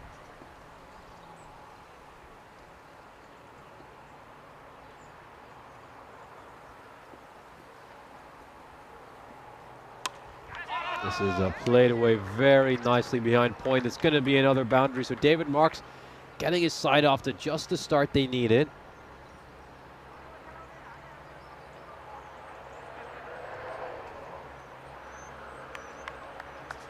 This is sort of hitting they need from him. He needs to really bat through this innings, David Marks, to guide his side. He's obviously their highest run getter, and also amongst their leading wicket takers. He's just sort of head and shoulders above a lot of players in this overseas team. You can see he's a very, very talented cricketer. And a lot of overseas success depends on him. A single here, which allows David Marks to keep strike. I think it's a good idea. I'd want him to face about 15 or 16 balls this power play. Wouldn't be too bad an outcome for overseas as they get 15 runs off the first. A good over for them to start off. We had 226 matches since we last had a golden ball on the European Cricket Network. We came awfully close to breaking that streak this morning when we saw the Crusaders fall 1 run short against Sweet United.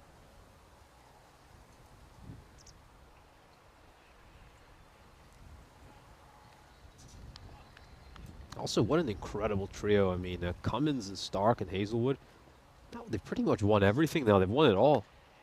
You know, they've gone to England, defended the Ashes over there, retained the Ashes, I should say, a couple of times in their career now. They won a 2020 World Cup. They got a Test Championship, now an ODI World Cup as well. You know, just an incredible trio. I mean, the things they've accomplished. You know, Australia obviously has a very rich cricketing history, so maybe Australians won't quite remember them the same way as they remember their teams from the 90s and the early 2000s. But they're one of the great Aussie teams as this one's popped up and it's going to be taken at point. So this is a huge moment. Durai against Marks, the 2 star players from each team going head-to-head there, and Durai wins this battle. It wasn't quite well balanced there, David Marks, and he's popped it up and presented a catch to the fielder at point. Let's have a look at this. You can just see he's falling away a little bit when he plays that shot. And that's why he just doesn't quite have the ability to hit that ball with the pace he would have wanted. Now let's see if someone else steps up for overseas. It's mostly been Marks leading the way in terms of runs for them. I think Senthil Raj is going to be very important as well. He's going to have to play a big innings. A little bit surprised he hasn't come in to bat at number 3. He was originally listed to open the batting, but instead they're going to send Ethan Zureb.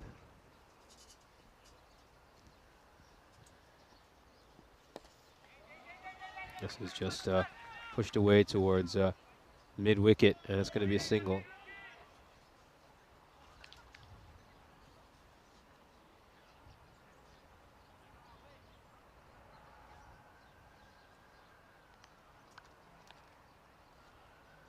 Millard back on strike. He was another player who I forgot to mention in that first innings who potentially could have bowled as well. His last bowling appearance was really, really impressive. You know, I think both matches, including the one that overseas lost to Sweet United, he did a really good job. And I was a little bit baffled he didn't get a single over. Suraj Durai just pulls out because I just saw Millard took his hand off the bat and started adjusting something, so Durai doesn't bowl that. He actually waits for him to be ready. Yeah, both these teams are very well-behaved sides. Play with great sportsmanship. Play the game the proper way. That one's just struck towards cover, and it's going to be a single.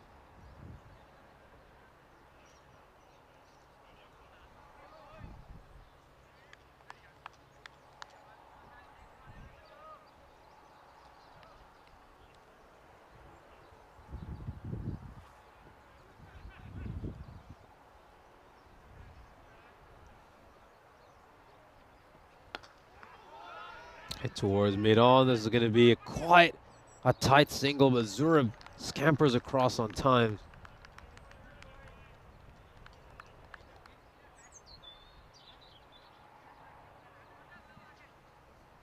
It's a good over by Durai. Just 3 runs off it so far.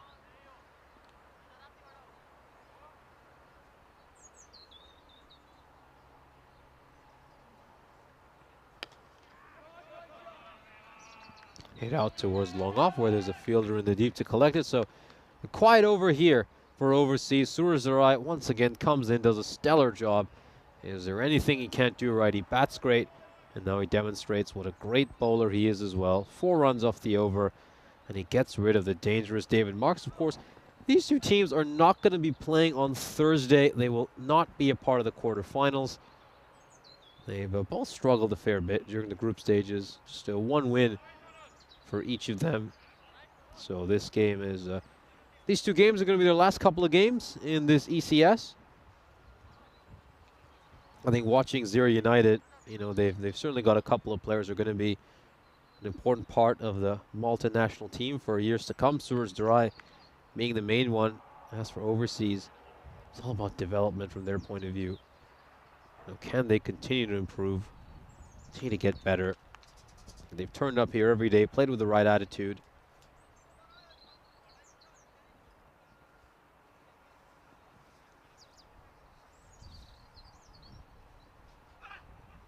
Down the leg side, that's going to be a wide.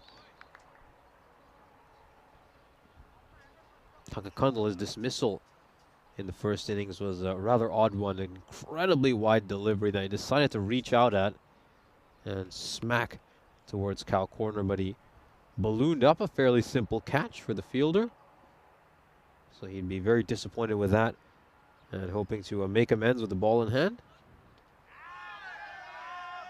A rather optimistic appeal, probably going down the leg side.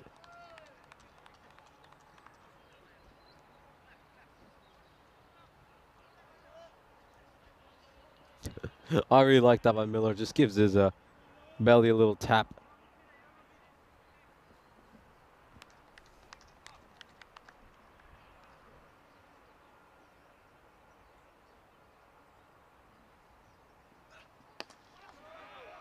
This is gone straight to the fielder at mid-on. But they'll scamper across for a quick single since marks have departed. The boundaries have completely dried up. They need to start hitting a few of them here overseas. You know, someone else has got to step up and play a few big shots as well.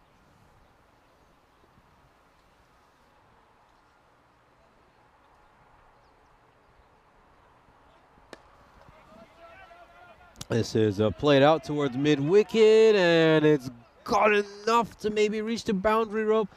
I don't think he's been able to stop it on time. We'll have a look and confirm. I think it's a 4, but we'll check once again. Yeah, it's a 4 because you see he's using his foot. Let's just have a look at this here and pause it right there. There, that one. Just pause it right there. I mean, that proves it's a 4 because you can see his toe is just stepping on the boundary rope as he stops the ball. Great work there by Spring Productions. Outside edge, and it's been cut out well by the fielder at deep third to prevent a boundary. Saved the side 3 runs.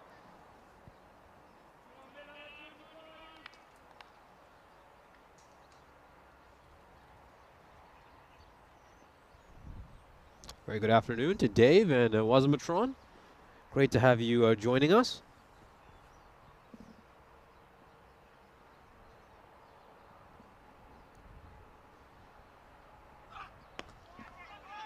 This is a push down the ground, and it's going to be a single. And Miller just having a look at his bat, probably wants to just expand his game a little bit, start hitting a few bigger shots.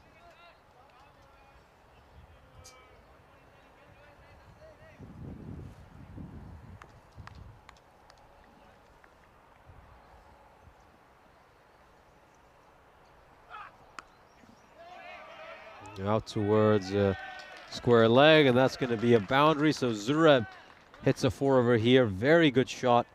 Just turns his wrists and works it away behind square leg. So they finally get a couple of boundaries at over. They desperately needed some. They end up with 31 runs at the end of the power play. Probably would have liked a little bit more. You know, they would have wanted to capitalize when fielding restrictions were in place. But they're still going along at their required rate.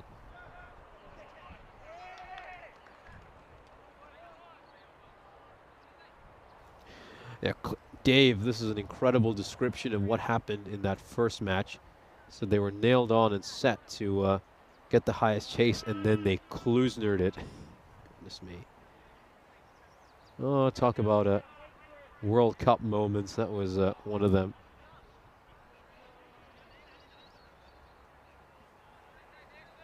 I would bring Suraj Dharai back for a second over right here. Just because if you can get rid of one of these two, you'd feel that overseas are in massive, massive trouble. David Millard is just going to strike this one away. And it's going to be a single. You can see they're just 6 runs ahead of what Zira United were at this stage. Instead, it's a Bosnet coming into bowl. He's a very good bowler as well, though, in fairness.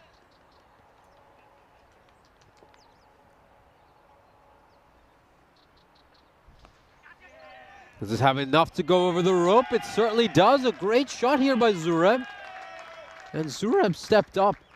And he's playing some big shots. That's his 3rd boundary. Just a great wristy 6. Beautiful bottom-handed stroke. And he so effortlessly swings it away for a 6. A great shot. It's now 50-50 here. Keep in mind, overseas started this match as underdogs, and this is another big 6. Back-to-back big blows. Well, we didn't even see much of this in the first innings, but overseas, thanks to Zureb, are stepping up and playing a few big ones. That is a really good stroke. Yeah, we didn't see back-to-back 6s at any point in the first innings.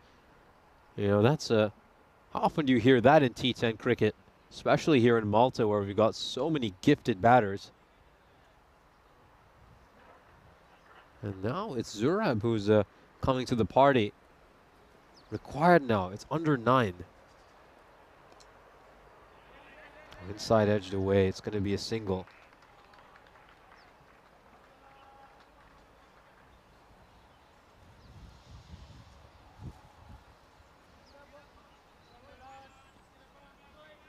I think Millard here, he's just got to be smart. Keep dot balls to a minimum. Rotate the strike and ensure Zurab faces as many balls as possible, because Millard's not looking like hitting a big one at the moment. Yeah, he just can't afford to play dot balls now, so I would say he shouldn't take a single. And the final ball of the over, it's actually been... It's giving him no ball, so it's going to be a free hit here. So Millard with a chance to have a big swing. Let's take a look at this. Oh, big throw. He can still get run out. Keep in mind, off a free hit. And they'll only get 1 run out of that free hit.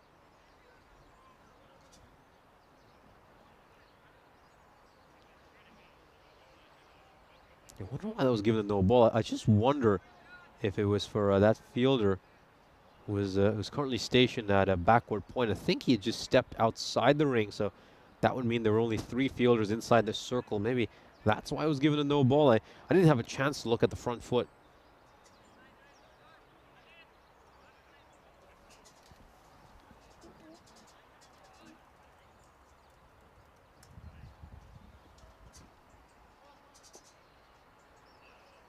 There you go, last ball of the over coming up. And Zurab's going to go for the big shot. Doesn't have enough to go to the rope. It's going to be quite a chase. Oh, and he stumbles over trying to stop that one. That's Bharat Ariel.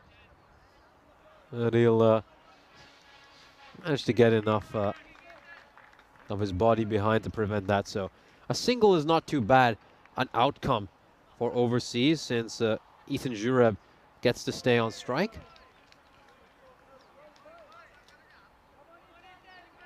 You can just see overseas right now, that required is starting to shoot up. 17 runs of this over, 12 of the previous one. Ethan Zurab's been playing a great innings here. If he hangs around and continues to play this way for another couple of overs, then you could say it's going to be very hard for Zira United to get a result.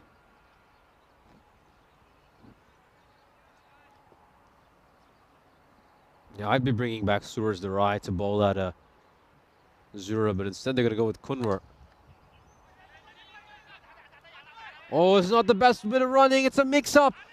And worst of all, it's going to be Zurab who's going to be run out. This is really, really shocking. What on earth has happened here? Oh, my goodness. At the bare minimum, Millard has to sacrifice his wicket to ensure that Zurab doesn't get run out. Oh, he's left him out to dry. Oh, that is really, really poor. Ethan Zurab, who looks set to play a match-winning innings, is going to get run out at the worst possible time. Well, we've seen a lot of big mistakes made by sides today. We saw the Southern Crusaders let a couple of games slip away from them. And that right there might be another one. Frankie Spiteri saying it's pronounced Shrireb. Thank you very much. So, Ethan Shrireb. That is incredibly unfortunate. He was batting so well. I was really enjoying his innings. You know, he's got some great wristy strokes in his arsenal. A terrific bottom hand as well. You know, Shrireb looked like he was going to go on and play a big innings, but unfortunately, what has he done there? I think Miller's just left him out to dry.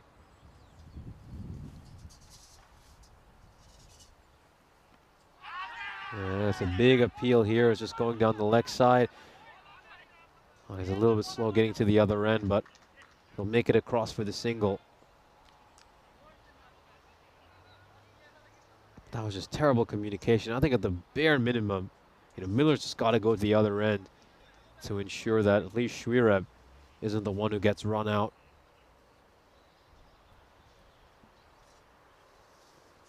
Huge mix-up. This is a low full toss that is banged away by Senthil Raj, who has made 111 runs so far this series, the most runs for any overseas player. That's a very nicely struck away. So the required is still at just 9, so overseas are ahead at the moment, you would think. We know they've had a few batting issues throughout this series.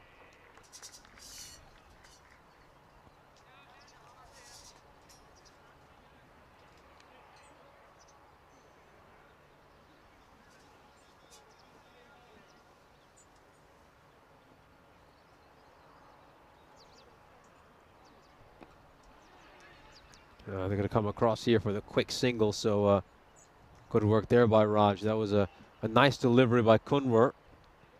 It's been a good over by him so far, just 6 runs off the first 5 balls.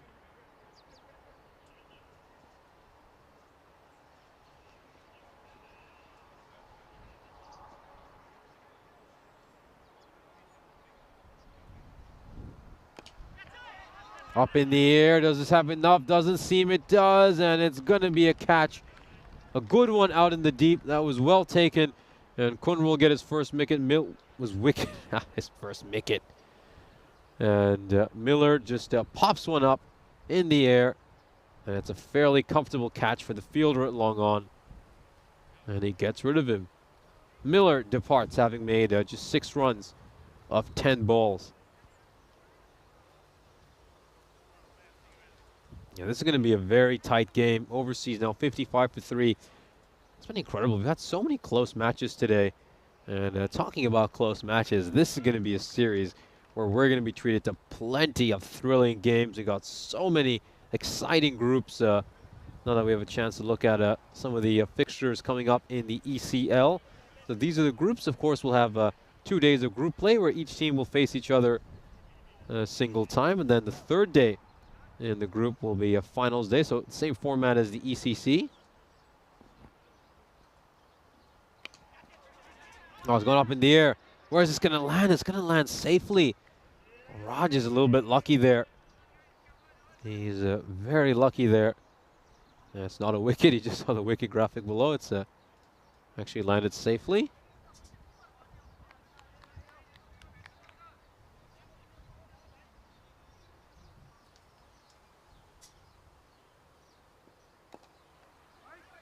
Walks that one out. Michael Hart, Kroom saying it at C++ back in the day, and they're saying that's about all you could manage. You can manage C++. You're a pretty good programmer. It's not an easy language by any means.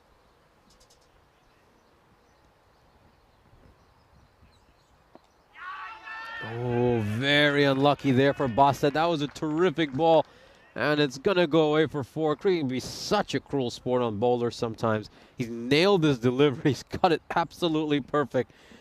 Well, there's just about enough bat on it to see it go away for a 4.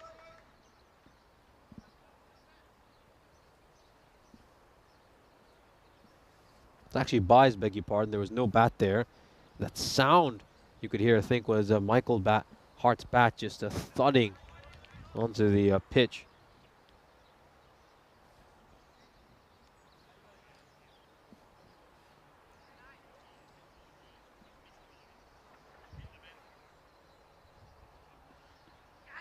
Down the leg side, it's going to be a wide.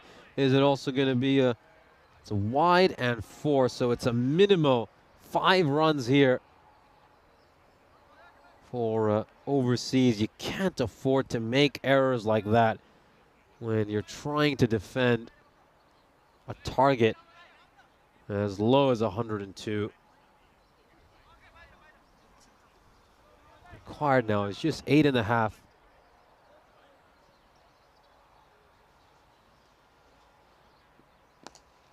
This one is dug out well. And Bosnet is going to give up just a single there. It's been a little bit tough today for Nulin Bosnet. Usually he's a fairly economical bowler. But his spell today has been rather expensive. Went for 17 in his first over. This over so far has gone for 11. And Senthil Raj will just wait for it. Strike it away. And it's going to be a single, so 12 runs of this over. A slightly expensive day for Bosnet, as overseas need to go at just under 9 and over to win it from here. Oh, we got talk of event listeners, Dom Breakpoints. Good old JavaScript. Here's a look at the scorecard for overseas. Ethan Shrirab made a brilliant 25 or 10 until David Miller, in all honesty, hung him out to dry with a huge bit of miscommunication between the two of them.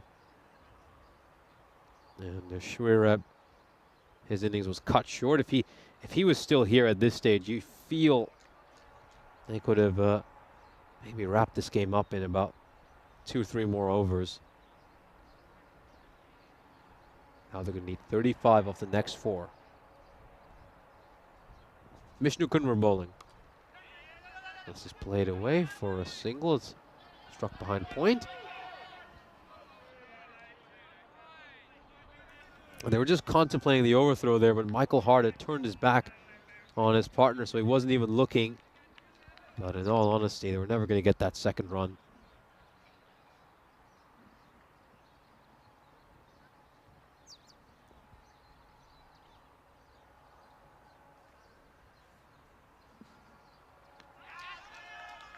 That one is going to be given a wide. Yeah, they have to be very wary of extras here, Zero United. They don't have enough runs to play with to give up many extras. Good call there by the umpire. I think he just kissed the tram line along the way. Just needs to, if it just catches the edge of that tram line, it is a wide. Keep in mind this rule is enforced very strictly in T10 cricket.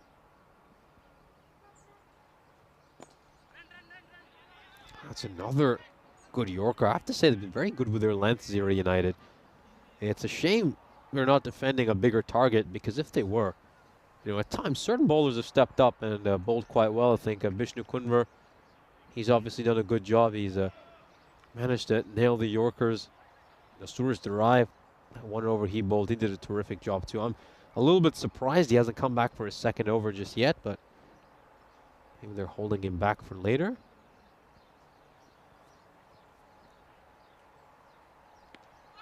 Oh, this is a close one. This is a really close one.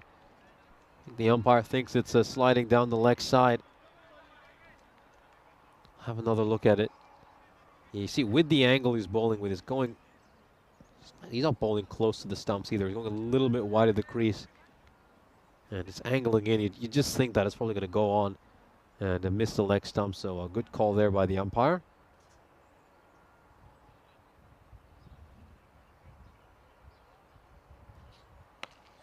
A low full toss, struck away, boundary, much needed boundary for overseas. They haven't had one off the bat since the 5th over.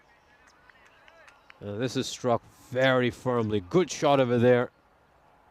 And Senthil Raj, you feel he's going to have to play the match-winning knock here for overseas, being the highest run getter for them so far this series. He's made 124 runs.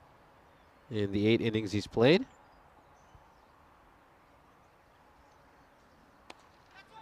Oh, is this going to go over cover? It's going to find the boundary rope, so that's not the best bit of fielding. Doesn't cover himself in glory there, the fielder. That's Pudisigar Bandari chasing that one down. I thought he would get to it. Oh, and then it slips out of his hands, and then he kicks it on. Oh, my goodness. It's really, really unfortunate, and you have to feel for Kunvar. He didn't deserve that. It wasn't the sort of ball that deserved to get hit for a 4. But it's now just 24 runs needed of 19 balls.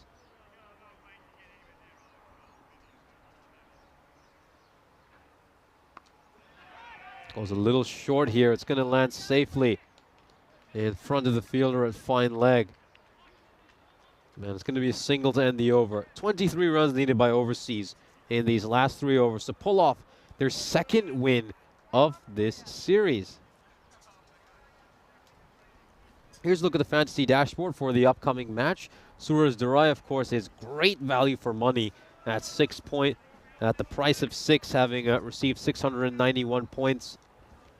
Should be an exciting match to round out the day. Overseas have won the toss there and decided to bat, so we're going to see them batting back-to-back innings today. That match is coming up in about 40 minutes.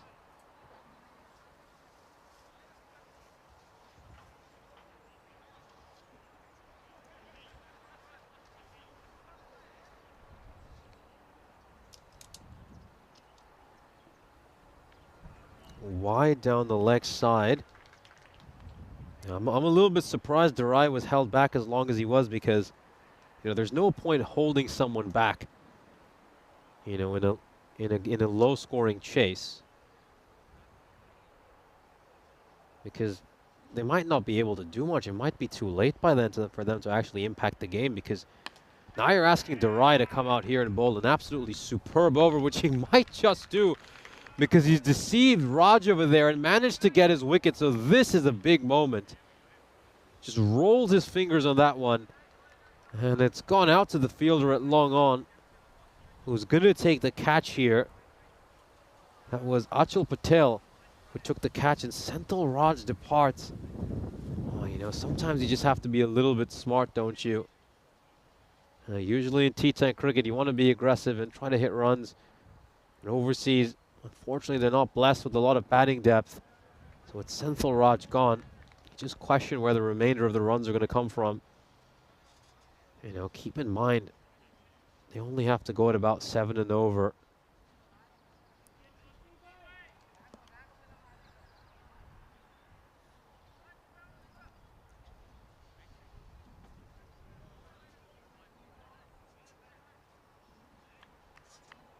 Peter Lawrence is the new batter. A very fine deep third man for him. Someone to be there to clean up an outside edge. You can see him at the top of your screen. He plays across the line here, Lawrence. Oh, they can't face too many dot balls. Whoever comes in, just try to at least get bat on ball and keep rotating the strike. Get singles. If you hit a boundary, every now and then, he'll be just fine. And it's come down to 50-50. So when Senthil Raj was there, it was 79% in favor of Overseas. And look at Intelligent Cricket now, giving them a 50-50% chance. And here's a dot ball, and with that dot ball, you'd think that Overseas will be back ahead.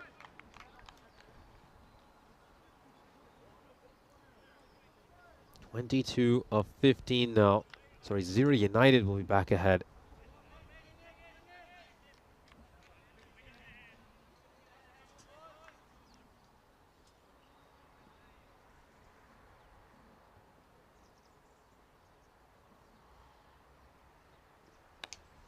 This has gone up in the air, it's popped up for Achal Patel, who's getting underneath it, and he's going to take the catch. And what an incredible over here by Durai. He's got 2 wickets, given up just 1 run, which came because of the wide. And this is the over that makes this really, really difficult for Overseas. Oh, it's going to be so hard to see them get it from here.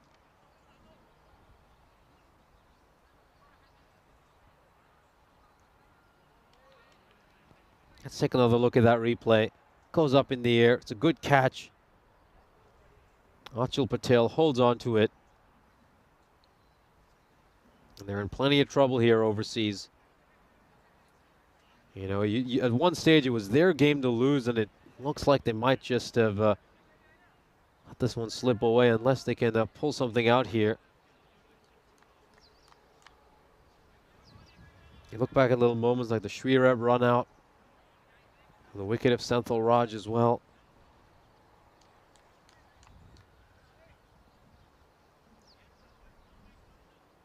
Those could potentially be match-changing moments.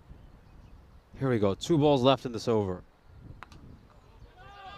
Struck down the ground, but it's just going to be a singlet. Doesn't even go outside the ring.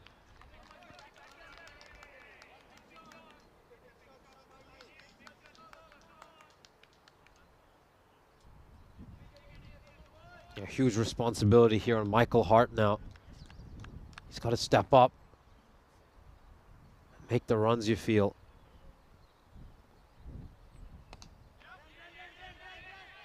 Oh, it's a good shot. If that had managed to get past the fielder at that point, maybe there was a chance for a boundary, but 20 runs needed now of the last 2 overs.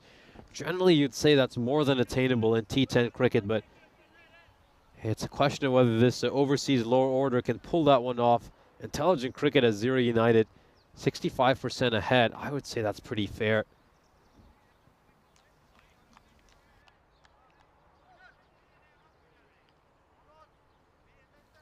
You're going at the rate here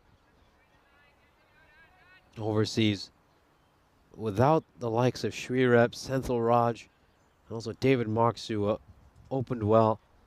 You just wonder whether these batters are capable of continuing to score at 10 and over. Singles won't hurt Zero United. And he at least 1 boundary in this over overseas.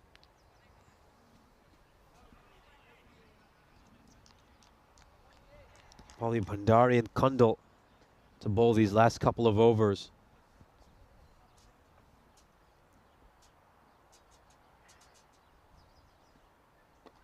Oh, another terrific Yorker. They've been great with their Yorkers, Zero United. I have to say the lengths they've bowled today have been really, really good. They've been hitting the Yorker with a fair bit of consistency.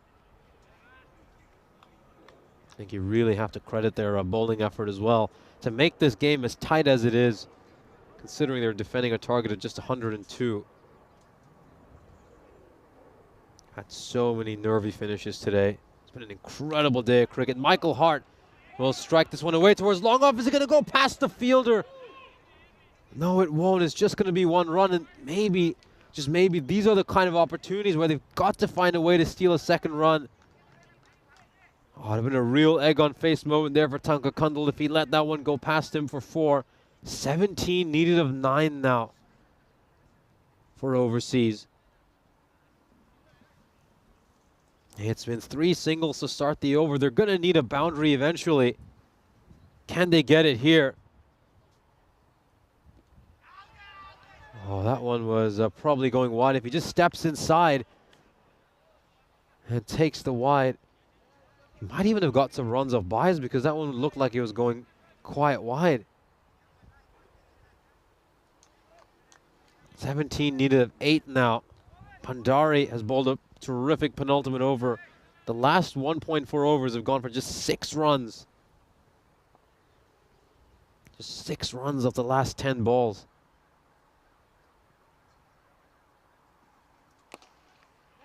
Struck down the ground. It's going to be another single. Oh, singles alone won't do the trick here for overseas. Someone's going to have to find the boundary rope. Is it going to be Michael Hart here? It's now 16 needed of 7. They just got rid of the fielder who was very fine at deep third. They've moved him towards an extremely fine leg. Here we go. Last ball of the 9th. And it's a big swing and a miss. Think of Michael Hart saying, I need to switch a bat. I need to bring out my boundary hitting bat. Or actually, no, he's going to retire himself out here, so someone else is going to come and replace him.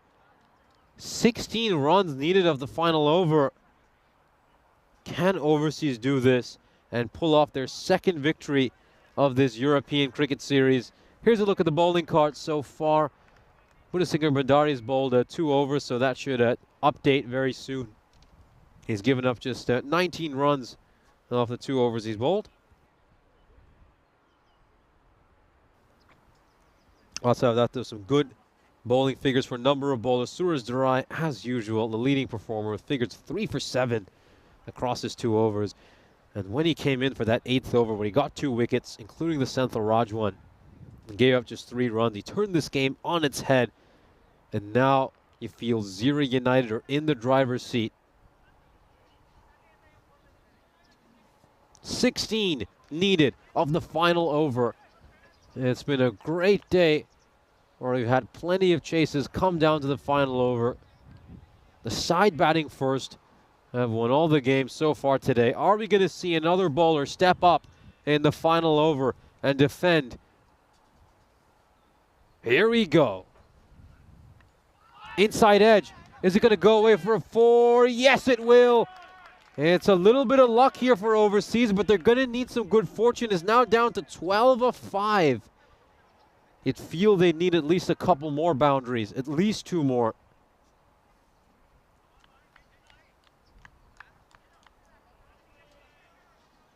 Oh, we got Di Maria saying 16 is probably a bit too much.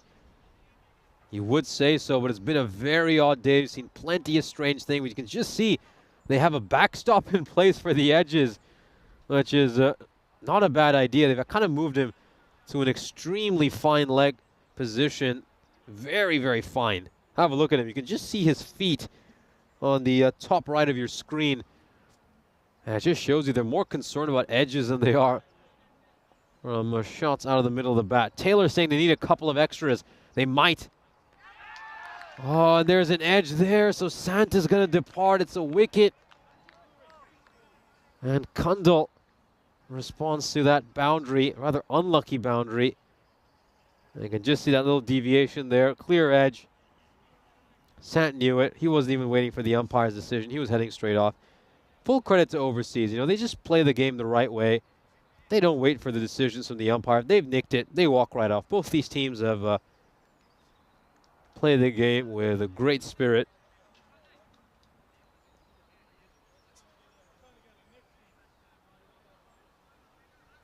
All right, so it's Vaseem coming in. 12 needed of 4.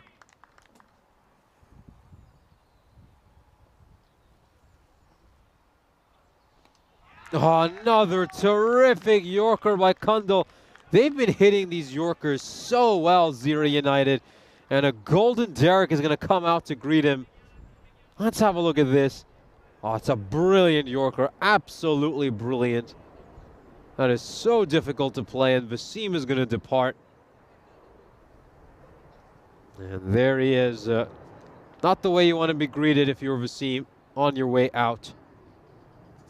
It's now 12 of 3, so they need a boundary of pretty much every ball you'd feel, unless they can hit 2 6s. Looks like Overseas are going to come up short in this match unless we see something really unlikely. Here we go. Tanka Kundal is on a hat trick. He's managed to get back-to-back wickets. Is he going to be the 43rd hat trick hero of this year? Oh, and he actually holds a pretty good delivery. Oh, it's going to be a mix-up, and there's a run out. We're just going to return to live action. What's going on here? Oh, the 2 batters don't know who's supposed to walk off. This is really funny. Oh, there's a huge bit of confusion. I've got to say, Overseas running between the wicket could have been a lot better this match. And this is extremely comical. We'll have a look at this here. They get the run. And they really need to run this first one hard. I mean, he's walking along and then saying, well, should I come back for a second? And then you miss that moment in between, which was really funny. where the two batters were confused who's actually out and who's supposed to walk off. Oh boy, so it's not officially a hat trick for the bowler. It's going to be a team hat trick because it's a run out. Let's have a look at this. Yep, a bit of hesitation. And you can see they're both walking up. Wait, is it you? Is it me? Who's it supposed to be? 11 needed right at the end, and this is going to go away for a 4, so it's another lucky boundary. Well, so we could still technically have a tie in this game if Overseas can hit a 6 off the last ball. We're bringing up that graphic.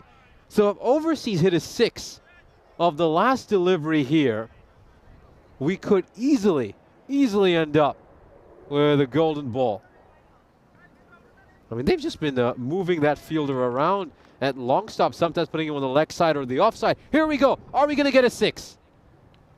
No, we won't. It's going to be just the 1 run by the looks of it. So Overseas are going to come up just short. 1 shot is going to be the difference between these two teams. 5 runs is the margin of victory for Zero United. It's been another close game. It's just been a really entertaining day of cricket. We've had a lot of good matches. Well, let's take a look at the fantasy dashboard. Overseas and Zero United will do battle once again. And Overseas have won the toss for that game and decided to bat first. Went to Taylor with a good point. They should have stepped inside and would have been a wide. I would completely agree with that. I think there's certainly a few things that Overseas could have managed better. Of course, the running between the wickets was a huge concern for them in that game. Let's have a look at the highlights of this innings. The captain, David Marks, he struck some good shots in that first over until he was dismissed, having made 15 of 8. Then Shreerab batted really well. He made 25 of 10, and I felt like he could have played the match-winning innings until he was run out by David Millard. I gotta be honest, he kind of just hung him out to dry. At times, Zero United were also a little bit sloppy in the field. That was a rare error by them. They were good with their catching, though. They held on to everything, particularly Achal Patel. And then Michael Hart would retire himself in that delivery. He hoped that maybe someone else could strike the ball a little bit better. Unfortunately not, as the only 2 boundaries Overseas managed to hit in that over were because of edges. This was really funny. They run each other out and both of them walk off. Like, you know what? Let's both leave. And then he's like, nope, it's supposed to meet me. That was really funny. They had no idea who was supposed to walk off. As in the end, Overseas are going to fall 5 runs short. Here's a look at the scorecard for Overseas. Shreerab was the top run getter. He made 25 of 10, played some beautiful wristy strokes, got a strong bottom hand. It was great to watch his innings. Unfortunately, though, didn't quite get enough support from the rest of his teammates, and he was run out as well. Looking at the bowling card for Zero United, is a pretty good performance all around. Of course, the pick of the bowlers is Suraj Durai with figures of 3 for 7. Extras is going to be a concern for them. They gave up 14 runs of extras. So in the end, Zero United beat Overseas by 5 runs in yet another interesting game on what has been a very entertaining Monday. Join us again in about 23 minutes when we'll bring you the final match of the day.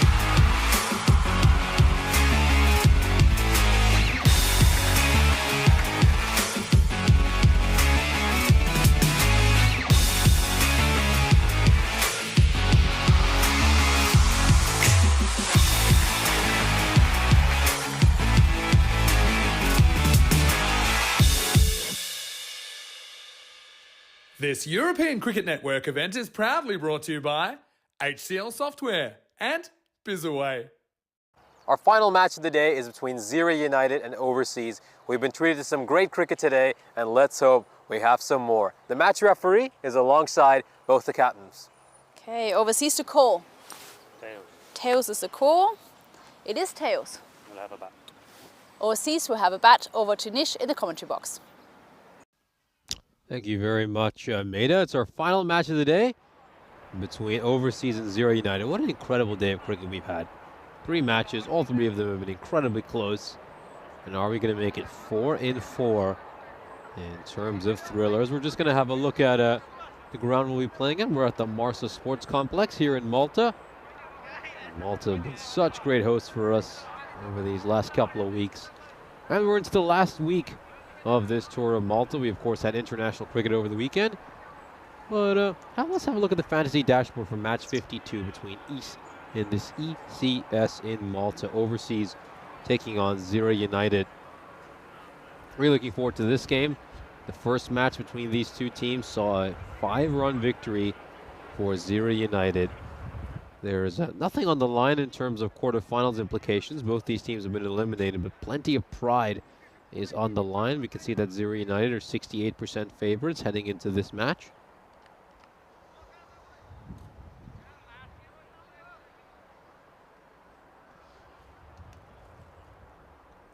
It's your final game of the day, so of course you can also bring in your random questions. Let's hope this one is an exciting matchup. There we go. David Marks is at the non-striker's end, and alongside him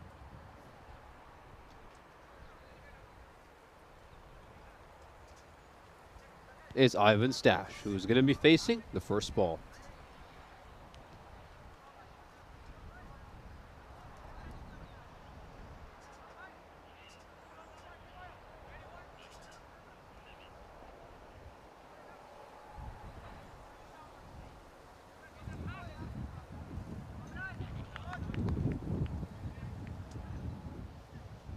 Here we go. First ball of this game. That's a rather comical start. It's important they get to off to a good start here. Overseas, thought they would probably chase, considering they're not the highest run-scoring team, but instead they've opted to bat first. So let's see if they can post a big total here. This one is run down towards third man. It's a boundary, a very interesting way to get off the mark here for Ivan Stash. Just plays this one over the field or inside the ring, and he gets a boundary. Yeah, of course, as Dave's mentioning, Maida had the chance to wicket keep a little bit for Estonia over the weekend on both of Sunday's matches. I have to say, she did a stellar job. Oh, a little bit of mix-up. Are they going to get the run here? Yes, they will. Thing is, there was just as much hesitation from the fielding team as there was from the batting team, which is why they're able to get this single. There really isn't a single on there, in all honesty.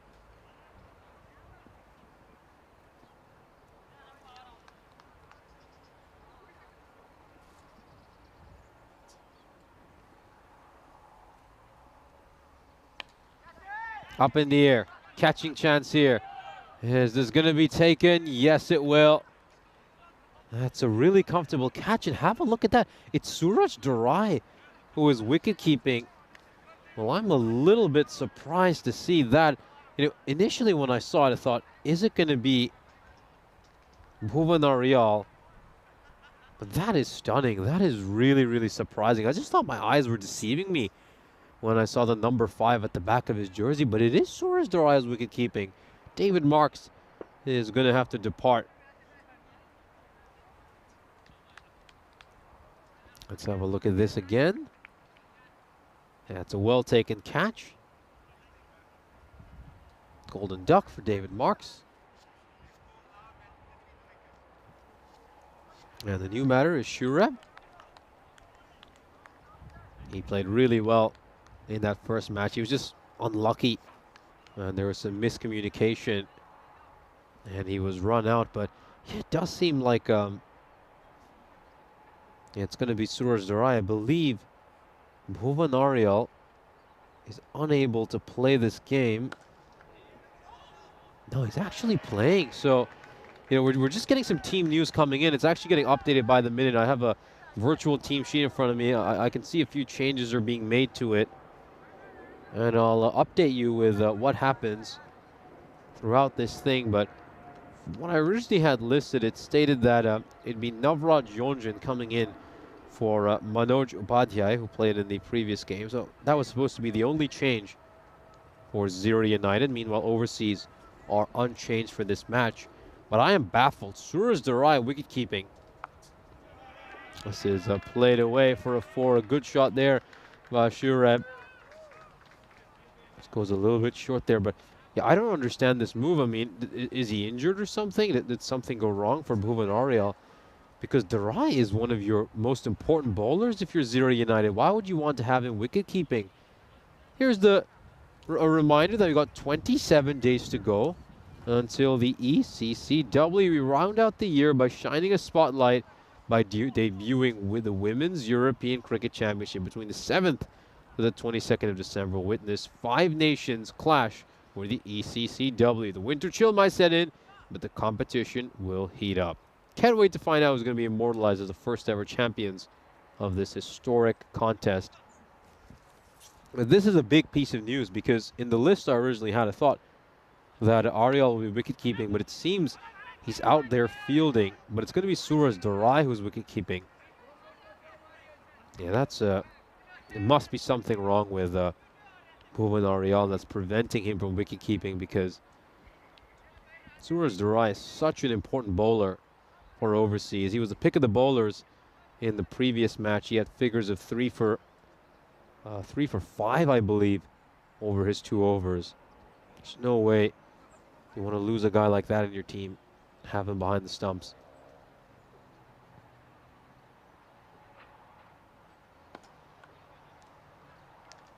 Lose a player like that from your attack, it's just such a big blow.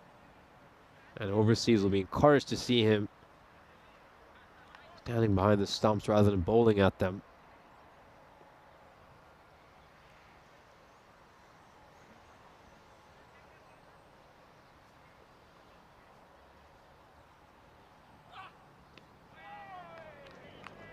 Sure, just needs to keep playing the shots. We saw him play really well in the first match.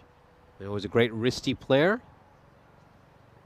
See if he can continue from where he left off. Made 25 from 10 in the match preceding this one. Goes a bit too wide over there. Kundal just loses control of the ball. Make that another wide.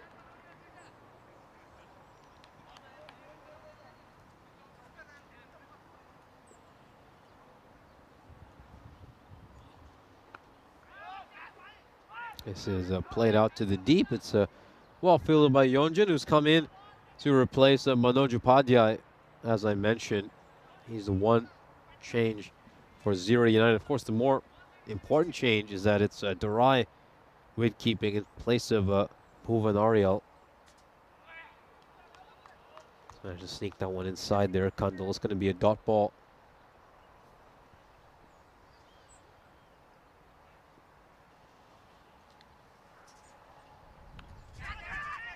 Outside edge, does it have enough to go to the rope? Looks like it does. It's another boundary.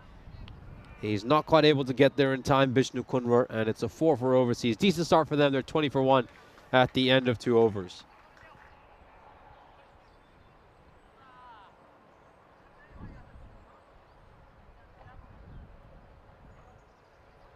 Here's a look at the standings for Group A.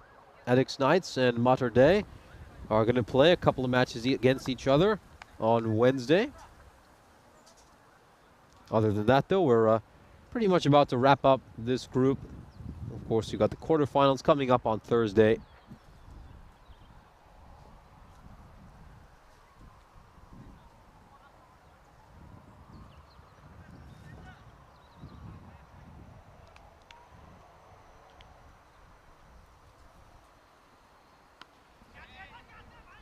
This is played out towards square leg.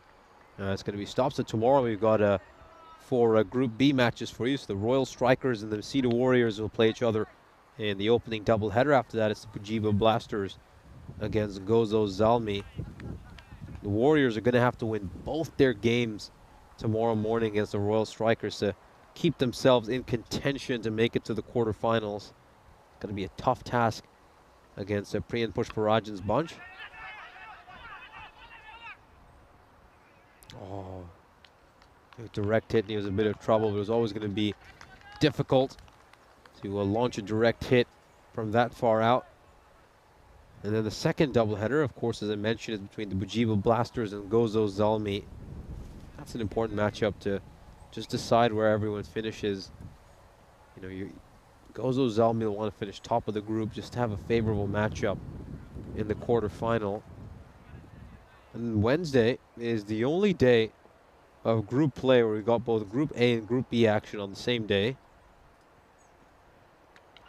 Great ball there by Bhandari. That's going to be the end for Shureb. He's unfortunately not quite able to continue his heroics from the match earlier today. Here's another look at that ball. Great Yorker length delivery to get rid of him. And Bhuvanario comes up with the wicket. It's the end for Shureb, as overseas are 22 for 2. One more look at that. Yeah, great bowling. Really good bowling.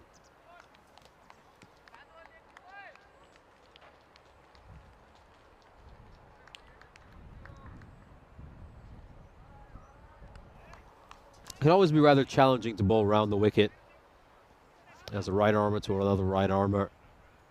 And he managed to get it right there. Senthil Raj comes in at number 4. They just bring third man into the ring for him, and they send someone out towards deep square leg. They know how square he is, how strong he is, I should say, with the pull. So that's why they've gone for that. This is going to clear the fielder at long on. It's a huge 6. Senthil Raj greets Bhandari with a big one.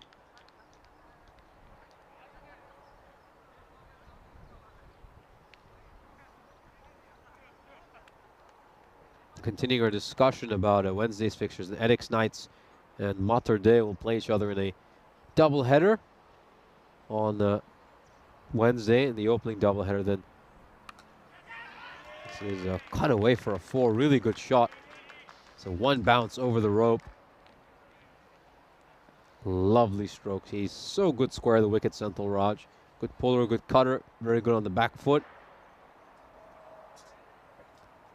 And then to round things out, both Marsa and the Red Stars will play each other in a doubleheader at the end of Wednesday. Of course, if the Masita Warriors can win both their games tomorrow morning, then that match will have a lot on it.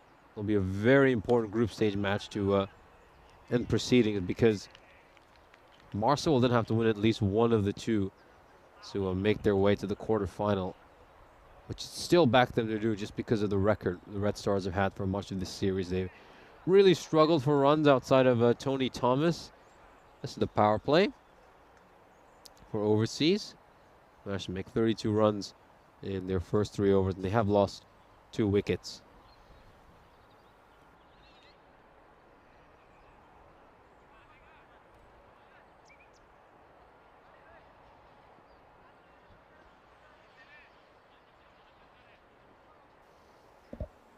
It's going to be Basna coming in to bowl the first over after the power play, just as he often does.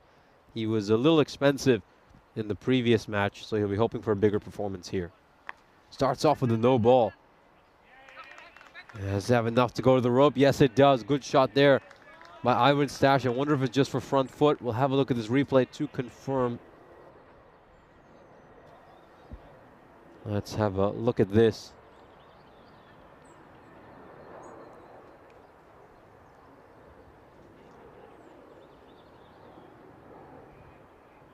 Oh, front foot seems fine over there.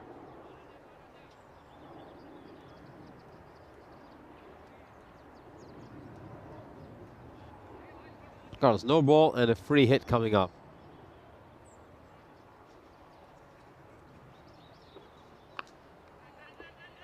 This is struck out towards mid-wicket, and it's going to be a single.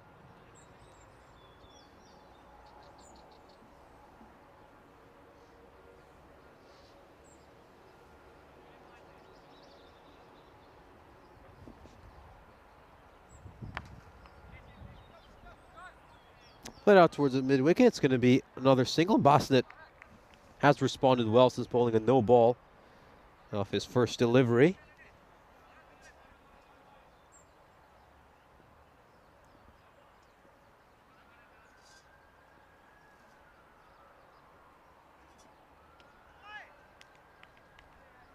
Just trying to swipe that across the line there, Stash. You can see, should have played that with the full face of the bat on the offside.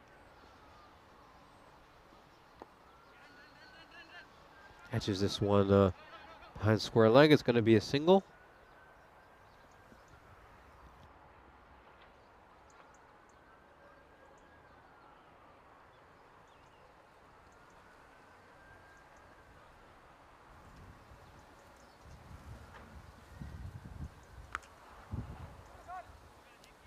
Another one out to the leg side.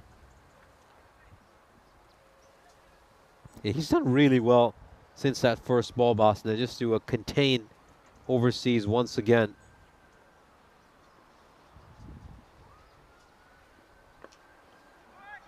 This is played out to the leg side where it's going to be another single. So 10 runs off this over. Overseas are 42 for 2.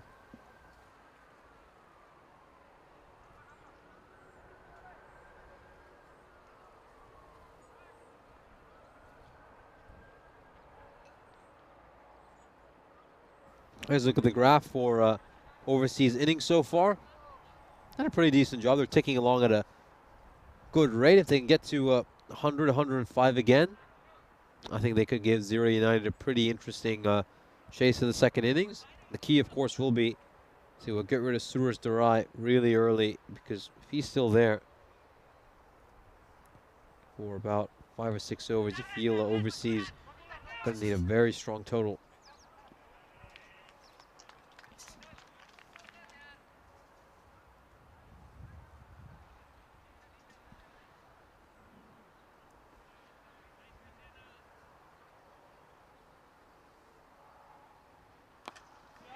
It's gone up in the air. This is a catching chance. Is he going to take it? Oh, the fielder slipped over when he was trying to get across. I think that's Achal Patel. Achal Patel's trying to get himself underneath it. And just as he's getting closer to the ball, he slips over. And he drops the catch.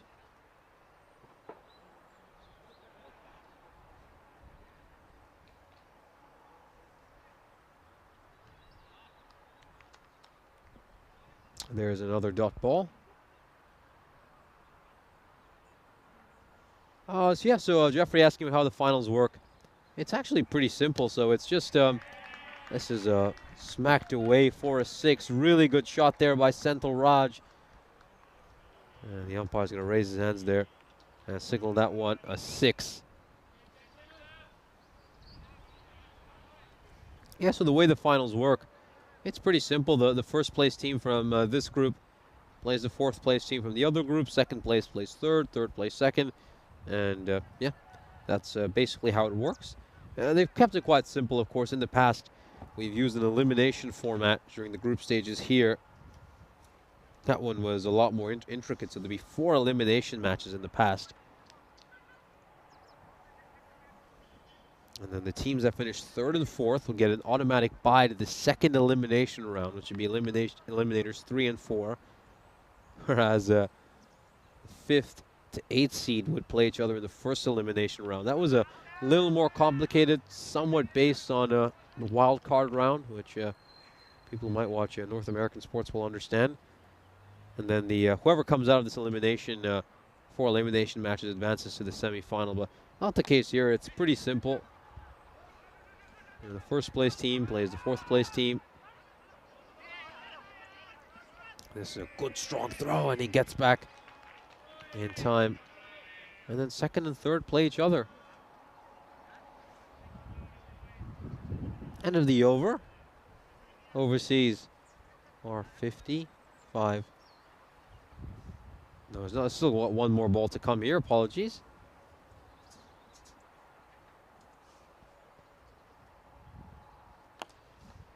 This is struck away very well by Senthil Raj. It's going to go the distance, and it's going to be a 6. As umpire Keeling will signal that one a 6. 60 for 2 halfway through their innings here overseas.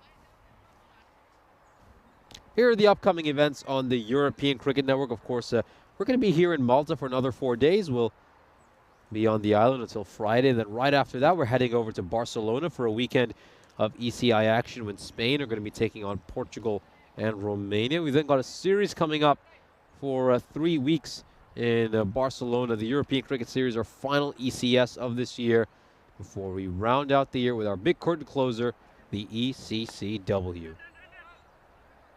This is a push out towards mid-wicket, and it's going to be another single. So Boston coming back for his second over.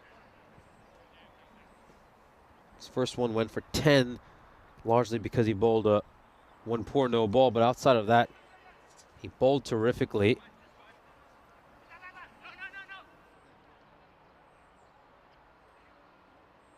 Now, the quarterfinals are going to be on Thursday. Wednesday is the last day of group play when we're going to have a doubleheader from Group A to start off, and then a doubleheader from Group B right after that.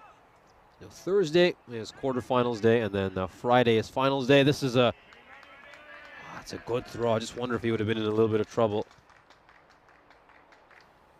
I think he would have been just fine, even if the throw and collection was a little bit better. Yeah, probably safe. So Thursday is going to be quarterfinals day, and we're going to have our 4 quarterfinals. And on Friday, it's going to be our semifinals as well as the bronze final and the final. So Stash plays that one away. It's a poor delivery, in all honesty. It's a bad full toss, and it gets struck away for a 4. Ivan Stash and Raj, these two are batting really well.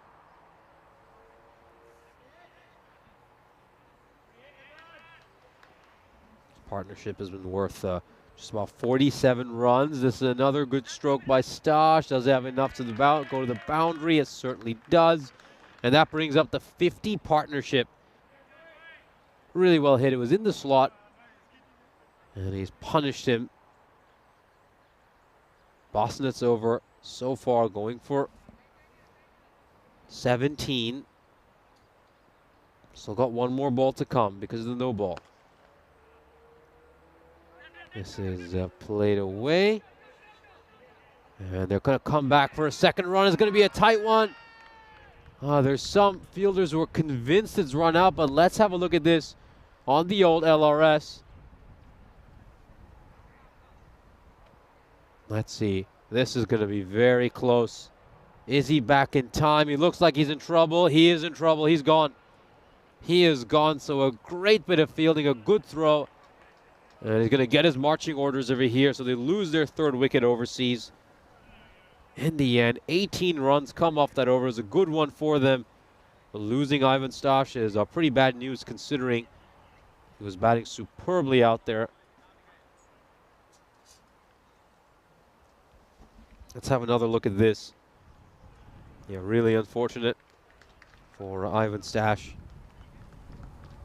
A good innings comes to an end, as he has to depart, having made a 30 of 18 balls.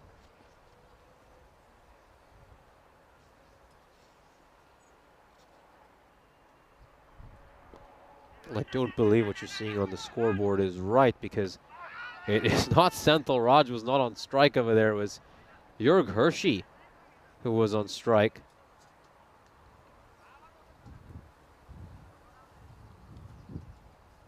Let's have a look at this. Yeah, so it was, I think that one should be corrected soon. So Jörg Hershey faced that previous delivery. And I believe we're just going to have a pause in the game while we resolve a few issues. It might be related to what just occurred.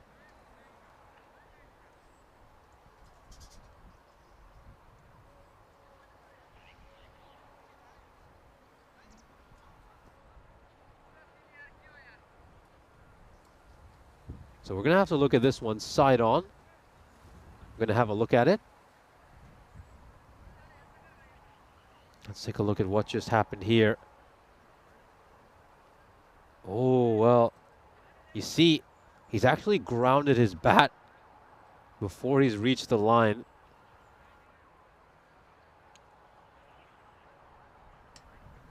They're going to take one more look at this here.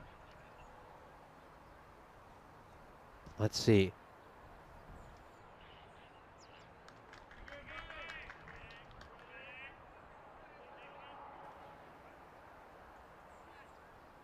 Let's take a look at this. This is going to be the replay. I think it's just a case of, has he been run out here? So look, he plants his bat well below the line. And he's been deemed not out in the end.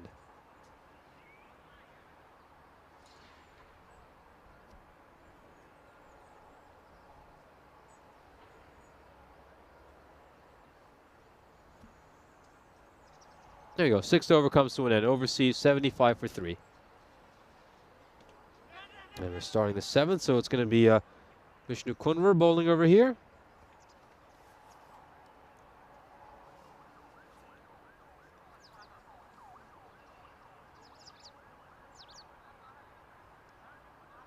Raj is currently on 29 of 11. Wayne asking if I have the old scorebook out. No. No scorebook. Certainly not when I'm solo. This is going down the leg side, and it's going to be given wides and 4 runs. So it's another minimum. I mean, these extras are really climbing up for Zero United. Make that 10 runs of extras so far.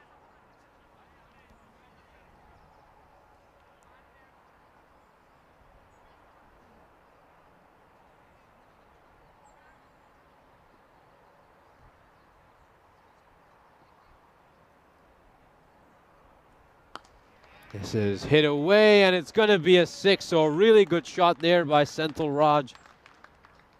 This one is bowled in the slot by Kunvar, and he punishes it. He pummels it over mid-wicket, and it goes the distance for a 6.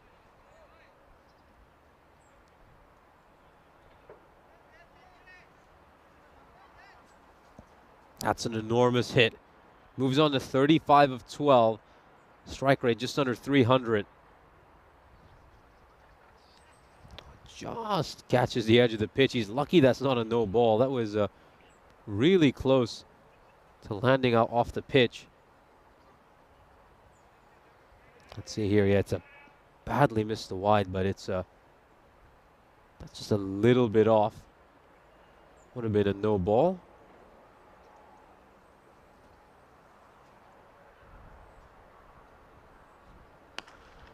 This is struck firmly down the ground. It's a good fielding effort there. Really good work by Achal Patel, who makes sure it's just a single.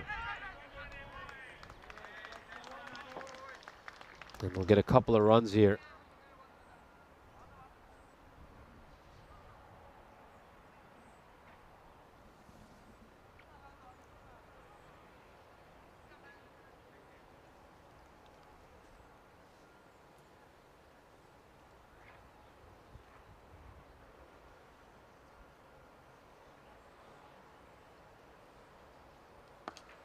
Gets it, gets hold of this, and goes big again. Senthil Raj, that one has probably gone close to the 10 scored. It's another big 6 by him.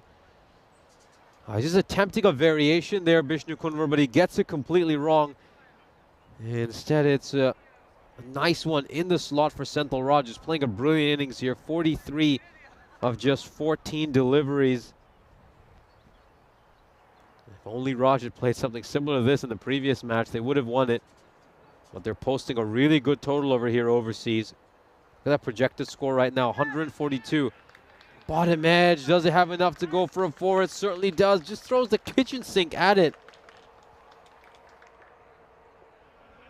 And he gets the desired outcome. 4 more runs. You know, there have been times this series when we've seen overseas really struggle to make run, but some of their top order have really come to the party today. You know, we've seen them have a few scores in the 50s and 60s, but not an issue today. I think they're batting superbly. I'll be eyeing something in the 140s or 150s today. This goes down the leg side. It's going to be a wide. These extras continue to mount for 0 United. 12 runs of extras. They were bowling superbly in the previous match. They're hitting so many Yorkers, but not in this match. They just keep missing their length a little bit too short and providing good over pitch deliveries. They've also just had their radar off a little bit. There we go. That one's a lowish full toss. It's not going to go away for a boundary, but that's been the difference between 0 United in this match and the previous match. Deliveries like that, they were hitting the Yorker every single time in the previous game. Overseas, 102 for 3 at the end of the 7th over. Here's a look at the matches coming up tomorrow. The Royal Strikers and the Masita Warriors will take on each other in a big doubleheader to open up the day. And then right after that, we got the Bajibu Blasters against Gozo Zalmi. All those matches will be very exciting. Of course, the Masita Warriors have to win both those games against the Strikers to still remain alive in Group B. And then the Zalmi and the Blasters will really want to get into that top spot just so they get a favorable matchup for the quarterfinals. Thing is, though, if the Masita Warriors somehow sneak in, which is going to be a little bit tough. Oh, he tries to go for some foot fielding there, but it's still going to go away for 4. Raj brings up his half century. Really, really well played by him. He's going to raise his bat and give a little fist pump to his teammates in the dugout. Very well batted by him. There's Senthil Raj. A lot of shots towards mid-wicket and mid-on. Very strong in that region. Oh, beautiful bottom-handed stroke. That was incredible. Just picked that one up and smacked it for a 6. Amazing shot. A little bit of helicopter about that as well. Just a little bit. And Raj hits it away for a 6. Here's where having Suraj the right wicket keeping is just such a big blow for 0 United, I should say. Because his 2 overs are usually very crucial because he's always good for a few wickets every match. Picked up 3 in the previous game, but now that he's behind the stumps, they've got to find 2 overs from somewhere else. Good response there by Kundal. And Wayne making a great point that if they don't run on the overthrow, Raj doesn't get back on strike. And then once he gets back on strike, he hits back-to-back boundaries. You know, absolutely. That is a terrific point. You know, it's those little things, and this is why I think Jörg Hershey's just done the right thing. He's been running well between the wickets. Hasn't faced a single dot ball yet. That's a poor delivery by Kundal. Too far down the leg side. Raj hits it away for a 4. And it's going to the boundary. Dave raising a good point today. You know, are the matches a little higher scoring today because, you know, sides have had that weekend to rest? Yeah, maybe. But some of these players, of course, some of the star players at least, were involved in some of the games over the weekend, but you know, it's only, I would say, 3 or 4 players we've seen today who are probably playing over the weekend, so it's certainly been good to see them. They had a chance to get a little bit of rest, and they're all batting very well out there. Goes out to square leg. It's going to be a single. It's been very entertaining matches today. That's the good thing. All the games have been incredibly entertaining. We've had 3 close finishes.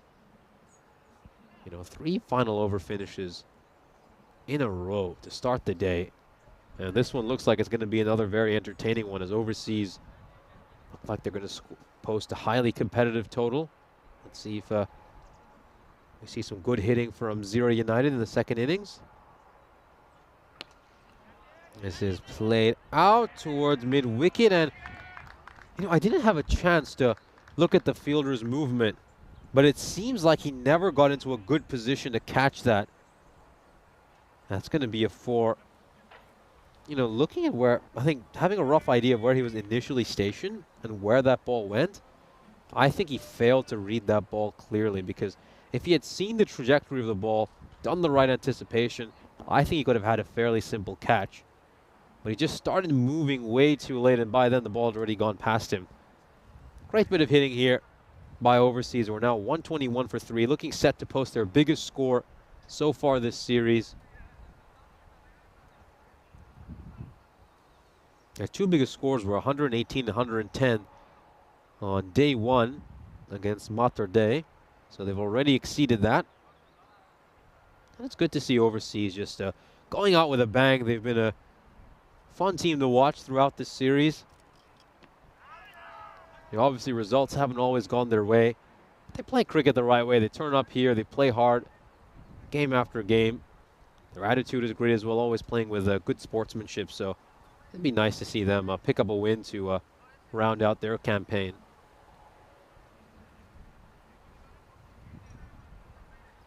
Gotta say, the same applies to Zero United as well. I mean, everything I just said about overseas equally applies to them. So, 2 wins apiece for both these teams to end the ECS.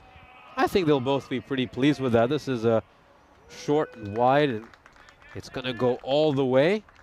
We'll have a look at the replay to confirm.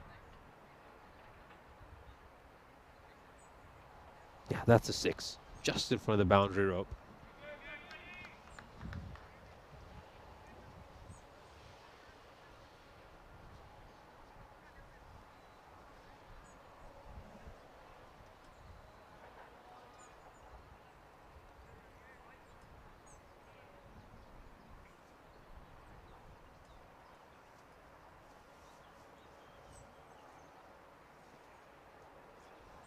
Oh, that just hits the edge of the pitch, and it's going to be a wide. He's lucky it's not a no ball. There's a couple of these from Zero United which just caught the edge of the pitch and saved them from giving up extra no balls. These extras continue to plague them. 14 runs of extras so far this innings.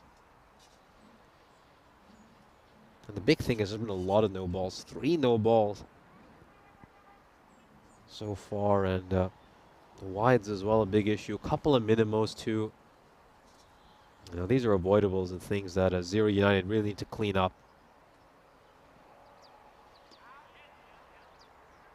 It's going to be a dot ball to follow up the wide.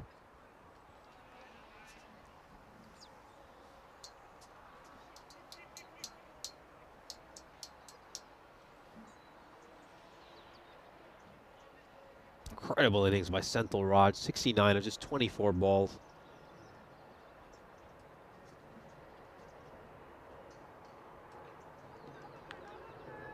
Well, let's have a look at this. That's going to be given a wide there. No, Bhandari, he sees him advancing down the crease. So, usually if you're advancing down the wicket, you tell him the ball short or go wide, and he does both, but he goes too short and too wide over there. Unfortunately, Bhandari.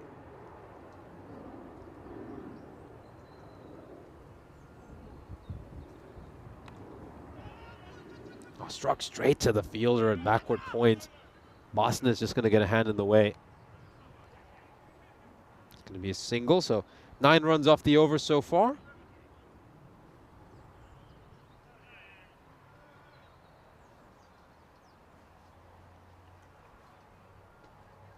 Last ball of the 9th coming up.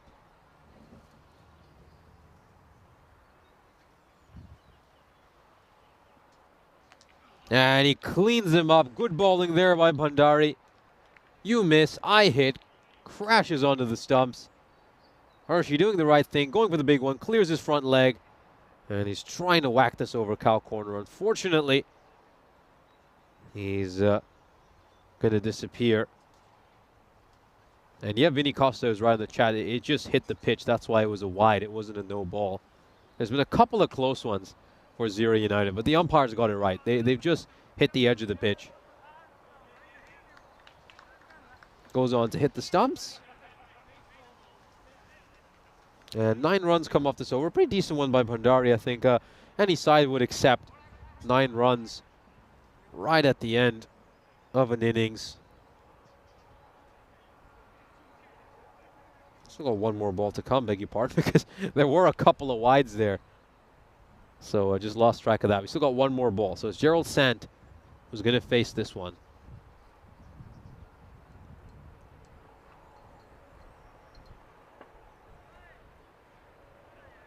Now Gerald Sant wasn't quite ready And there was a big oi from long off, telling him to stop. That was a little bit comical. Anyway, San should be ready now. And he'll face the final ball of this over. And he gets cleaned up there as well. So great bit of bowling here by Bhandari in the penultimate over. He's obviously not going to get a chance to attempt his hat trick.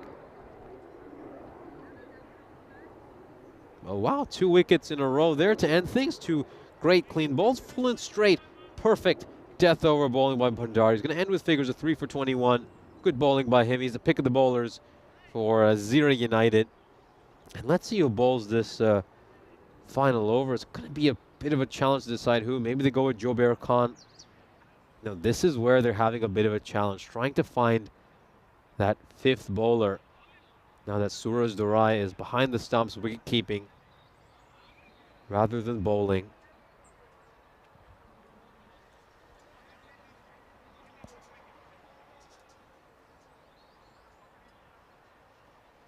Six different bowlers have been used by them so far. So it is Joubert Khan who's going to bowl this final over. Look at overseas, 75% according to Intelligent Cricket. I think the big thing for Zira United in the second innings is, can Suraj Dorai get on a heater? You'd feel he'd need to get a half century, play a similar innings to Senthil Raj to give his side a chance. He starts off with a wide here, Joubert Khan. Because, you know, Raj is really batted superbly. This is the best innings I've seen by anyone in the overseas team so far this ECS. At least the games I have covered. I wasn't here on the Monday when overseas made their 200+ scores. That one is wide, and it's it's a good fielding effort, but oh, is he touching the rope when he goes to prevent that? I think he just has a bit of a sheepish look. That might suggest it could be a boundary. We'll return back here and have a look at this. So it's a good stop of it there. And then let's have a look at this. Look, you can just see at the back, you know, his knees are touching the rope when he makes contact with the ball there. So it's probably going to be a 4. Yeah, it's been signaled a 4. Oh, humongous hit. What a massive hit by Raj. Really good 6. Gets underneath that ball. Look, he's nice and deep in his crease. And then he's got that brilliant bottom hand, just whips underneath the ball. And it's 11 runs off the first 2 balls of this over. Oh, great batting here by Senthil Raj. 20 runs to get to his century. Can he do it? It's going to be challenging, but you'd certainly back him to get there. It's going to be harder now if he's not on strike. He's got to run back here just to get back on strike. Doesn't matter if there's a run out at the non-striker's end. There isn't going to be one, so he'll get a couple of runs. It's a good ball here by Joubert Khan. It's a nice Yorker, and I love this. He runs the first one really hard here, and he says, come back. I need to get back to the striker's end. And, of course, a direct hit. Michael Hart was in trouble. But the important thing is that Senthil Raj gets back on strike. 3 sixes in a row to get to his century. Can he do it? No, and he's not going to get that century. It's a great Yorker by Joubert Khan. He's just going to clip the leg stump along the way. But you have to say, it's been a terrific innings by Senthil Raj. He's going to get a big round of applause when he heads back to the dugout. Really, really well batted. A quick fire 82. Incredible strike rate. Some great hitting on display as well. We'll have a look at the wicket again. And he just clips the leg stump along the way. A great ball there by Joubert Khan. And that's big because that's 2 balls he's not going to be out there, which he could potentially hit for a boundary. It's going to be Wasim instead. So can these two, Wasim and Hart, just trying to get their side to 150 at least?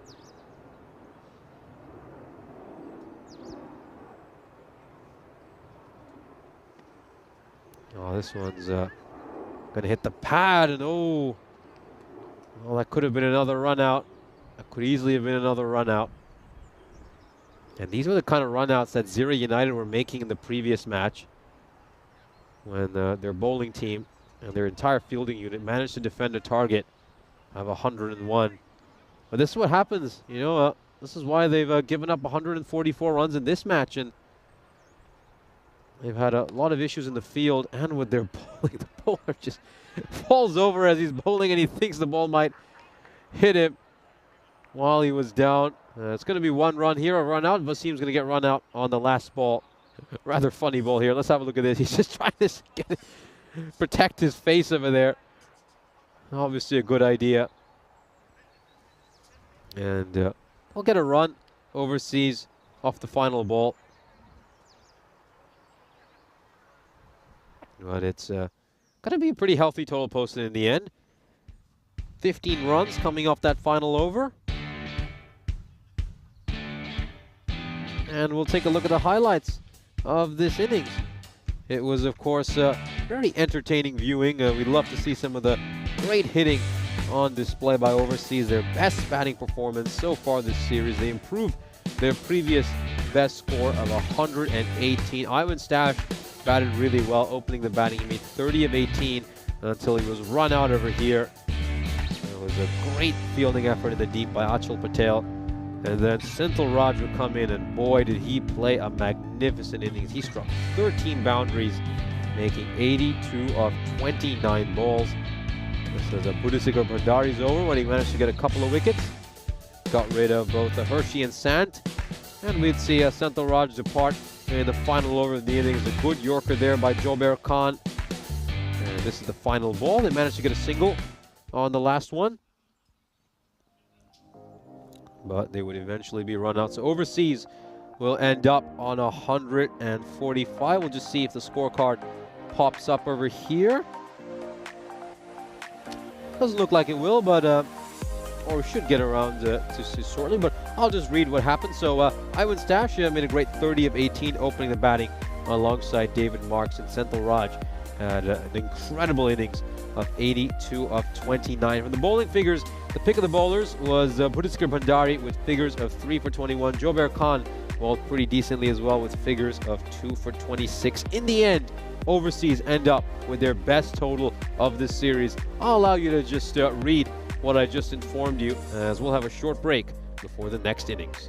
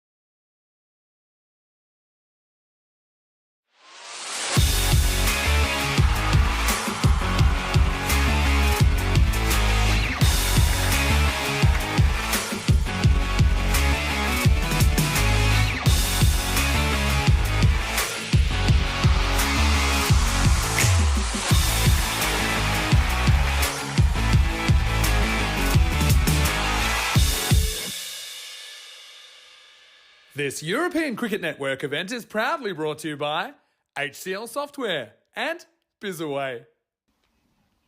Welcome back for our final innings of the day. Overseas have just posted their biggest score so far this series, and we're going to see a big response from Zira United here. You feel that man Suraj Dharai is going to have to play a big role in this innings. And let's see if he can pull off another heroic performance for his team.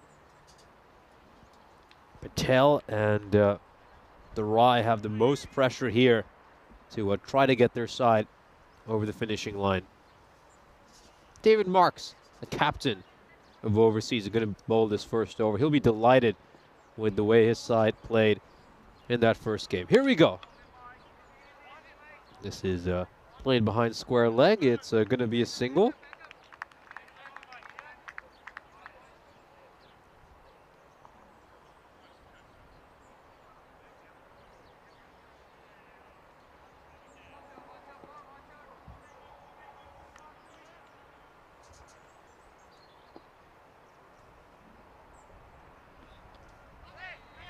So just coming back in a fair bit.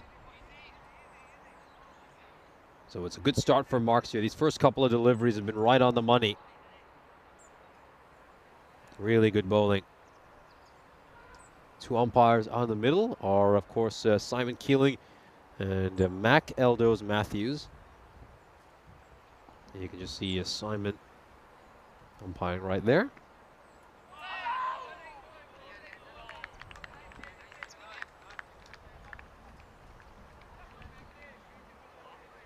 It's been a great day of cricket so far. We've had some very close matches, some real fireworks. Every single one of our games have come down to a dramatic final over finish. Are we going to get another one here?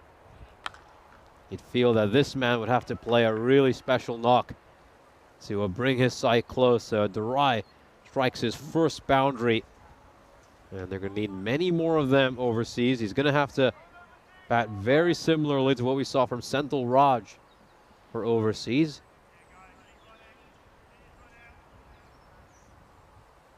So Gerald Sant is behind the stumps for Overseas. Usually it'd be Senthil Raj wicket keeping, but he just said he's unable to. So he's currently stationed at cover. He's going to be out in the field, but he just said he's, I think he told us he's suffering a few too many cramps to be able to wicket keep. Gerald Sant has the gloves for Overseas. Very nicely played by Dharai. Doesn't overhit it, just uses Marks' pace and plays it behind point. Just opens the face of his bat and runs it away. Really good shot. Yeah, this is a decent start for Zira United. 10 off that over. Of course, they need a lot more than that in each over. They have to go at about 15 and over. Here's a look at the matches coming up on the European. Beg you apart, what am I saying? We're actually showing the golden ball graphic. It's been 227 matches since we last had a golden ball on the European Cricket Network. If you get one here, that would certainly be very entertaining. It would mean see a lot of sixes and some high power hitting in this second inning. Yeah, that was the golden ball graphic. Now, you just hate to see that counter continue to take up, especially today when we've had three incredibly close matches. And now I'm optimistic. We'll do it. We'll break it at some point here in Malta over these next couple of days. Keep in mind, we've never had a golden ball final, so if you get a golden ball final here in Malta, that would make our way through more than worth it.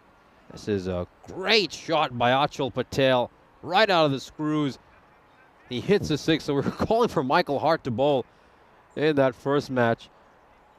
And he's going to start this one off with a six. I was rather happy to see him come on to bowl. You know, he had a great performance in the two games against Sweet United. This is a very rough start for him. He does just give a little variation to to their attack, being a left-hander.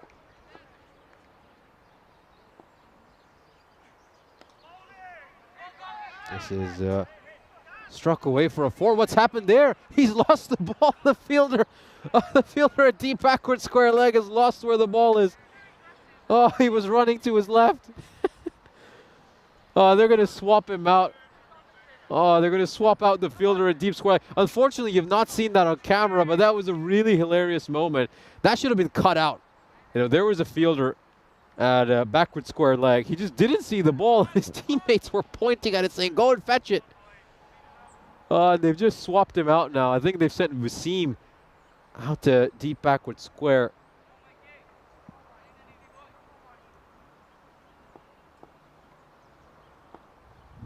No, that was funny. This is gonna go straight to the fielder in mid-on, and I thought he was gonna take the catch. Oh, it looked like it was gonna be a fairly comfortable catch. And this is really sloppy to start off by Overseas. I know they have a big target to defend. Oh, but you have to take catches like that. That was Ivan Stash who batted so well in the first innings, putting down a rather simple one. He's usually a very good fielder. We saw him put in a few good dives in the previous match, and he's dropped a dolly over there. He does better this time around, Stash. Dave asking if I'm looking at the wrong screen. I've got an extra screen today. I have an extra screen today and more notes because Corey isn't here to complain. I've added one more screen. So if you remember all the screens I normally have, add an extra one to that. This is hit away, and it's going to land and be a 4. So 1 bounce and over the rope. So you might not have noticed this, but they had a long stop in place, a very, very fine leg. I wonder if that was just because maybe didn't entirely trust the keeper, which I haven't seen anything from him to suggest that he's having the issues, but they just got rid of him and they put a long on in place. I mean, you have to do that. You can't afford to have basically be missing a fielder out in the deep. Expensive over there from Hart. 15 come off it as we look at the standings for Group A. Syria United and Overseas have 3 wins between each other. I think it'd be quite fair if both of them end up with a record of 2-8. I think they've been pretty evenly matched teams over today's game, so 1 win apiece for both of them would probably be quite fair.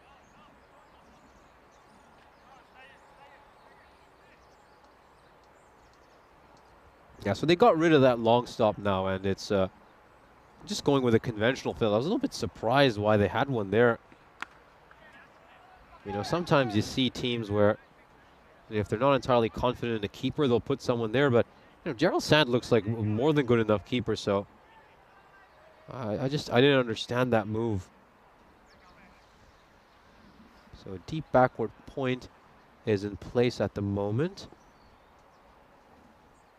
And where's the second fielder located? He's hiding really well somewhere. I just beats him for pace there, Marks. Yeah, so it's a deep backward point, deep square leg. Generally, Marks tends to bowl rather short. Bowls back of a length, so this is the sort of field setting he likes to have. Yeah, he likes to bowl these hard lengths, doesn't he? Hit the deck hard. I really enjoy watching Marks. He's a very old school, quick bowler. Goodness me. Oh, this is Jörg Hershey was trying to toss the ball back to him, and he just ducked out of the way because he didn't see it coming. Oh, big swing and a miss there. Getting a lot of pace. I don't know if Marks is eligible to play for the Maltese team and how long he's been in the country, but I think yesterday Corey was talking about how Malta could do with another quick bowler in their lineup, and the only difference between, say, Malta and some of the other teams you saw at the ECC is they're probably missing a few bowlers. This one is going to be run away for a 4. Nice shot there by Patel. He was waiting for the shorter one. It was starting to get a little bit predictable. Only that's where, you know, I think one thing maybe Marks will add to his game is, you know, he bangs a few in short, then slip in the odd Yorker as well, just to keep the batter on their toes. Marks is someone who could be a very handy addition for the national team. Certainly someone they should keep on their radar. Can also bat pretty decently too. An outside edge that's going to go away for 4. Really unlucky over there. It was in the slot in all honesty, but he doesn't quite get a hold of it, and it goes away for a 4. And that's going to be an expensive end to the over. It was going really well until then. 9 runs off it. Zira United 35 for no loss.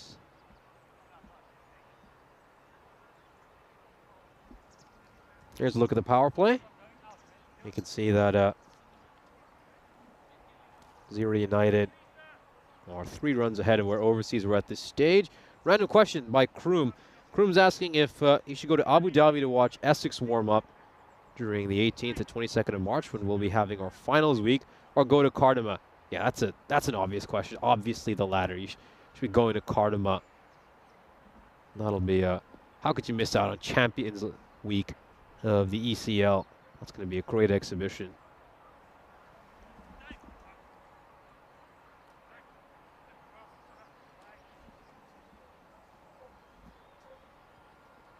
We have Jörg Hershey bowling this first over after the power play.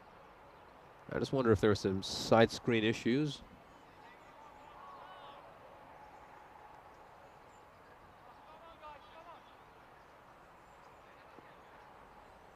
Yeah, side screen should be fine. I don't know. I don't think it was anything to do with that, of course. Oh, top edge. Oh, it's a direct hit. He's gone.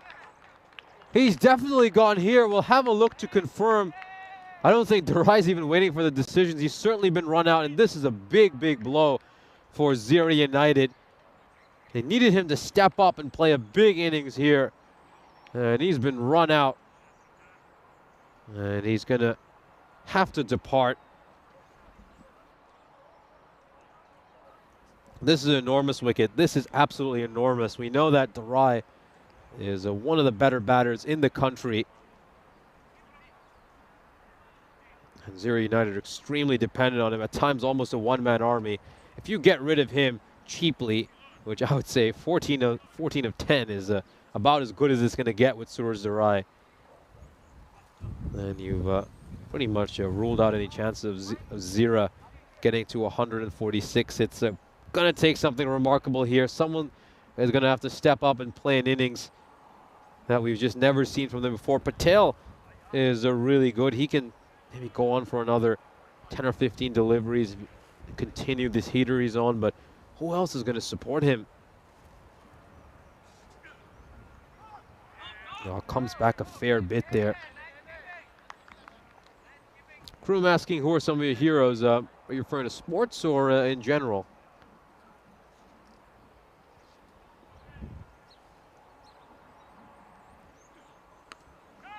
This is played out, and it's going to be a 4. So Kundal just hitting this behind square leg. 1 bounce over the rope, 4 runs.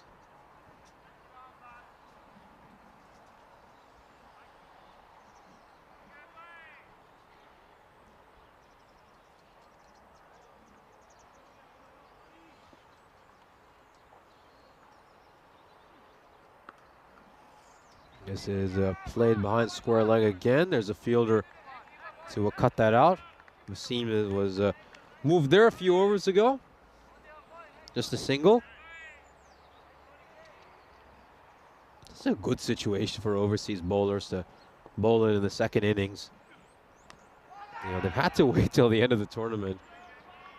Well, now they have a situation where their side's actually posted an incredibly strong target on the board, 146.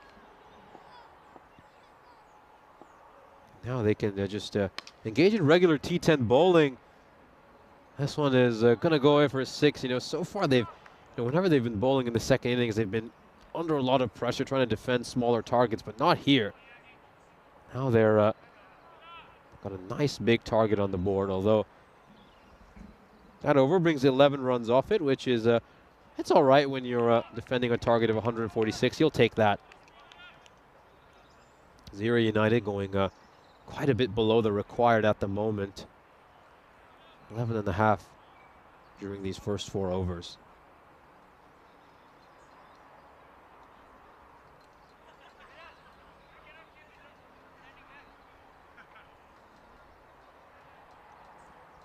Millard is going to bowl the 5th over. Was quite impressed with his bowling. In his last appearance for overseas, he just kept things very tight, bowled stump to stump, was incredibly accurate, and managed to get some wickets as a result of that as well, because, you know, if you miss any of his balls, probably going to get cleaned up. It's very accurate as well. It's really accurate. He knows Kundal favors that leg side, so he's just keeping this one wide. Keeping it away from the batter. Oh, he almost gets the Yorker in there. And he's going to need to be backed up with some good fielding, but unfortunately, Stash isn't quite able to stop that. It's a 4. And you could see they were asking for the throw back, but Stash knew it was a boundary. Let's have a look at this. Yeah, clearly a boundary. He's touching the rope. That's going to be a 4.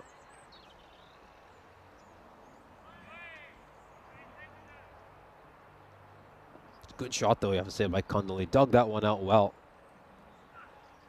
Oh, poor ball. This is a Gundy ball, as Rico would say. It's going to go away for a 6. Full toss down the leg side, and it goes the distance. No, it's not the best ball.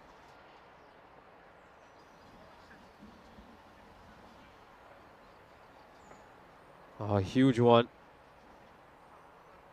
And let's see if there's any chance of a no ball there. Yeah, that looks like a no-e to me. That looks like a no-e.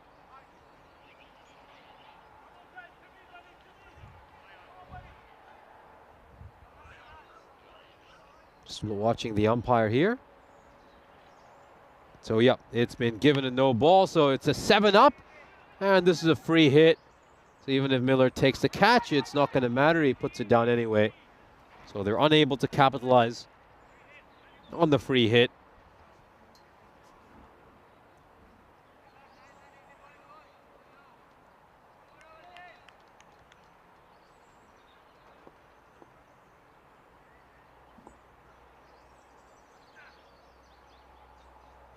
This one is a wide, so Miller just needs to watch these extras. Already given up a 7-up this over. Now he bowls a wide. You know, magical over or 2 for 0 United just brings them back in the game. More importantly, it just gives their batting lineup a little bit of hope. Oh, that one's going to be another no ball. Or actually, no, it won't be a no ball. Beg your pardon, because it's actually gone past the line of the stumps. And it's gone off the pitch. Just have a look at that. Yep, it goes off the pitch when it's well beyond the line of the stumps. So a good call there by the umpire. This is smacked away for a 6. It's a huge hit. He's just getting it all wrong here, Miller. And let's just have a look at height once again. That is an enormous hit. Just getting it a little bit wrong here.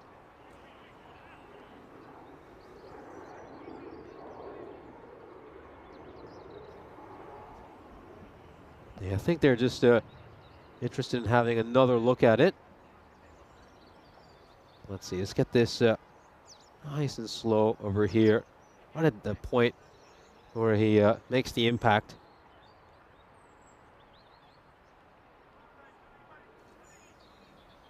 Oh.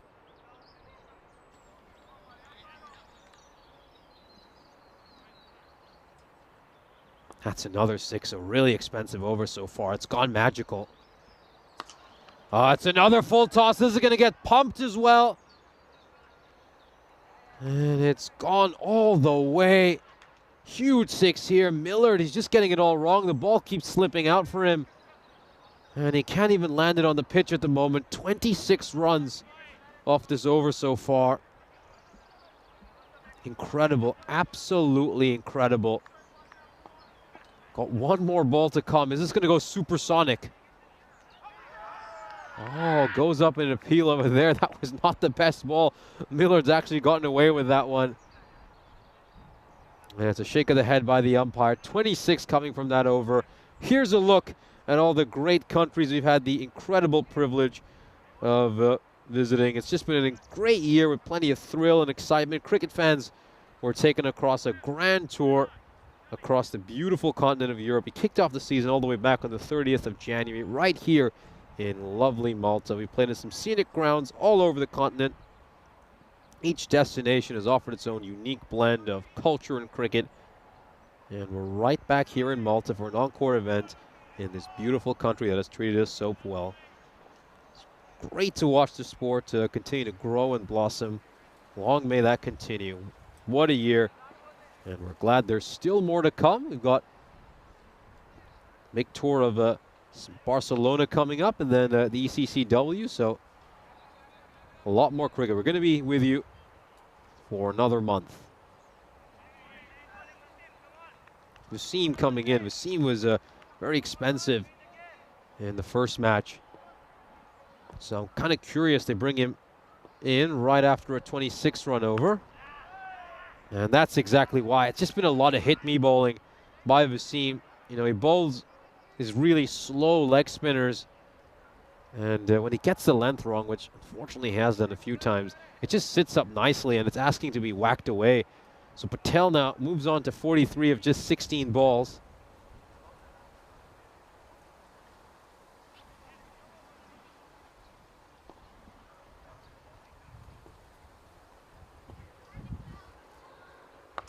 It's another biggie. This one's going all the way.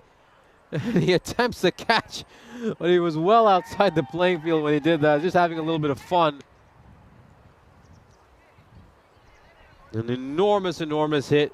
You're going to see him come down here. He's way, way, way outside the boundary rope when he attempts that six.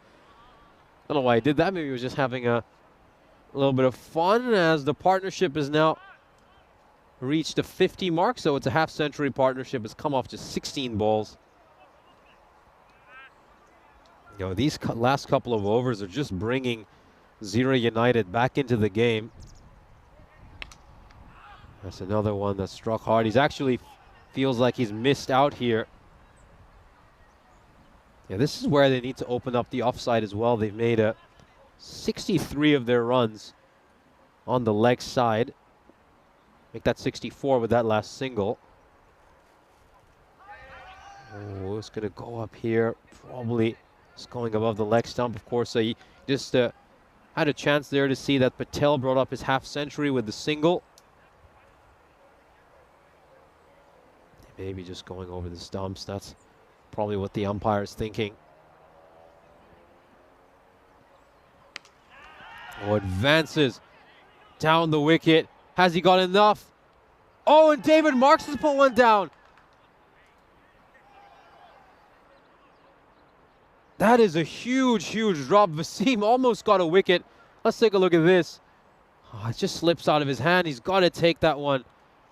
The thing with Marks is he often takes these catches sort of to his right or to his left rather than standing there waiting for it to come towards him and then take it right in the middle of his center of gravity around chest height. Now, you're going to drop a lot when you're trying to take catches to your right and left. I think he should have had a nice steady base, waited for it to come towards him, taken it at chest height. But I've seen Marks drop a few and they're usually for exactly that reason. He's still a terrific fielder though. 59 now, needed off the last 4 overs. Zira United have put in a very spirited performance here. It just felt that when Durai departed that their chances had slipped away. But they've continued to battle. And they've battled really well.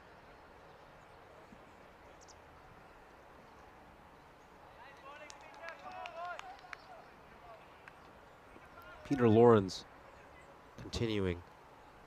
He's going to bowl the second ball here. Down the leg side. It's going to go away for a 4. It's a little bit of bat there. Just a little bit of bat. Could just hear that edge along the way.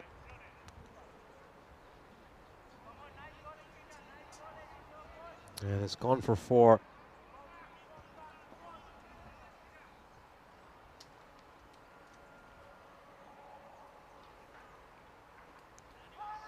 Oh, big appeal over here. And the umpire's given it. He raises the finger. Well, the umpire has deemed that it's going to go on to hit the leg stump. Let's take a look at this. Clears the front leg. He's going for the big one. Well, I thought maybe it's going down the leg side, but of course, my opinion doesn't matter. It's the umpire's opinion. And he's deemed that it's going to go on to hit the leg stump. That's a big wicket. Huge wicket.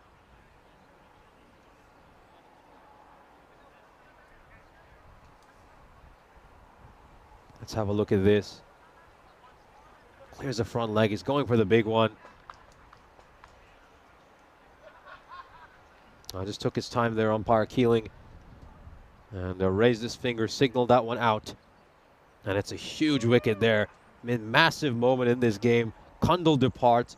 Peter Lawrence comes up with the big moment.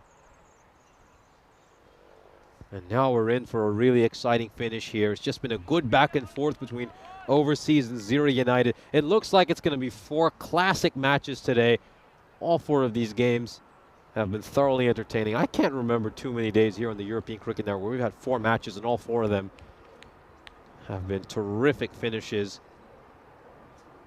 But here we go. Bhandari is in. And has he got enough here? No, it's been put down as well. It's another catch that has been dropped. Overseas are producing the chances. And it's going to be put down by the fielder at extra cover. That's Mani Bakshi, who's unfortunately put that one down. Bhandari lives to fight another day, and there's no problems about that one. It's clean bowled. I don't know why he's looking at the umpire. His bails have been knocked off. And that's the end for him. And Peter Lawrence might just have swung this game completely in Overseas' favor in this over. These 2 wickets have been absolutely huge. 2 really big ones.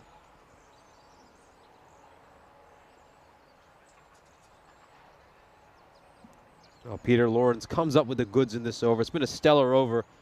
Just 5 runs off, and he's managed to get rid of not one, but both of the dangerous hitters, Patel and Kundal, from that key partnership. And now where are Zira United going to find these remaining 54 runs? You look at their middle order. You know, we've talked about how brittle it is. We saw Bhuvan Ariel, you know, struggle to go at above a run a ball in the previous match. You now just feel Overseas have taken a massive step towards victory.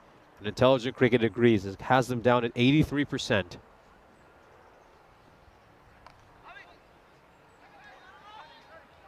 Does he want to get run out here? Bhandari, that was a little bit suicidal. It's going to be the end of the 7th over, and what a 7th over. This 7th over might be the straw that breaks the camel's back. Here's a look at the fixtures coming up tomorrow. The Royal Strikers and Masita Warriors will play each other in a doubleheader to start out the day. And then we've got the Bajiba Blasters and Gozo Zalmi playing in our final doubleheader. Some great games coming up tomorrow. Really looking forward to those matches. Hopefully Corey will be back in the commentary box and we'll talk about them with you together.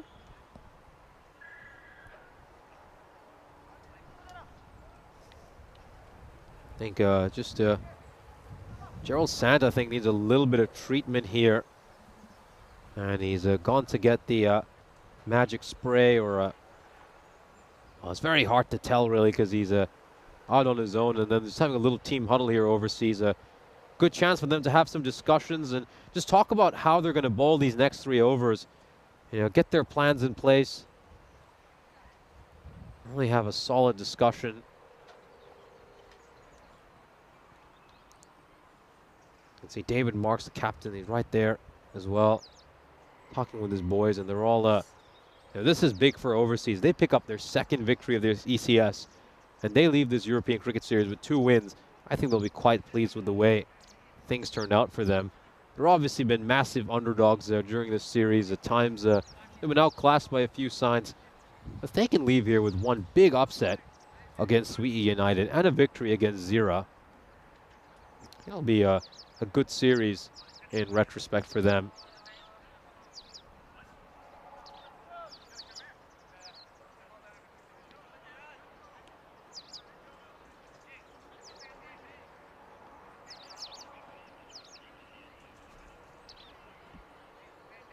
So 54 runs are needed of these last 3 overs. It's a big ask. It's a massive ask to go at 18 and over.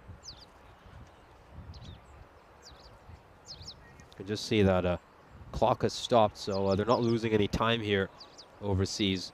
Got plenty of time to bowl these next couple of overs. 13 minutes. I'll be able to bowl these overs out quite comfortably, so you don't think penalty runs are going to be a factor. It's the overseas. We're 10 runs ahead at this stage. Oh, maybe they're having another wicket-keeping change. So here's a look at the ECL groups. We'll start off by discussing Group A. So for me, the big thing there is Gina Brescia are going to be representing Italy. I thought it might be the Roma Cricket Club.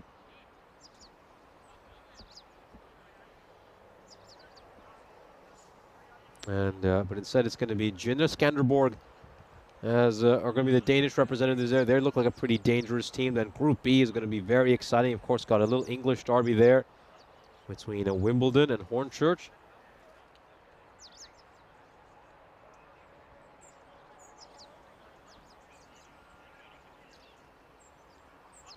And meanwhile in Group D, of course, have Dreux and Paris University Club. A little Parisian derby over there. That's going to be a big moment. And of course, Group E, potentially a group of death. You of course got the Maltese representatives there. Gozo, Zalmi, 3 other great clubs in Forfarshire, VOC Rotterdam. Then you feel Starigrad might be a little bit outmatched there. Then Group F, you got former champions Pak I Care. I think they'll be a big favorites in Group F. And then in Group G, you have to say CIYMS. Most people would expect them to go through in that group. And then they've got a good chance of carrying that momentum into championship week.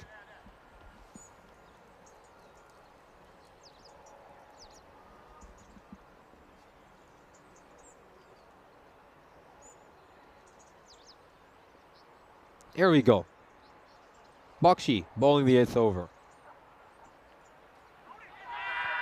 Oh, was there some glove along the way? Doesn't seem there was.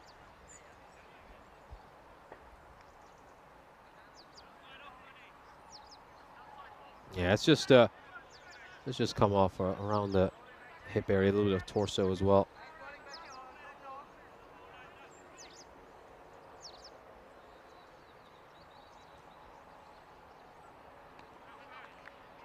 This one's been given a wide.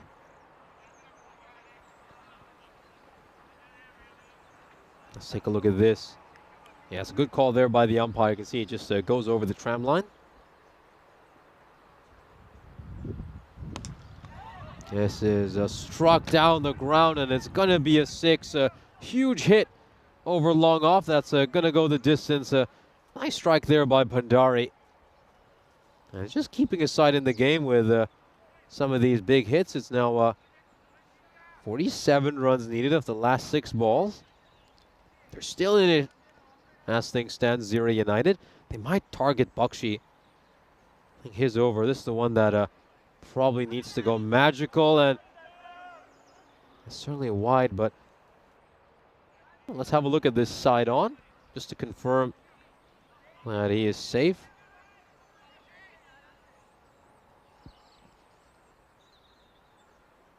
Yeah, just gets back in time there, no problem.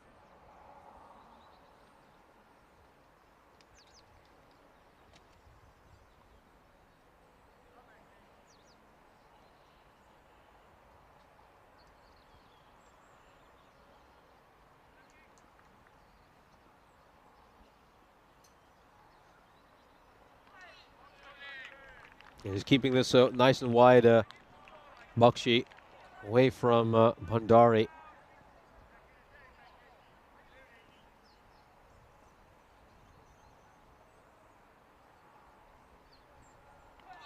Oh, good length there, really good length by Bakshi. Good back of a length delivery. Comes back a little bit. And Bhandari is unable to strike it.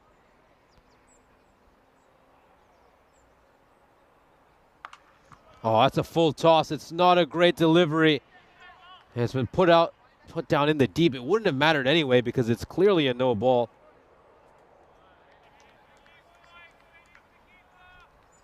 And you can see it wasn't even the best technique in the first place. A little bit of crocodile about that one. And it's a no ball and a free hit. So Ariel with a chance to have a free swing. I think that they really needed that to go to the boundary, Zira United, the previous one. Just to get those, that 7 up or 5 up would have been very big for them.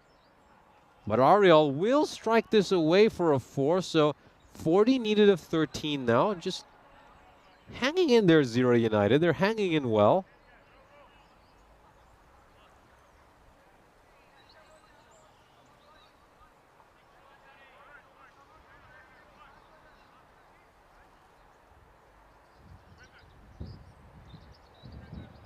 So, of course, there was a keeping change that took place. Senthil Raj has a comeback. He's going to be keeping. Gerald Sant was unfortunately struck quite firmly. I think we must have missed it. So that's why we had that delay earlier. A good bit of fielding. Puts in the roll as well. They get a single to end the over. 39 runs needed off the last couple of overs. You'd feel it's pretty unlikely that Zira United will get there. But full credit to them. You know, they've continued to fight hard despite losing Darai. I mean, there have been a few performances so far this series where we've seen Zira United struggle to get any runs on the board when Suraj Darai is dismissed. But they fought hard here. He made just 14 runs. He got a half century from Patel. Kundal batted pretty well. And now Bhandari and Ariel are just trying their best to keep their side in this game within touching distance in that final over. And then, you know, if they can get this to them needing about, say, 20 runs off that final over, you just never know what can happen. You know, someone could have a shocking over where they bowl a bunch of no balls. This one's gone up in the air, and another catch is put down. Well, the cricket ball's a bar of soap for overseas today. They can't take anything.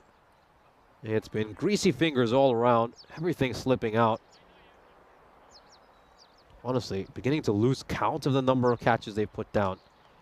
This is struck out towards the leg side, and a big 6 by Bhandari. 32 of 10 now. That ball was in the slot, and he managed to hit it towards cow corner.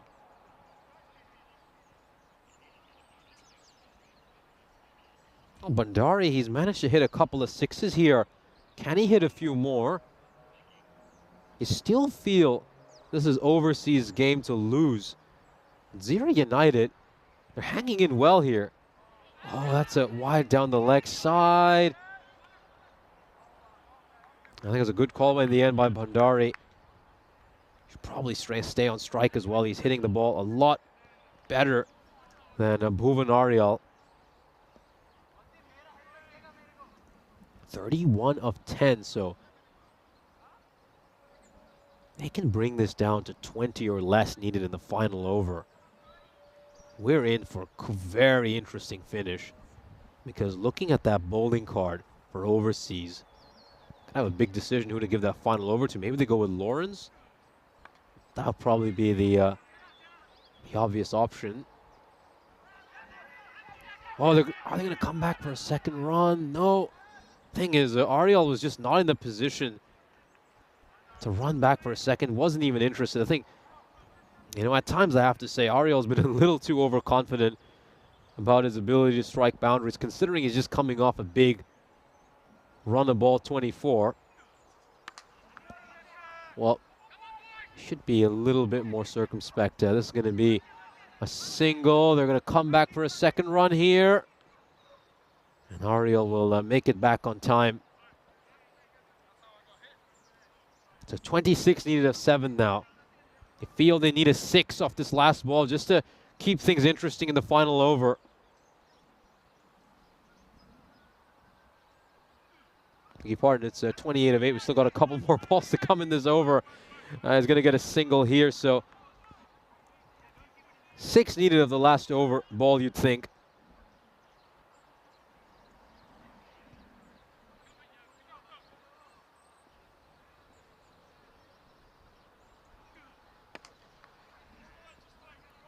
It's just going to be the one here for Zero United. So Hershey responds very well after getting hit for a 6 early in the over.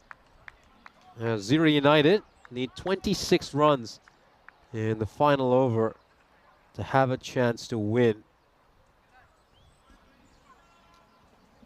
Here's a look at the bowling card so far.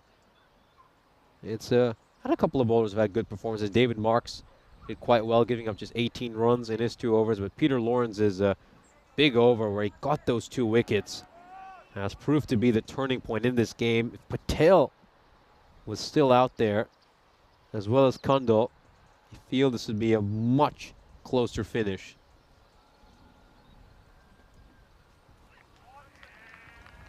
Goes for a big heave over here, Bandari. Lawrence has done a terrific job for overseas. Him and Senthil Raj, they'll look at them as the 2 standout performers for overseas. Senthil Raj with a big innings overseas.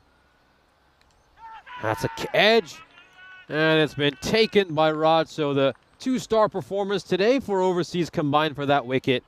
Peter Lawrence picks up his 3rd, and he can have a nice wide smile. He's played really well today. And there it is. There's the wicket.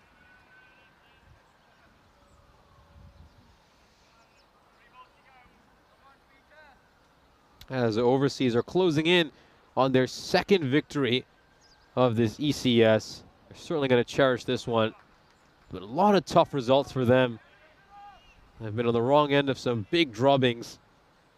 But now they can soak this one in and just enjoy this victory in their final game of the European Cricket Series.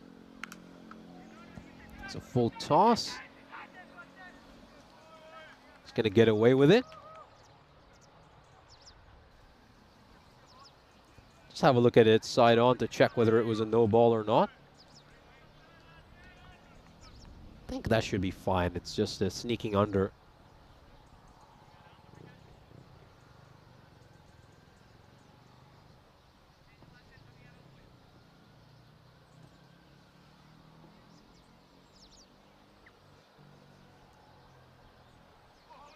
Oh, great delivery there by Lawrence. He's been so accurate. He's been on the money. And he's enjoying himself, as our overseas. We're closing in on another victory. So they're going to be 2-8 for this ECS, as are Zero United. Both these teams playing in their first European Cricket Series here in Malta. They'll, I think, in the end, they'll take it. You know, they'll take this record. You know, they'll certainly have enjoyed this experience, learned a lot from it, what it's like playing under the pressure of the European Cricket Network.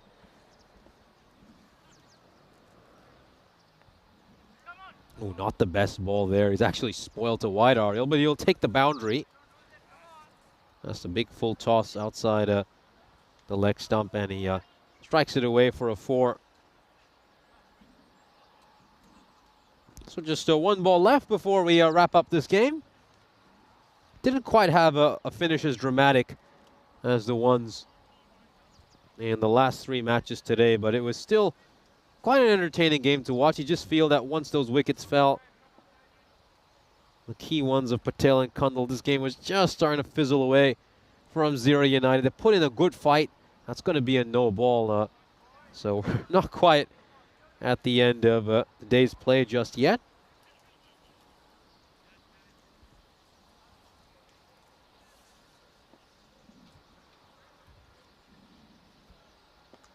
Oh, great Yorker. Absolutely wonderful Yorker. He's jammed in over there on the final ball of the day.